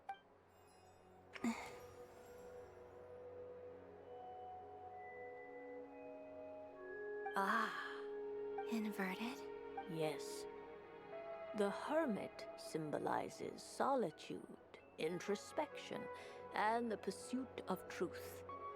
When inverted, it represents isolation, truth out of reach, and a path that, combined with the moon as one's destiny, the hermit in a choice you made to stand alone in the past. It was a choice made not out of fear or arrogance, but for reasons that others could not. You fumbled through the darkness without a... Is this about how I became Coutard? I suspect only you. All is not lost. The past is in the... Oh my. The lovers. One of the most interesting Luna Arcana. What does this one mean? This means that you have had an unprecedented emotional experience. The joy of finding your soul becoming intertwined with that of another. Precious. They're making this so romantic. What the fuck? It's true. I've made a lot of... That sounds lovely. I am most delighted for you. The lovers can also represent him. Yes. I understand. Parting with friends is never easy, Columbina. But rest assured, this is not the end of your journey. The future. Well now, it's finally time to flip this most mysterious of cards. Why did it appear? And what does it wish to tell you? I'm ready. Very well. Oh. Hey, wait a second. That's Renova's eye. What is that? The ruler's space? Or is this just death? Miss Barbeloth? This card is death. That doesn't sound very good. It depends on how we interpret it. It is true that it can represent an agonizing death, a complete and utter end, but at the same time, it can also represent rebirth. Do not forget that your destiny card is the moon. That lends your future many different potential meanings. If death spells the end. As I have said, divination can only display general trends. It is a rough guide, but it does not show predetermined outcomes. Allow me to summarize it for you. In the past, you may have lost your way, but now you have gained new connections and new strength. You now face an important decision. One, this change might, in turn, be the... But remember, everything is subject to change because of the moon present in your destiny. You must see the truth clearly. The truth. Thank you. Don't mention it. Some people just, but I can see that you're different. This is a rare quality, and one that diviners always hope to see in the seeker. I understand. Go then and illuminate your future, Miss Columbina. The moonlight.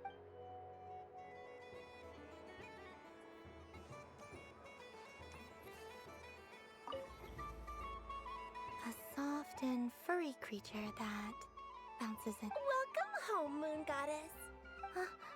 This one. Allow me to introduce myself. I am a Dodico from a distant archipelago. The most mischievous of all my Dodo brothers and Dodo sisters.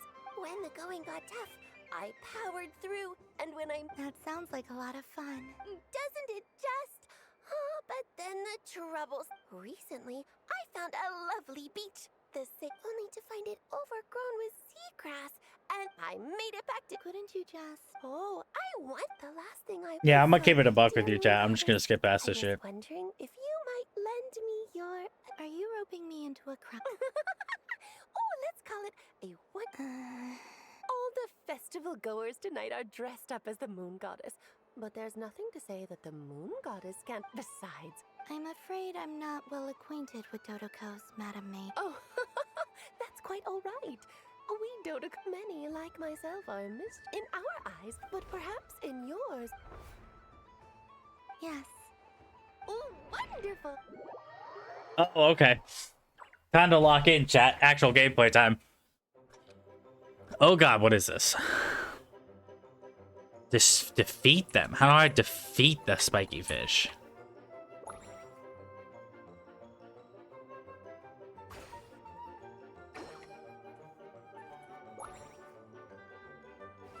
Oh, I fucked up.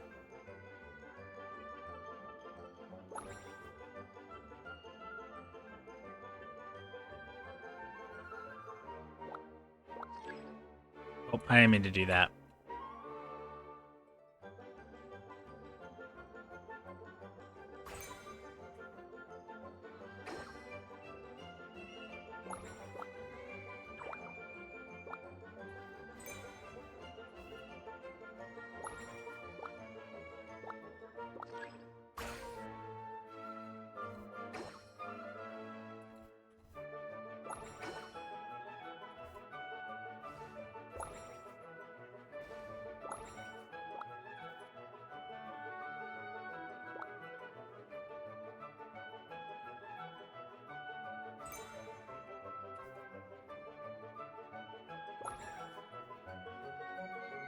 Hi, Lumi.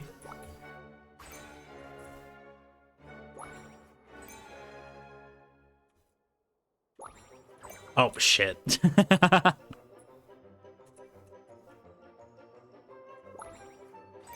Okay. Hello, game.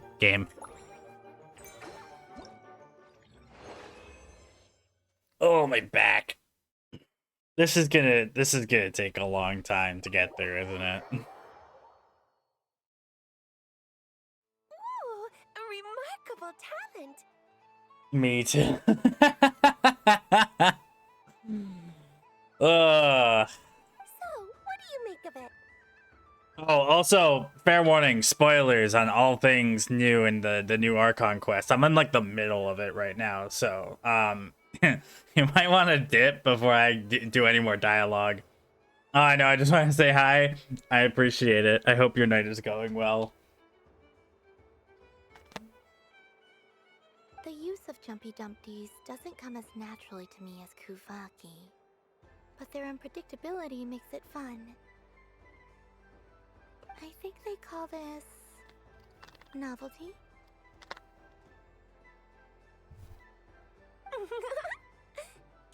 Indeed. And how did it feel? I spent the day sobbing. I was there for some of it. Did Silas end up like dying? Or I'm just occupying time? Valid. Not bad. Any guilt? What do you mean? We both did. R.I.P. He would have loved AO3. Wonderful. Lovely answers to all. Remember, if you find it... I will. Up for another round of fish blast? Oh, I mean, of course, of course. Alright, is there something else I could do so I'm not talking to just the... Oh, okay, cool. Dodoco's Whirligig! Come check out Dodoco's Whirligig! Damn, I didn't realize how much of this shit was gonna be Dodocos. Ah, welcome home, Moon Goddess. Might I ask what this is? Ah, it's a very special amusement sponsored by the great mage herself. Ride on a soft and furry Dodoco and embark on an unforgettable... I say that, but I'm just following a script here. Who is this mage, anyway? And what the heck is a Dodoco? Okay, Lemmy, I don't know if you're still in my chat, but I want you to know that I don't know if it's intentional, but the shit in this fucking quest so far has made me laugh so goddamn hard. Like, there's some serious, like, sad, emotional moments, but they don't fail to cut it very precisely with perfectly timed humor like this shit right here. We died in the church we spent our lives together in during the dragon myth. They couldn't remember why it felt familiar since time had robbed those memories. Just that it did. Damn, that's deep. that is that's rough. I'd like to ride. No problem. But, Is that not okay? Oh, no, it's fine. It's just that each Dodoco can accomplish... My friend. That should do it. Now, we just need to get everyone else to dress Which, up in by the way, oh, there's more. We fucking married in that church in the current timeline. Damn.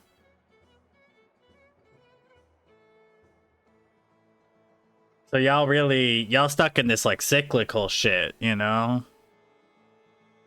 Love, die, church, or church, love, die, repeat, church, love, repeat. LOL.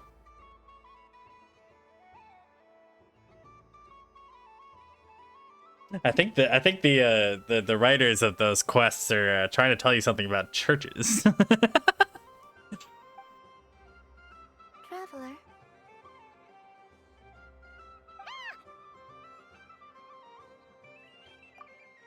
I want to go on that ride. Will you join me? Let's go then. Lol. Don't worry. Paimon will do the rounds. You go have fun.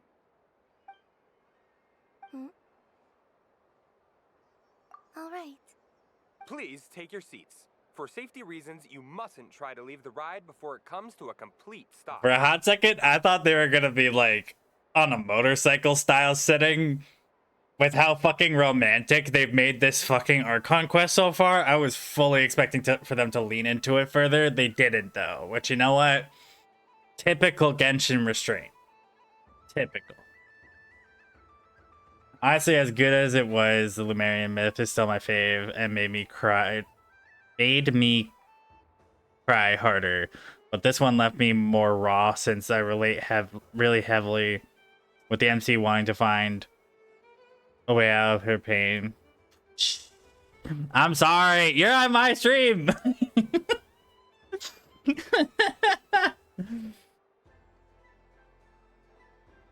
No, that's so valid. I mean, I'm glad you enjoy. I know you like. I doubt there would be a time where you wouldn't enjoy Love in Deep Space, but I mean, I'm glad that this one kind of, I guess, met your expectations. That's the word I'm looking for. It definitely looked like you were enjoying it. I was just a little too busy to be around for the whole time. Or form sentences was consistent.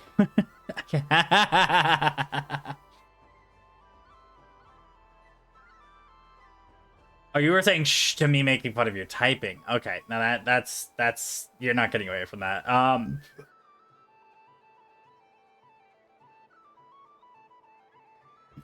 No, you don't need to apologize. If I'm not supposed to apologize for my fucking novels that I leave in your guys' chat, you're not allowed to apologize for bad spelling.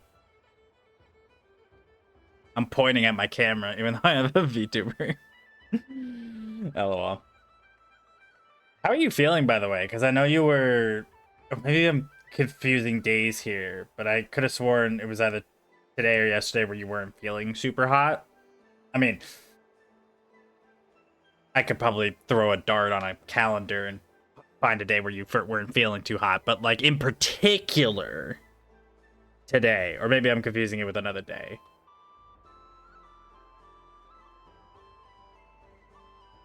Anyway, I'm gonna press the next button.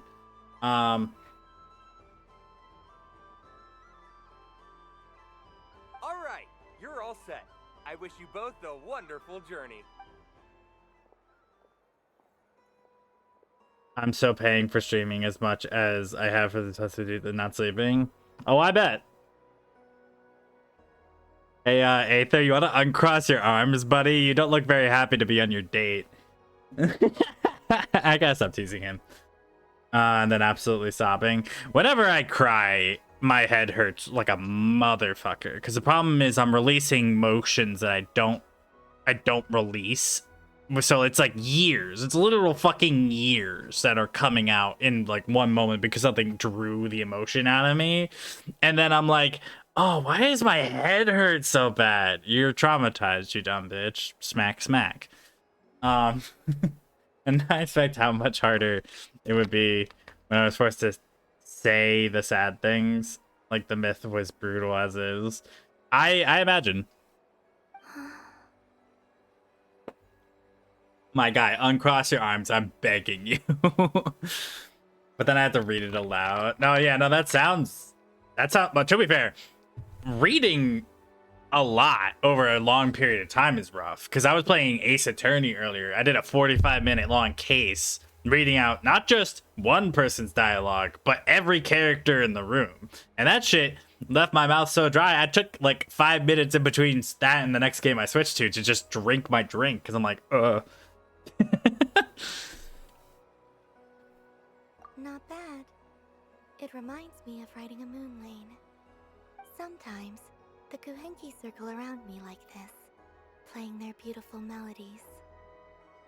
Yeah, I'm going to miss them.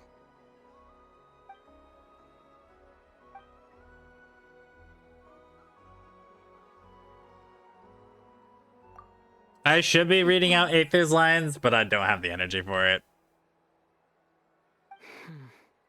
I've felt scared in the past, too. But this is a little different.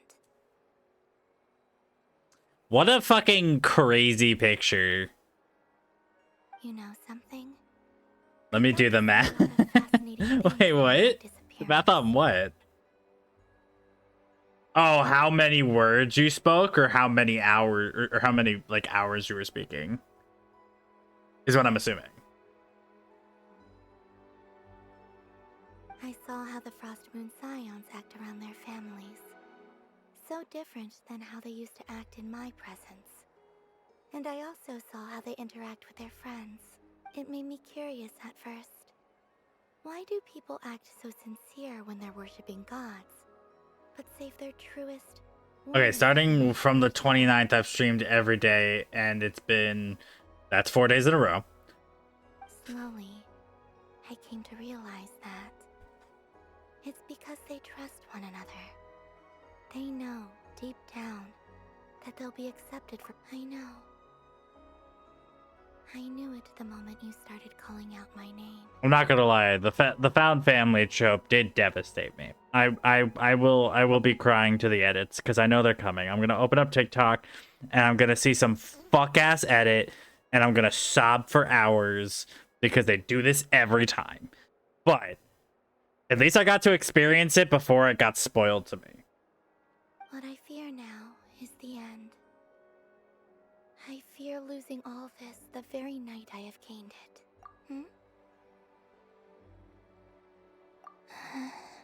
Thank you for this conversation. Don't worry. This fear I have, and the unknown that awaits me, they cannot hurt me. Not when I possess a treasure far greater. I just want you to remember this version of me. The real me.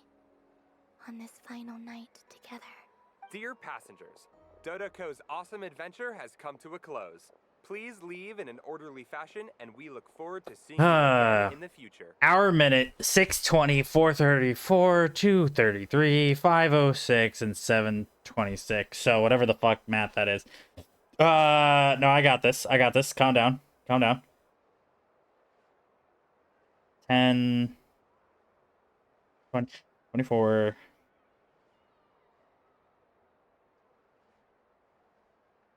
25.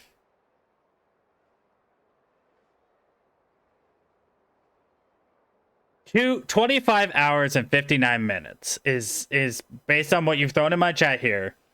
25 hours and 59 minutes, which is actually an insane amount of time to just be reading words.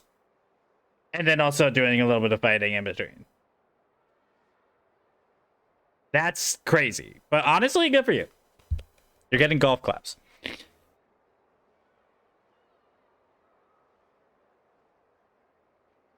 Why does this guy look so weird? Is it because he's too young? Something's wrong with him. Don't want the journey to end, huh?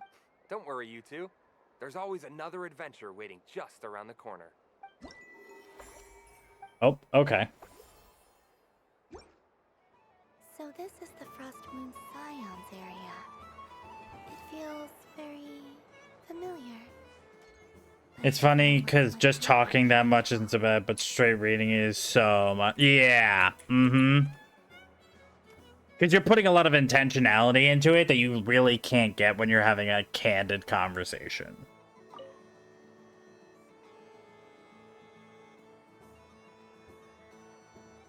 I wouldn't say it's unfair exactly. I mean, your voice goes right into people's heads. How would you explain that to the kids? You can't just explain it away as magic. Is something the matter? Ah, Miss Columbina. No, nothing you need to worry yourself about. But there's less pauses, breaks, etc. No, that's so true. That's true.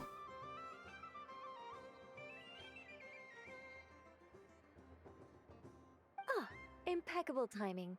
Stick around for a second, Miss Columbina. And this self-proclaimed Knight of Justice has yet to give me a satisfactory answer. Hey, now, I left the flagship just to help you out, Miss Nicole. What's going on? Also, Sub, yeah, it's hard to talk when you're having an emotional fit. I'll say. So Alice and I are both using long-range remote control spells that work on similar principles, allowing us to attend this festive fair in Dodoco form. Sorry, let me backtrack a little. While similar, there are some key differences. Alice, being a great mage, wanted her Dodoco to reflect something of her own charm and mystique. So she adjusted the way its tail moves when it spins around. An entirely gratuitous move, in my opinion. I hardly see how anyone is going to notice that. If anything, I'd say that anyone who stares intently enough at a Dodoco's tail to notice such a small detail is someone we ought to be highly concerned about. I only say this to emphasize that my question has nothing to do with tails. Now that we're clear on that, why is Alice's Dodoco permitted to interact directly with the children celebrating Moon Prayer Night, while mine is not? Your voice speaks directly into people's minds. See? Exactly what I said. Miss Nicole? Oh, I can't stand it. I know that probably makes me sound like a whiny child acting out in front of their parents. And it's a little embarrassing now that I think about it. But hey, I've said it now, I can't take it back. That would be even more embarrassing. Also, don't go reading too much into that analogy. It was off the top of my head. I'm actually an awful lot older than either of you.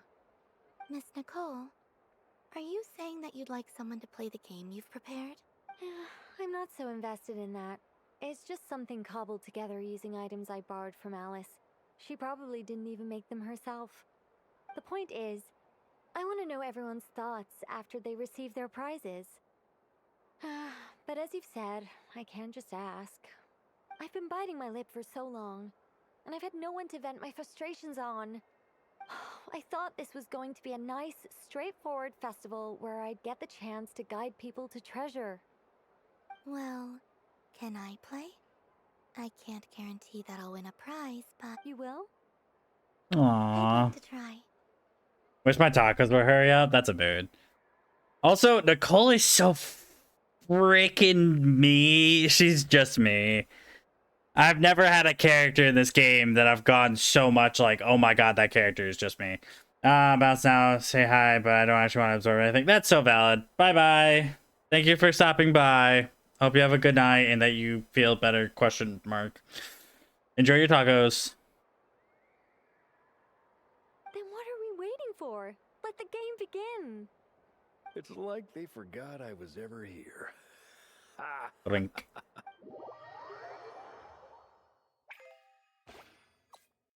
Oh, I actually have to play a real game. Okay. Oh, it's just pinball.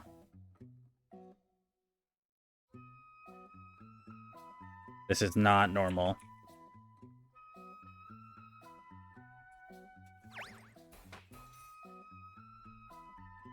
Oh god. Oh no, no, no, no, no. This is so bad.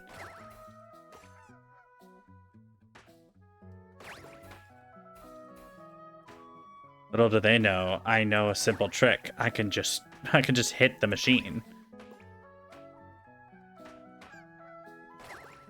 You know what's funny?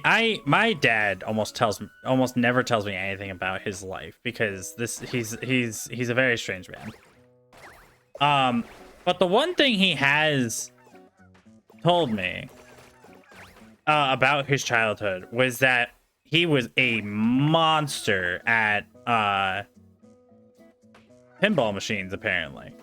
And he took me to an arcade once when I was slightly younger than I am now.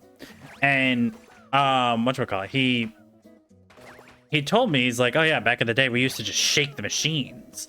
And I was like, oh, you should do that now. And he's like, I don't know, maybe.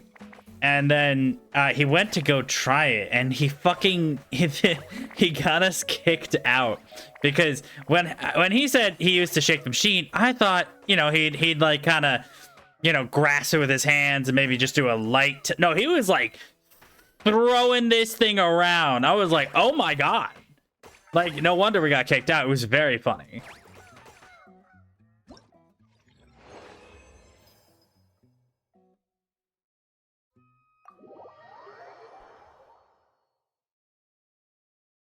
Congratulations, Miss Columbina.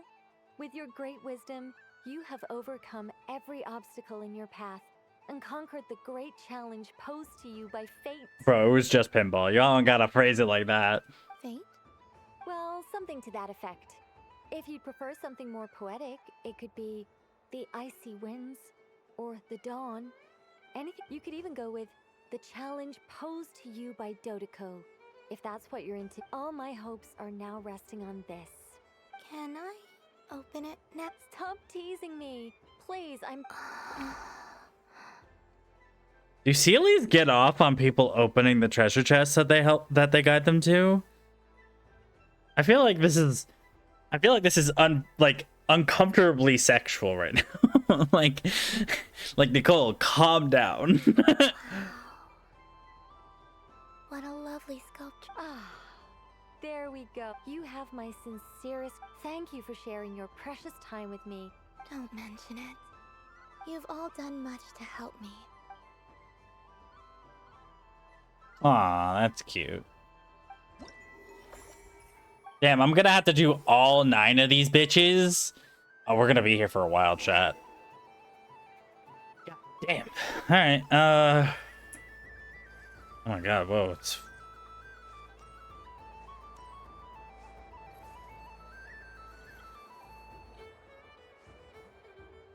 Yes, let me go to the... So this is the Frostmoon Scions area.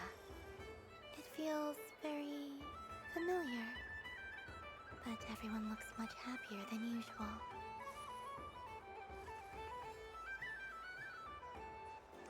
Oh, okay. Sunny days. Ah, well, you are as warm as the sun itself. Very well. I believe your spirit, this most adorable chic... Wow!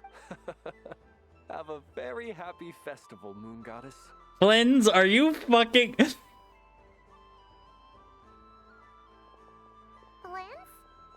That's... Shh. It's our little secret, my dear traveler in Paimon. Okay, sure, but... Everyone celebrates in their own way. After gazing into the abyss and spending time around gravestones all year, what better way? Besides that, I like to think of myself as a fair judge of character. I dare say matching personalities to confection suits me rather well. That's not what Paimon was talking about. Should I be? There is all manner of... I see Miss Columbina is hiding in plain sight. Why should I not do... Fair enough. You got a point there. People who don't know you will probably think you're just a talking lantern. Ah, well, actually... Oh, this is... How wonderful. Yeah! In that case, I shall paint something on Mr. Albedo's behalf in a short while. What? What? Ahem. Phew. Hello, Flins. She recognized you right away! What keen eyes you have, Miss Columbina. Especially considering they are shut.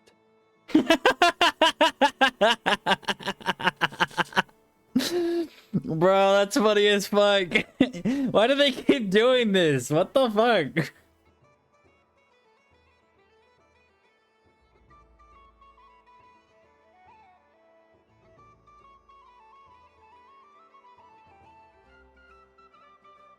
I did not see you. Rather, I sensed you. One would expect no less of the Moon Goddess. Yes, please. Excellent. I shall make some for you right. Something the matter? What about my spirit animal? All the other children carrying sugar sculptures are talking about it. Wait, is she taking the test seriously? Ah, my apologies. You are quite right, Miss Columbina. Every one of us has a magical creature living in their heart. Would you permit me to help you find yours? Yes, please. Do you prefer the day or the night? Night. Which of the 4 seasons is your favorite? Winter. Think of a perfect day. What is the weather like? Sun, Rainy in the morning, sunny at night. What kind of answer is that? forests, lakes, and open seas. Which do you prefer of these? Not Flynn's being a fucking Bud Feast quiz. I like them all. Imagine you opened your very own shop. Wow! Paimon would totally shop there. It wouldn't cost anything. Aha! I believe here. Oh, it's a Kohenki! Indeed. A free-spirited being with a deep love for all things here in Nodcry, who selflessly lends her aid to as many people as she can reach. It is the perfect fit for you, Miss Columbina. Thank you. It would be my honor, but you shall have to forgive me. We have known each other for quite some time. I doubt there is any answer I could give that would come as a surprise to you. So instead, would you accept this sugar sculpture as a token of our friendship? Aww. Hey, why don't you two go enjoy your candy over there? Come on, play ball. I get this drawing done. But I want to hear Paimon's answers. But it'll probably take ages. Paimon's a complex soul. And we don't want your... I know you're hiding something from me, devs. Oh. Okay.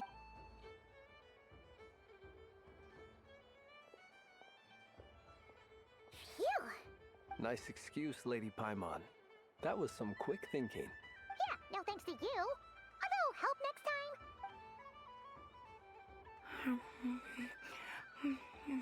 It's sweet. Is that Lockaberry? I wonder what flavor the traveler got. This way, this way! It's the candy-selling lantern! I'm coming! Of course, traveler. Maybe we can share? Yes. I found out recently that people share their food sometimes, so I'd like to try it. Or is that a no? Thank you. Okay. Okay. Devs, what are we doing? What are we doing? What am I looking at? This game has never been more Gooner, chat. I promise. They've made Gooner designs before, but I've never had a moment where it actually felt like a dating sim until just now. This is crazy. Yours is a little more sour than mine. Here, you try it. Amazing. My sugar sculpture has shrunk, yet my heart is filled with feelings of sweetness. I will remember this feeling. I'm not gonna lie though, they're cute. I like it. Halo 3 Redditors, I need 15 fix on my disc by Monday. Sure.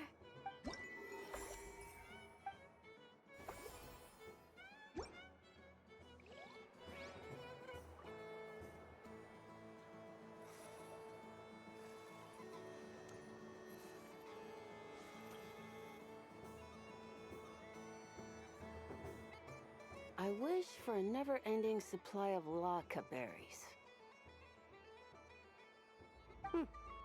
What a humble wish. Probably written. Is that Lama the Moonship?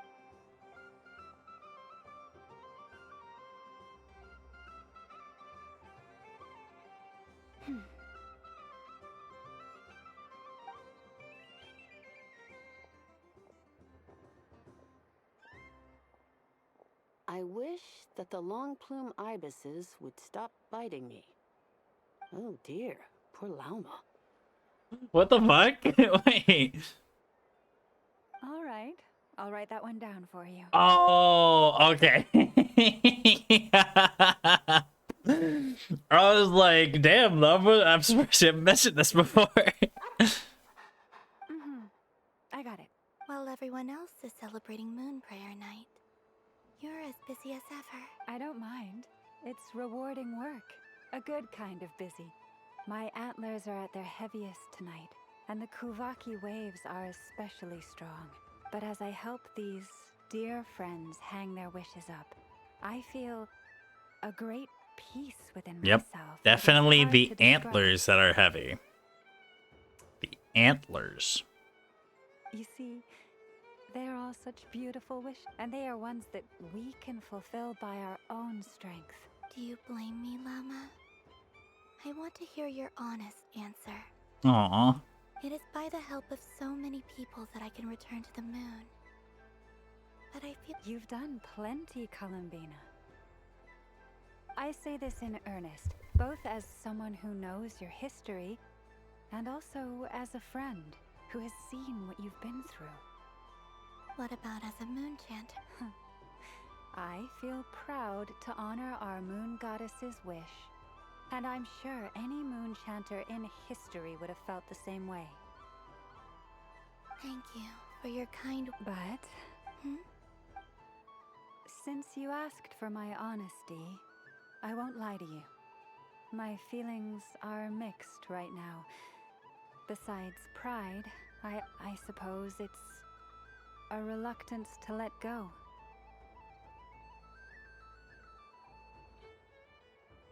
Once you return to the moon, we will be far apart and separated by a false sky. I'm sure those of us left behind will gaze up at that sky, yearning. I will miss you, Llama. Oh shit, I skipped part of that dialogue.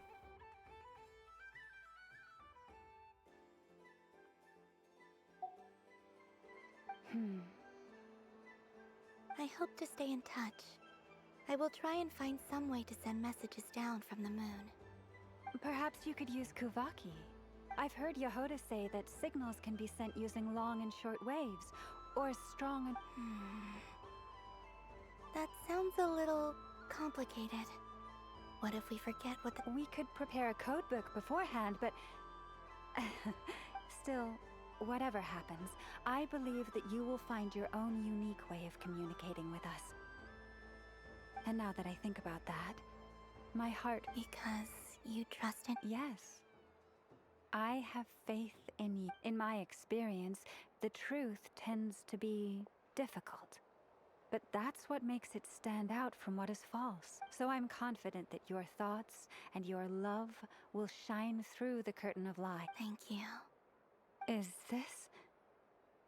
I wish that all who dwell in this moonlit world can find a place to belong. And I wish that I shall... It's 2 wishes. Not at all. And I think you speak for us all with the second one.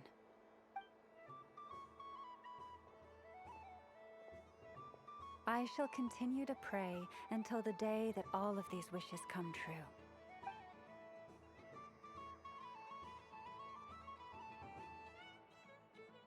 Okay, this is a cute photo.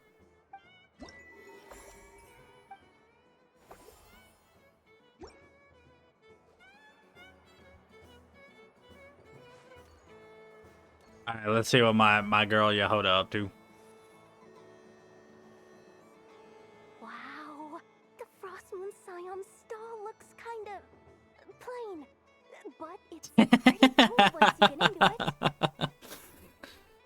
I don't go to Hisi Island much, but it's got that, like, old-world cultural feel. And if culture means we get more... Hello, Yehoda. Columbine, that was too close. I almost gave the game away in front of the staff. Oh, wait, what's the deal with her shoes? They don't make a sound when she walks. I could do with a pair of those. Yehoda, ever the practical. Do you like balloons too? Balloons? Oh! What's so fun about balloons? I'm not a kid anymore. They're probably more up Aino's alley. Yes. The animals seem very curious about these strange flying objects. I was drawn here by their... I recently learned a fun new game you can play with balloons. So I decided to come and give it a try. A new game? Hello. Welcome home, Moon Goddess. Yes. Could you give me a few that haven't been inflated yet? Are you sure? Yes, please. Thank you. Uninflated balloons? But those are just little rubber pouches. What is... Would you like to play the balloon game, Yehoda? Huh? Sure. I guess. How do you play it? Wait here a moment. Oh. This is so weird. I thought I saw Columbina nearby. Uh-oh! That's the fourth harbinger! Oh, is she looking for Columbina? Oh, guess that's my ticket out of here. I'm not... Which stall is she checking out? Oh, it's that other Frost Moon Scions one. Try on the headgear, see what it's like having antlers or animal ears for a day. Oh, is this where we finally see that one fucking scene that's been thrown all over the internet? Oh, I wouldn't be caught dead wearing that stuff. So embarrassing. Wait, what? She put it on? How peculiar. This would take some getting used to. I wonder if this is what it's like for Lynette. Oh, she's thinking of her kids. Wait, no, that all the aura loss is redacted. It really suits you, ma'am. What is this? She was so intimidating a moment ago, but now, dang, she's really rocking those ears. Whoa, Maya. Cool. Scissor me timber. I suppose I may as well keep them on for now. All part of the festive experience. She's coming. How do you do, Miss Yehoda? Oh, jeez. Don't talk to me while wearing that thing. Where am I supposed to look? Oh, hey there. I'm looking for Columbina. Have you seen...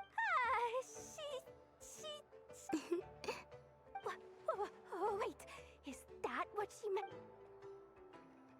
Yeah. Huh? No fair. I get caught in the crossfire. Oh, poor Yehoda.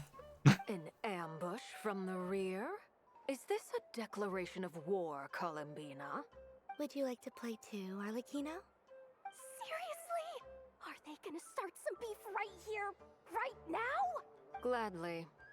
That said, I believe there is another who would like to join. Boss Nev!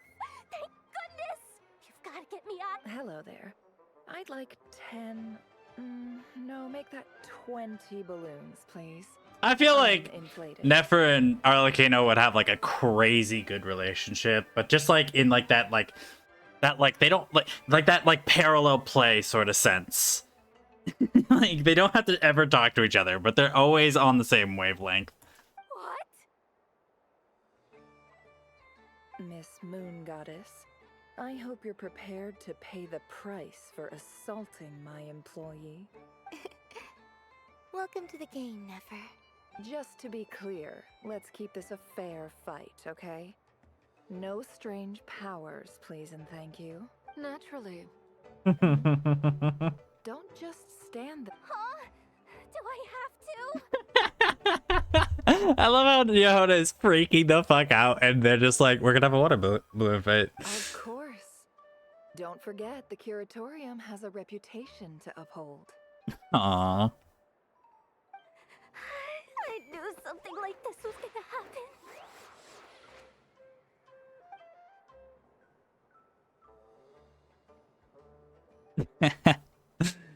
Aw. This is cute. This right here is adorable.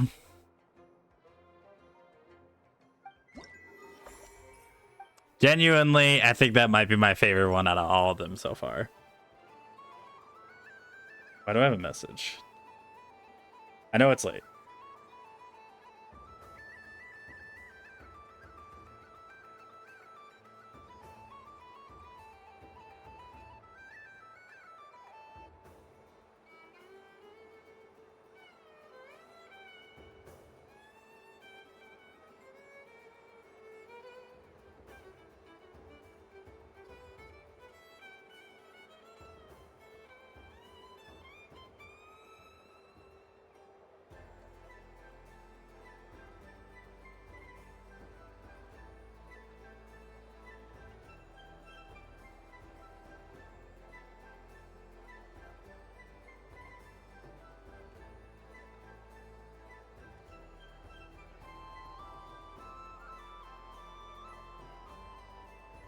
Anyway, time to continue. We did that one already. We did Albedo. Oh god. Okay, so we're done. Barca. So we have 3 more spots. First, we gotta talk to Dory.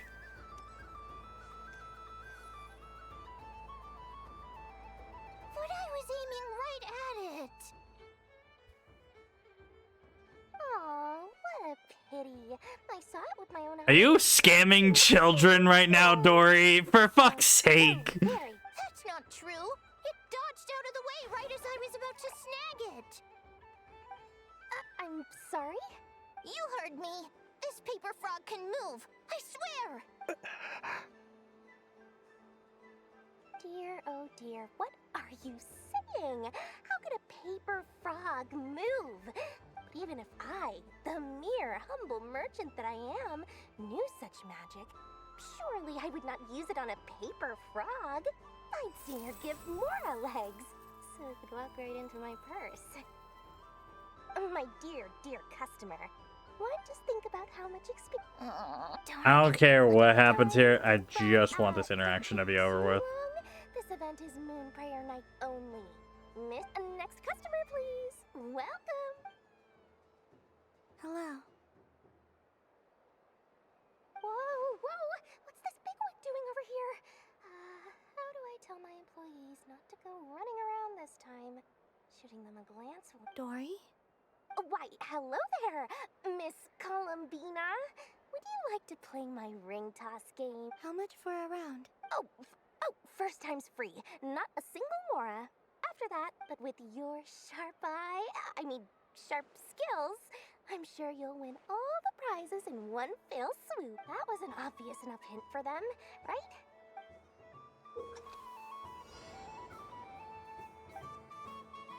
Okay, wait. What button am I pressing here? Oh, I see. Here comes the ring. Oh, I see.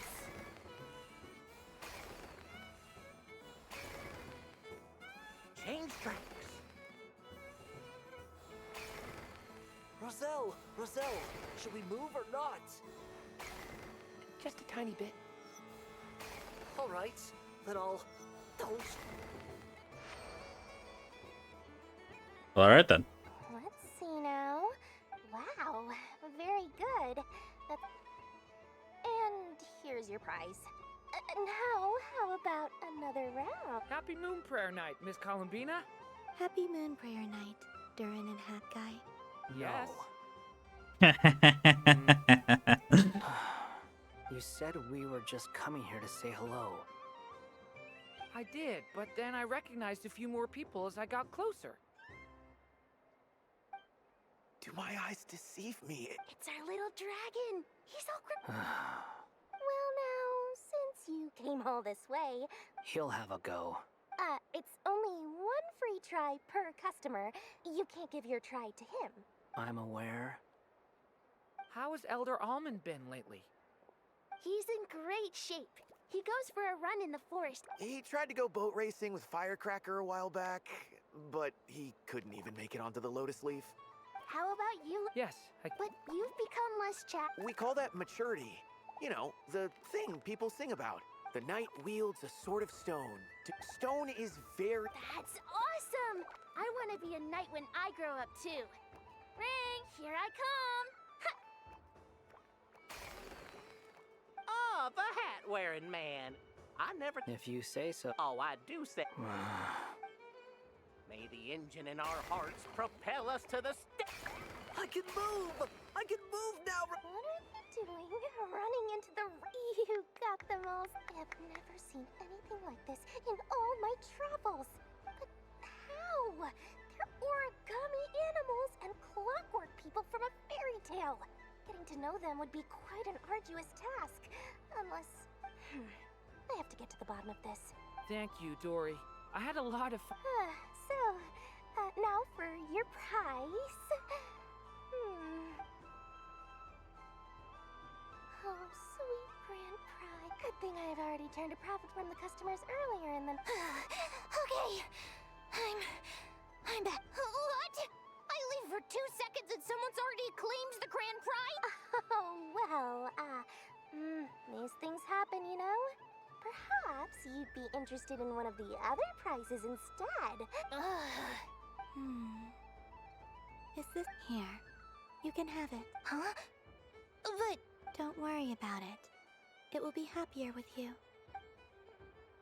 Oh, thanks so much, miss. Moon Goddess. Oh, goodness gracious, Columbina.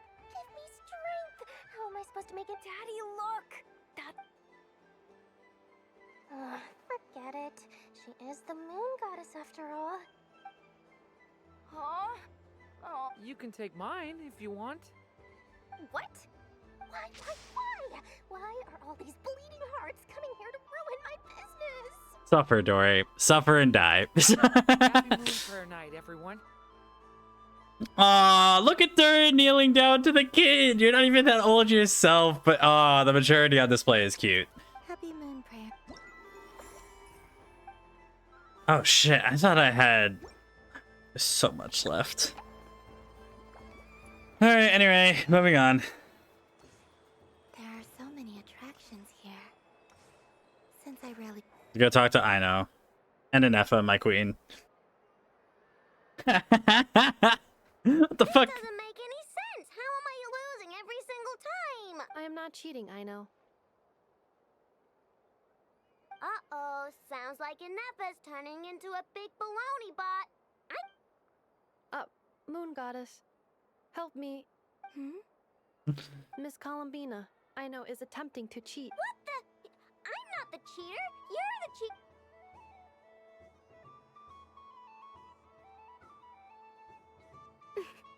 Alright, fine. Let's laugh at Aino. Just you wait till I get home, because I'm gonna make a game bot that can win 100% of the time. Let's see you laugh when I come back and beat your butts. You'll all have your heads covered in stickers when I'm through with you. We came to check everything was okay after all that yelling, but,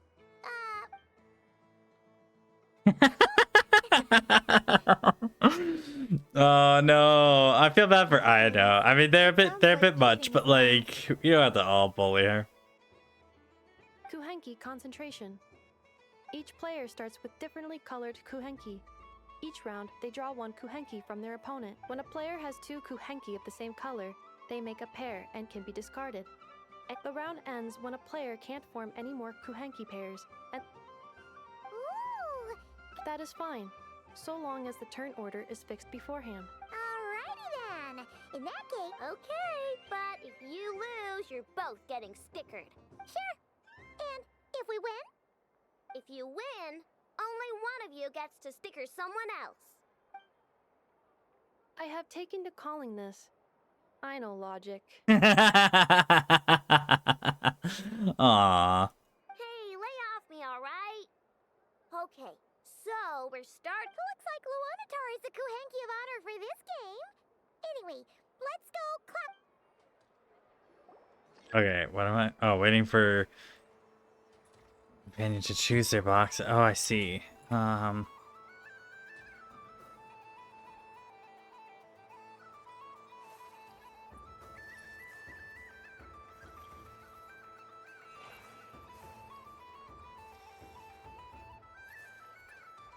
This is a very long trial with Columbina. I mean, you don't get to use any of her like attack abilities.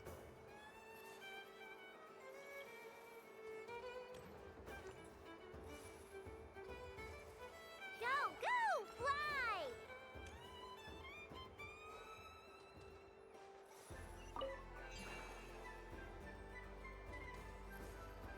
Go on. Oh, okay.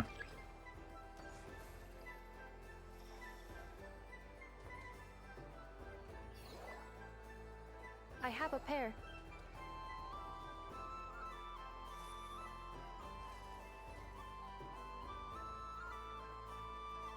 Uh-oh! We gotta pick up the pace!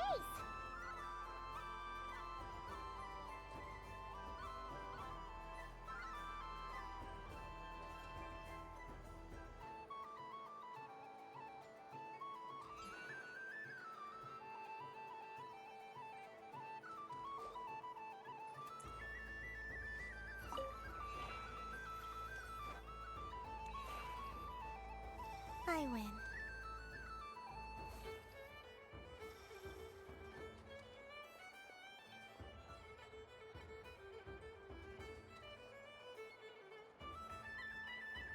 Phew, that was too close.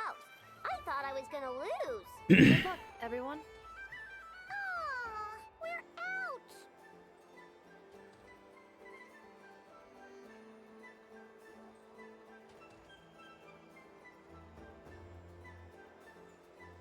Let me pick a good one. You're looking very pleased with yourself there.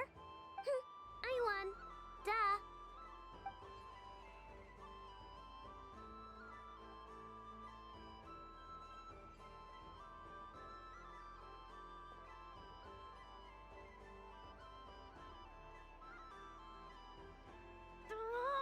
Don't fidget too much, I know, or the sticker's going to fall off. I don't care. If it falls off, it falls off. If a pair of Kuhengi get discarded, why not a pair of stickers, huh?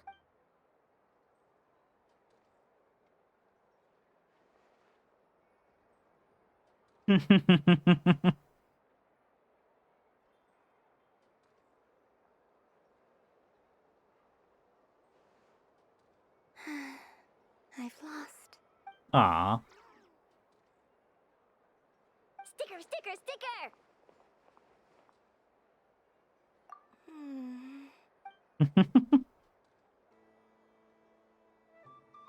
Cute! Putting on the hair is atrocious, Traveler. I'm just gonna let you know now. That's crazy. You think so? What did Luanatar say? She said it looks so cute that she wants me to lose a few more rounds. Aww.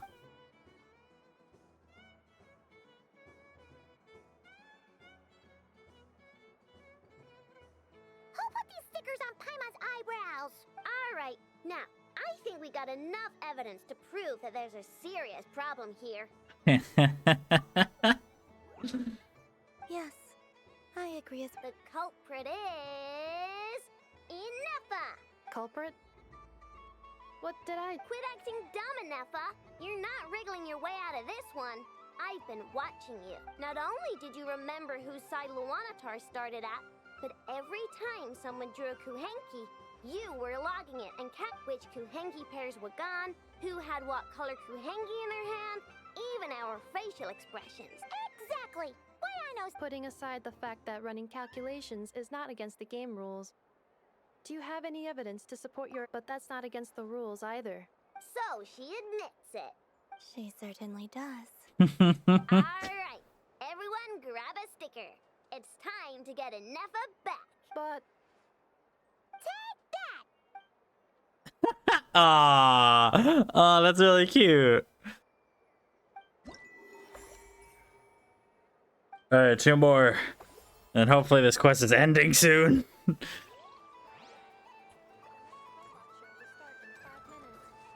thank you for your patience.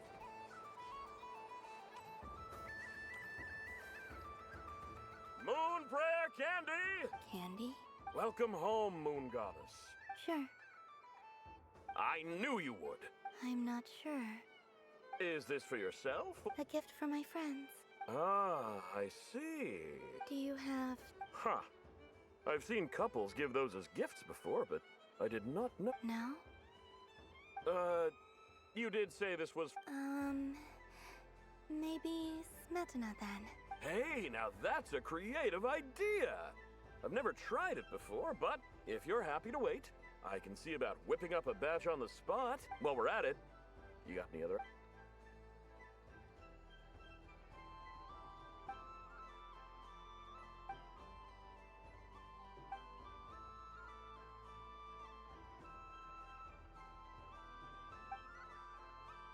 Here you go.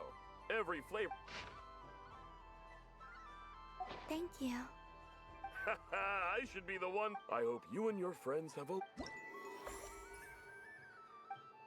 Alright, one final spot.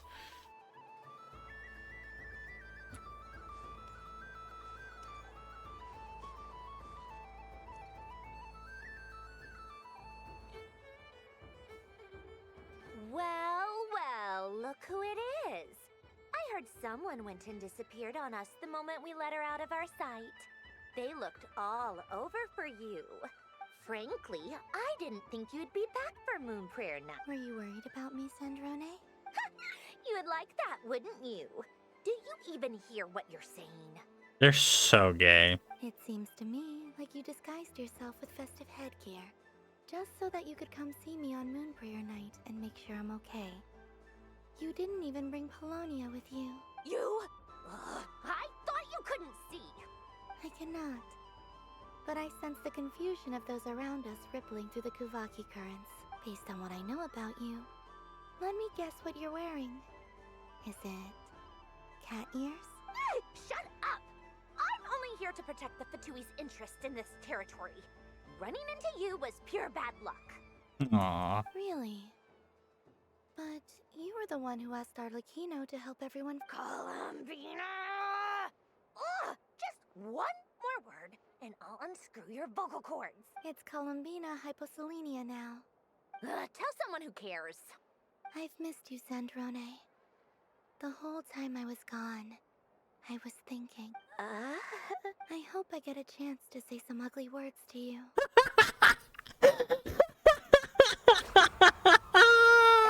Is that supposed to be a joke?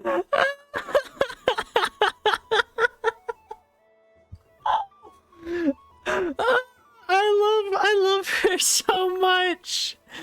Bro, that's so fucking funny. What? You mean that frostfin whale? Yes. It's some kind of game where you get bitten if you step on the wrong tooth. Because you're not a scaredy cat. Fine! You wanna play? Let's play. Lovely. You old geezer! I'm gonna beat the pet. I almost forgot. You'd better not lose, or I'm going to beat your head in.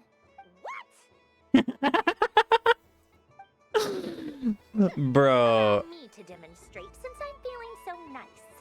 You just step on the teeth, like this.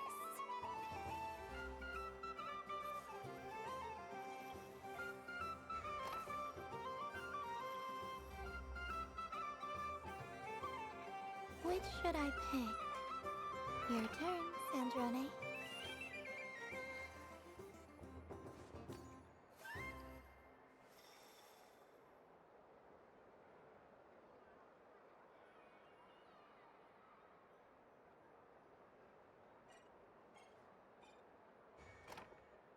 Don't come crying to me if you get bitten.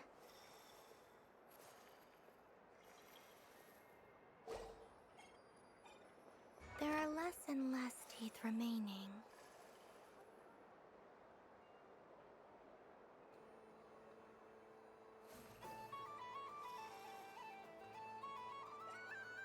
Huh? What's that noise? Well, Sandrone's about to get bit.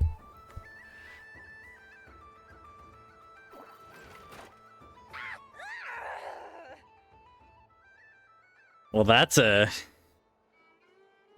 image for sure. Help me, Moon Goddess, I'm stuck. I think you might have picked a bad tooth, Sandrone. Shut it! Do you need any help? It seems like you're stuck. Okay.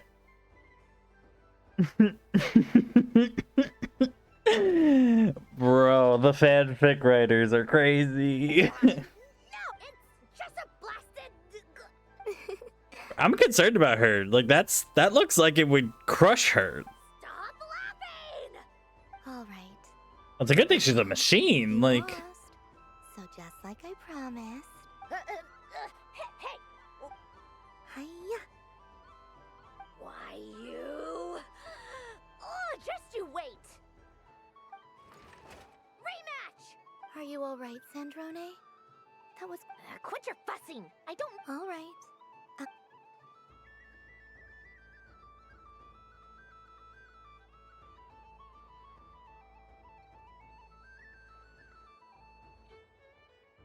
I see it now. She can sense, so I just need to avoid the same one.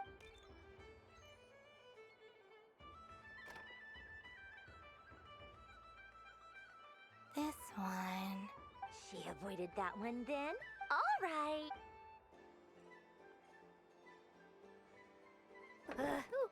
What? Looks like you lost again, Sandrone. Wait! There's... Bonk. okay, this is way too cute.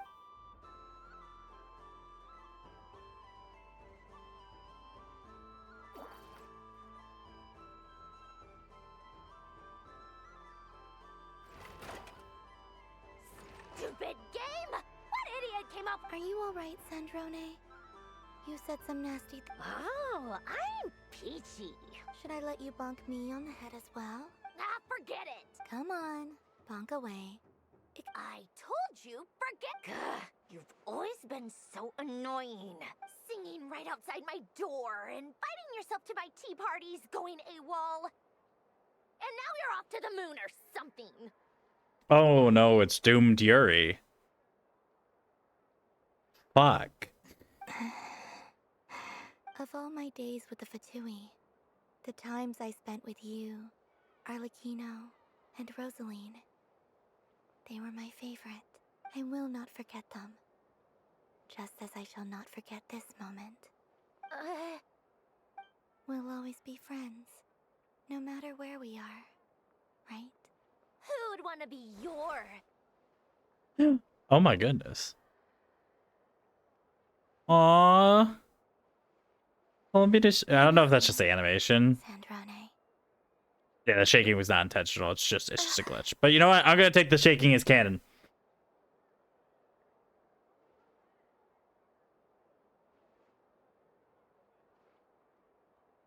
Are they dating? Worse.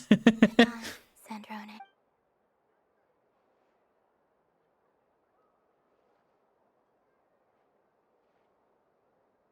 Oh no,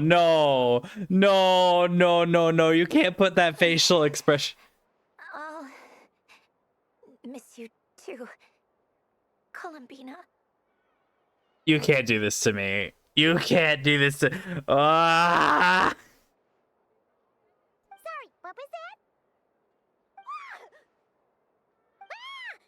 Yeesh! No need to freak out. What's wrong? What do you want? Oh, nice ears. What? Do... This. Huh? It's your turn to draw something. You're one of her friends. Doesn't know how lucky she is. Oh my god, I think I just died a little. I think I'm actually gonna cry. That was way too fucking sad.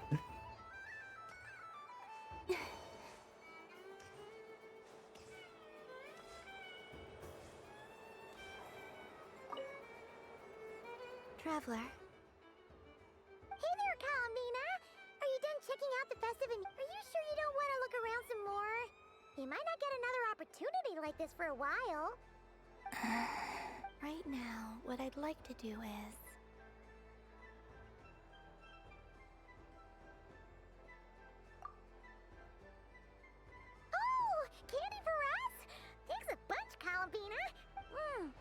Whoa! This one's intense! What about you, Traveler? How does yours taste? Oh, sounds good! I'm drooling now! Are there any more? Yes, I will. Okay, gotcha! What? Sure! This one? Here we go!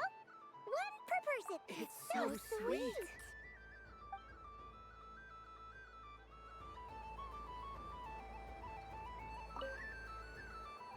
Traveler, Pime. Columbina! Finished with the festival already? Really? You're sure you don't want to have a little more fun out there? Yes, I am sure.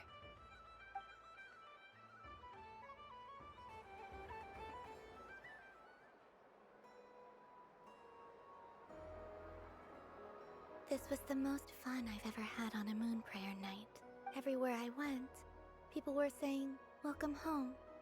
And there were friends at every turn. I only wish it could last longer than one night. Oh. Yes, you're right. The moon prayer blossoms. Ooh, look! Look! Moon prayer night has come.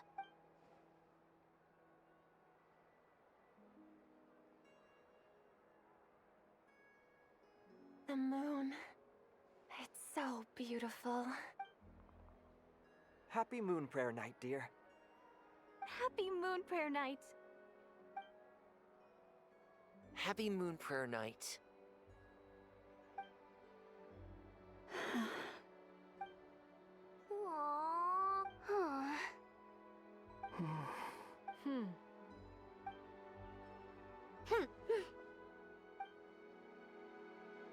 Time flies when you're having fun. Oh, looks like the time has come. Columbina. You're heading off then? Yes, to the ruins you mentioned. And from there, back home to the moon. Wait! I know? At least... Take one of our craft shop's crumb cookies up to the moon with you. You know, for a snack. Sure. Why not? The Curatorium of Secrets believes in proper farewells. No story should be left without a satisfactory end note. Never. Farewells are an important affair for the Ratniki, too. We never know when we might meet again. Haha! And here I thought grand farewells wouldn't suit tonight's mood. But I suppose friendly passion is not to be stopped, eh? We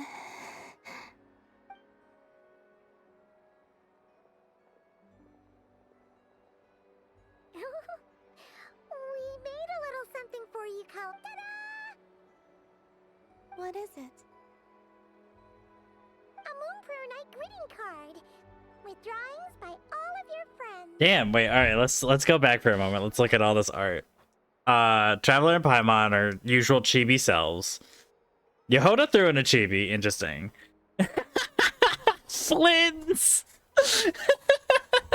Flins! Alright, Albedo, way to fucking... Way to flex. That's a crazy art. Oh, Durin and Wanderer. Okay, Alice and Nicole each got their own. Very funny, Dodicos. Arlecchino put hers as a cup with a feather. Interesting. I know, and Inefa, very cute. Lauma, chibi, but very refined. Nefer, the cat, very cool detail. Varka, what the fuck, dude? Where did that come from? That's crazy skill. You did mention that you'd like a portrait done, so I took the liberty of creating one for you. I, meanwhile, did the portrait of Mr. Albedo, and Mr. Varka did the same for me. Oh, I see. So Flynn's did Albedo's. Damn, Flynn's? All right, I didn't know you were that crazy. Varka did yours. That makes a lot of sense. I mean, mean, I think my work was pretty true to life, don't you think? The picture of Ashru was my doing. The two of you seem to get along rather well. Wait, was I the only one who did a full body picture? That's so embarrassing. It's not even true, bro. I know and Anefa are literally right below you. I did pictures of me and Anefa. I did my own portrait and one for Hat Guy. Aww. Plus, there's the two mages, Arlecchino and Sindrone. So, if you ever miss us, just flip the card open and we'll all be right. I don't know what to say. Thank you so much, everyone. This whole moon prayer night was more than I could have ever asked for. It is the greatest gift I have ever received. Llama, I figured it out. Remember how the Frost Moon Scions used to use milk as invisible ink to write hidden messages? That was a very long time ago. Oh, are you sick? Yes. When I miss you all, I shall use moonlight in the same way to write words that only you can see upon the moon itself. Wow, that sounds Quite. But how will we see them? Simply open your windows on nights when the moon shines bright, and the moonlight will naturally flow towards the words I have written. That sounds most fitting indeed. Very true to form. I'll try to write them in places that won't disturb your sleep. I, for one, would sleep all the better for having read one of your messages before settling down for the night. Exactly. So don't worry about disturbing anyone's sleep. Just promise you'll write to let us know you're okay, alright? All right. I promise. So is she genuinely gonna be gone?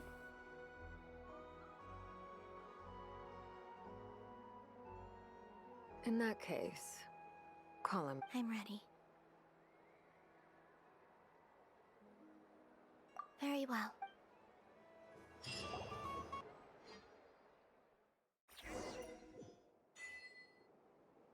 Okay, here we go. In just a few moments, I will be gone. I still don't know what to expect on the moon. Will I really be able to send messages to my friends? The Kuhenki, the animals of Not Cry. I'll never get to see them again. I wonder where I'll be. Oh, I didn't get to let her finish her thinking. Whoops.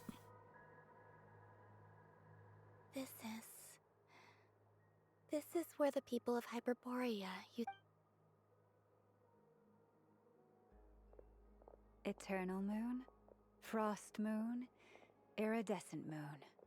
When the power of all three... The gate to the moon. Moon marrow preparations are complete. I'm sure Nasha Town is livelier than ever at this moment. Yeah. It's a shame you couldn't... It's fine. I'm more than happy with this. My last piece of luggage.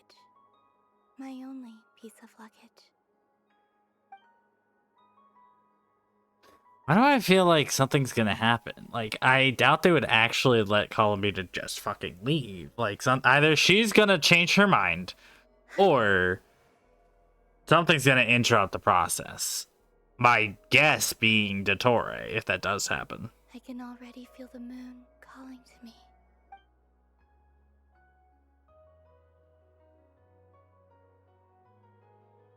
Either that or she'll try to leave and then, what, maybe the abyss pops up? Your home lies on the far side of this light, Columbina. From now on, we will at last have... Columbina. Yes? Be sure to come back and see us when you get the chance.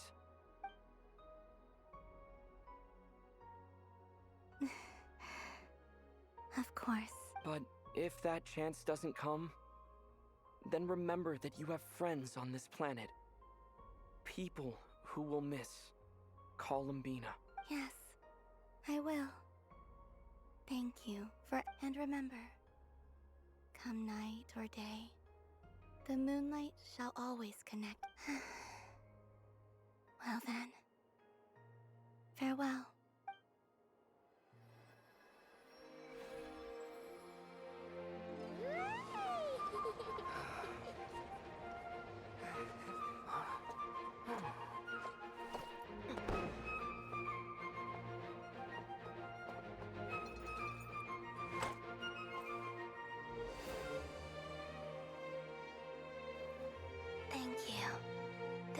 happiest night in Tevat. Farewell, Columbina.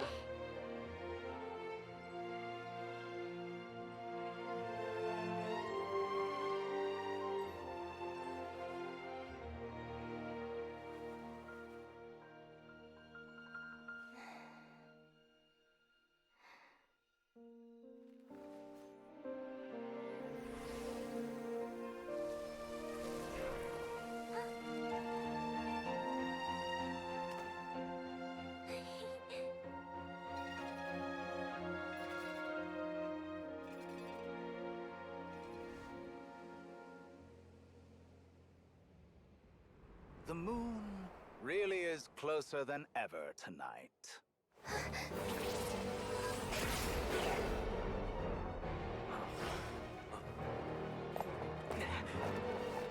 Columbina. All 3 moons in one place. Time for one final experiment. Reason, life, death, time and space. They all believed I would fail.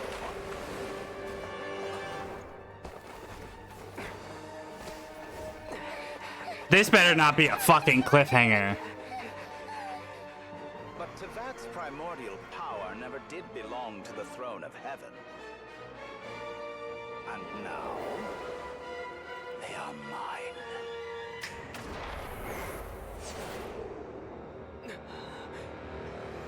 Oh, because...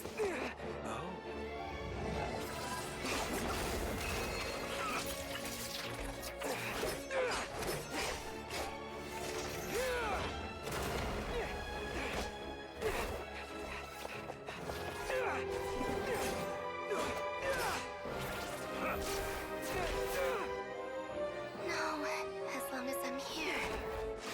The Doctor is free to wield the 3 moons' power.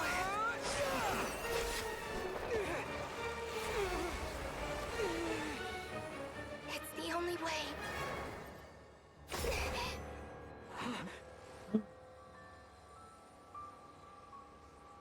I guess I won't be going home today. No.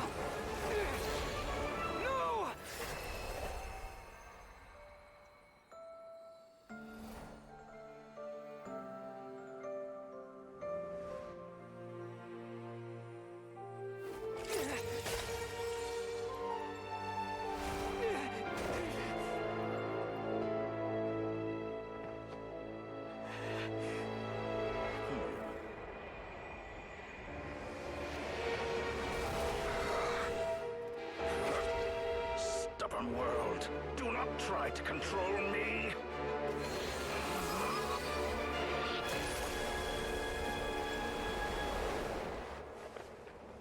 Columbina.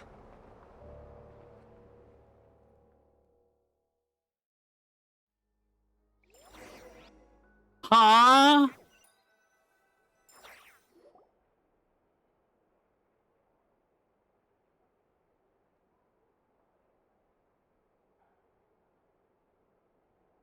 Is it just a fucking cliffhanger now?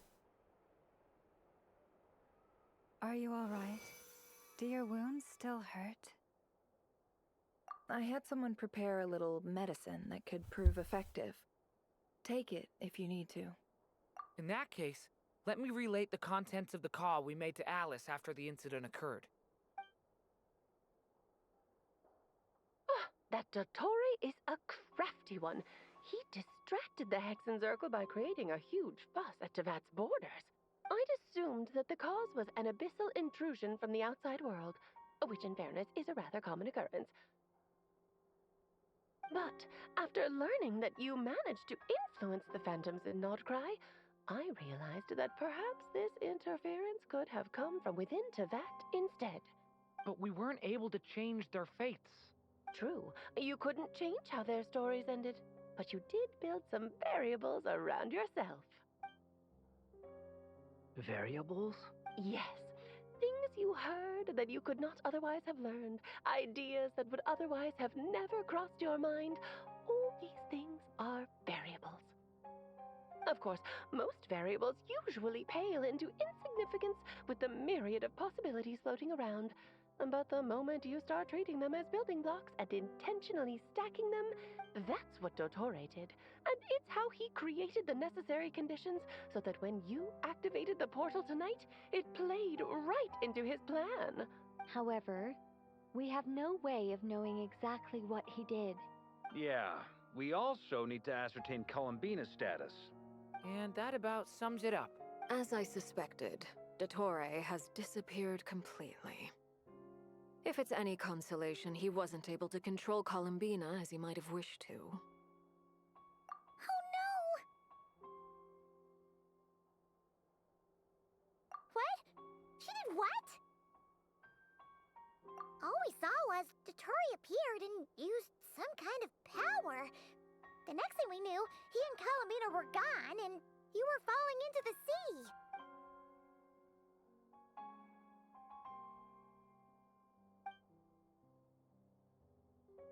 Whoa, oh my god, Aether actually got a fucking MC main character energy moment.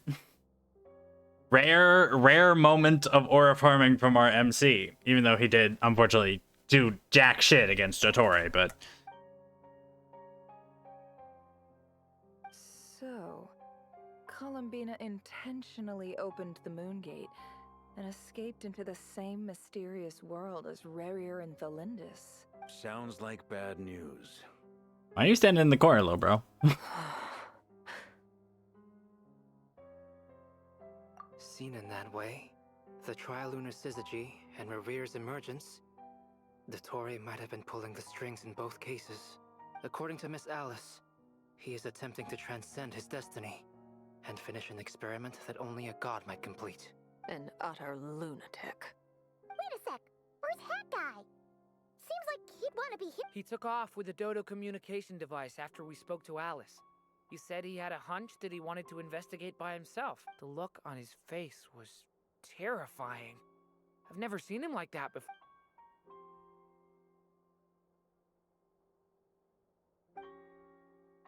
I'm back. Hat Guy! I went to look for the Hyperborean phantoms again. I think I got them to talk to Nicole on the other end of the communications line. Turns out, the history they describe is different from how Nicole remembers it. Really? And how? Because the phantoms are the ones who were deceived. They speak of a savior who appeared in their history. One who never should have existed. This savior promised to create a new moon within the false sky, and even bring back their moon goddesses. Foolishly, they believed in him, and told him everything he wanted to know about the moons. It's obvious that this was Dottore's doing. Now you mention it, the first time we entered the Hyperborean ruins, we heard the phantoms discussing their history, and I remember Nicole commenting that... But Dottore shouldn't have been able to get in there in the first place! He didn't. Nicole said that this was an anomalous state triggered by disruptions in the causal connections between phantoms from the same era. The variables that Dottore put in place were substantial enough that they even affected phantoms that he never met. So it's not that their memories were unclear. That's exactly the possibility Dottore was trying to manufacture. He turned these variables into knowledge and engineered the situation so all that knowledge would fall into his hand. Then, he harnessed that knowledge on Moon Prayer Night to truly create a false... How is that even possible? To be precise, he exploited a weakness in the way the spell works. The spell senses Kuvaki to detect the moon's location.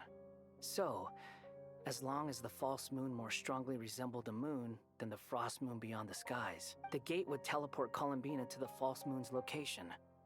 In other words, to Dottore's side. Once he had her under control, the teleportation spell remained active, and he manipulated her power. Too much League? The fact that you played League at all was insanity to me. I saw you go live with that and said, they're gonna die. At that moment, the moon marrows disappeared right before our eyes. It was already too late, even as we were leaving the ruins. By then, Dottore had already amassed the power of all three moons. Needed to finish the event pass. Kringe, but I'm glad you got it done, I guess. So, I'd certainly like to know what Her Majesty thinks, now that the concerns I expressed to her have come to pass. But we cannot simply sit and wait for her to decide the matter. And in any case, it is not the Fatui Harbinger Damselette who sees us as her friends, but rather Columbina Hyposelenia. If, even in such extreme circumstances, Her Majesty will not lift the prohibition on Harbingers drawing steel against one another, then I will do as my heart demands. I will fight as Peruware instead. Oh shit. Oh shit. Yo, Sunny's gonna go fucking bananas when she gets to this scene. Yo, Paimon, well, I just came to say hello to bed now. I won't be on much longer. I think this is where the quests, or at least this particular part of the quest ends. Farewell. Have a good night. Time is short, so I'll make the Okay, well, Arlecchino said, fuck them hoes. She's gonna track him down personally. Honestly, Arlecchino will fucking kill his ass. Losing her cool now.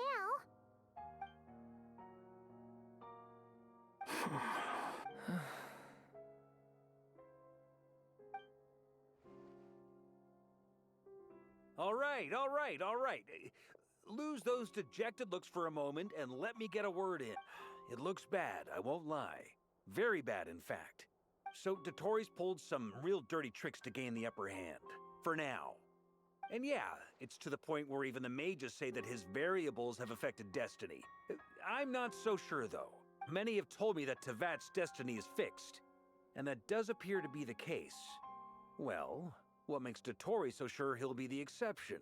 And since he was able to stack these variables up, who's to say we can't do the same? You of all people should not be discouraged, traveler from afar. This isn't over yet. And you're not alone in that. Everyone here does, whether they've spoken thus far or not. But none of us are the type to sit back and wait for the sun to shine again. That's exactly how a knight should roll. If they knock you down, you get back up and get back in it. Don't forget, Honorary Knight, you're a legitimate member of Mondstadt too. Mark is right. Dotori's already way overdue a butt-kicking given his past shenanigans. And after this, he's earned himself a double dose. That's what I'm talking about. How's everyone else feel? I'll use Kuvaki to investigate Columbina's whereabouts. I am not— Leave the intel gathering to me. Whatever happens within Nodcry's borders, when the Curatorium of Secrets wants to be in the know, we always find a way. Aino and I will do all we can to support you. We will attempt to reverse engineer Dotori's actions and seek a breakthrough that way.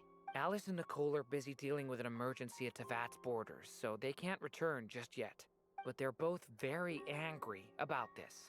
They've asked Albedo and me to act on the Hexenzirkel's behalf and do everything in our power to fight back against Dotori. Are you ready then? We're going to have to conduct a lot of research, even in the early stage. I'll do my best. As for me, I'm pretty familiar with Dotori's way of doing things, so I can try to predict his next move. Nice! Looks like we have our basic division of labor. I'll get in touch with Flints and Itlua, get them to have a chat with their Starshiner. It couldn't hurt to bring the Lightkeepers on board. At the same time, I'll pass on instructions to the Knights present in Nodcry to assist the Lightkeepers and other organizations in ensuring the safety of those living here. Yeah! We'll show him! That's it then. Good luck, everyone.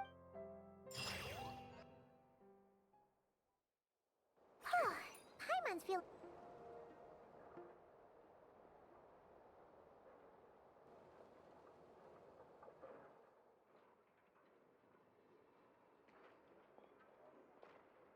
I never thought that Columbina would become It went from being a Fatui code name to something. And remember, come night or day, the moonlight...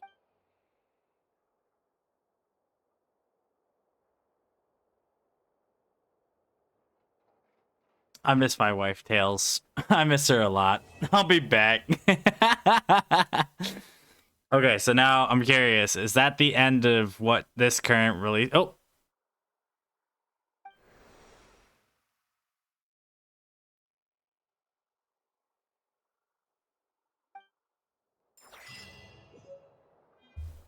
Okay. Events. Jesus.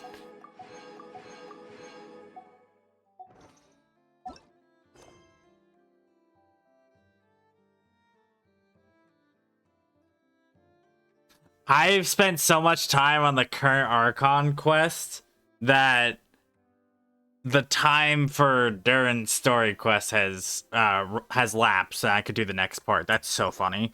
Anyway, all right, that was this Archon quest. Someone cooked here. That was good as fuck. I'm very, very excited about what comes next. But for now, I have been awake way too long. It's fucking 4 a.m. I don't even think I'm gonna bother trying to raid anybody. I don't even think anybody's alive right now. I think they're, well, no, Goldie Lockin is live. So you know what? All of 2 people who are here, let's go raid them, and then I'll go to sleep.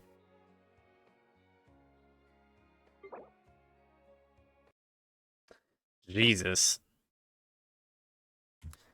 Thank you all for being here. You all amazing, wonderful, awesome people. I will see you again probably either Friday or Saturday. I'll let you know for the next stream. Take care of yourselves. Do all the basic things. Shower, shave. And we're going to go say hi to Goldie Lockin. Usually just goes by Goldie. But I say people's full name when we raid them. Behave. And have a good night, everybody. Get this raid on the road.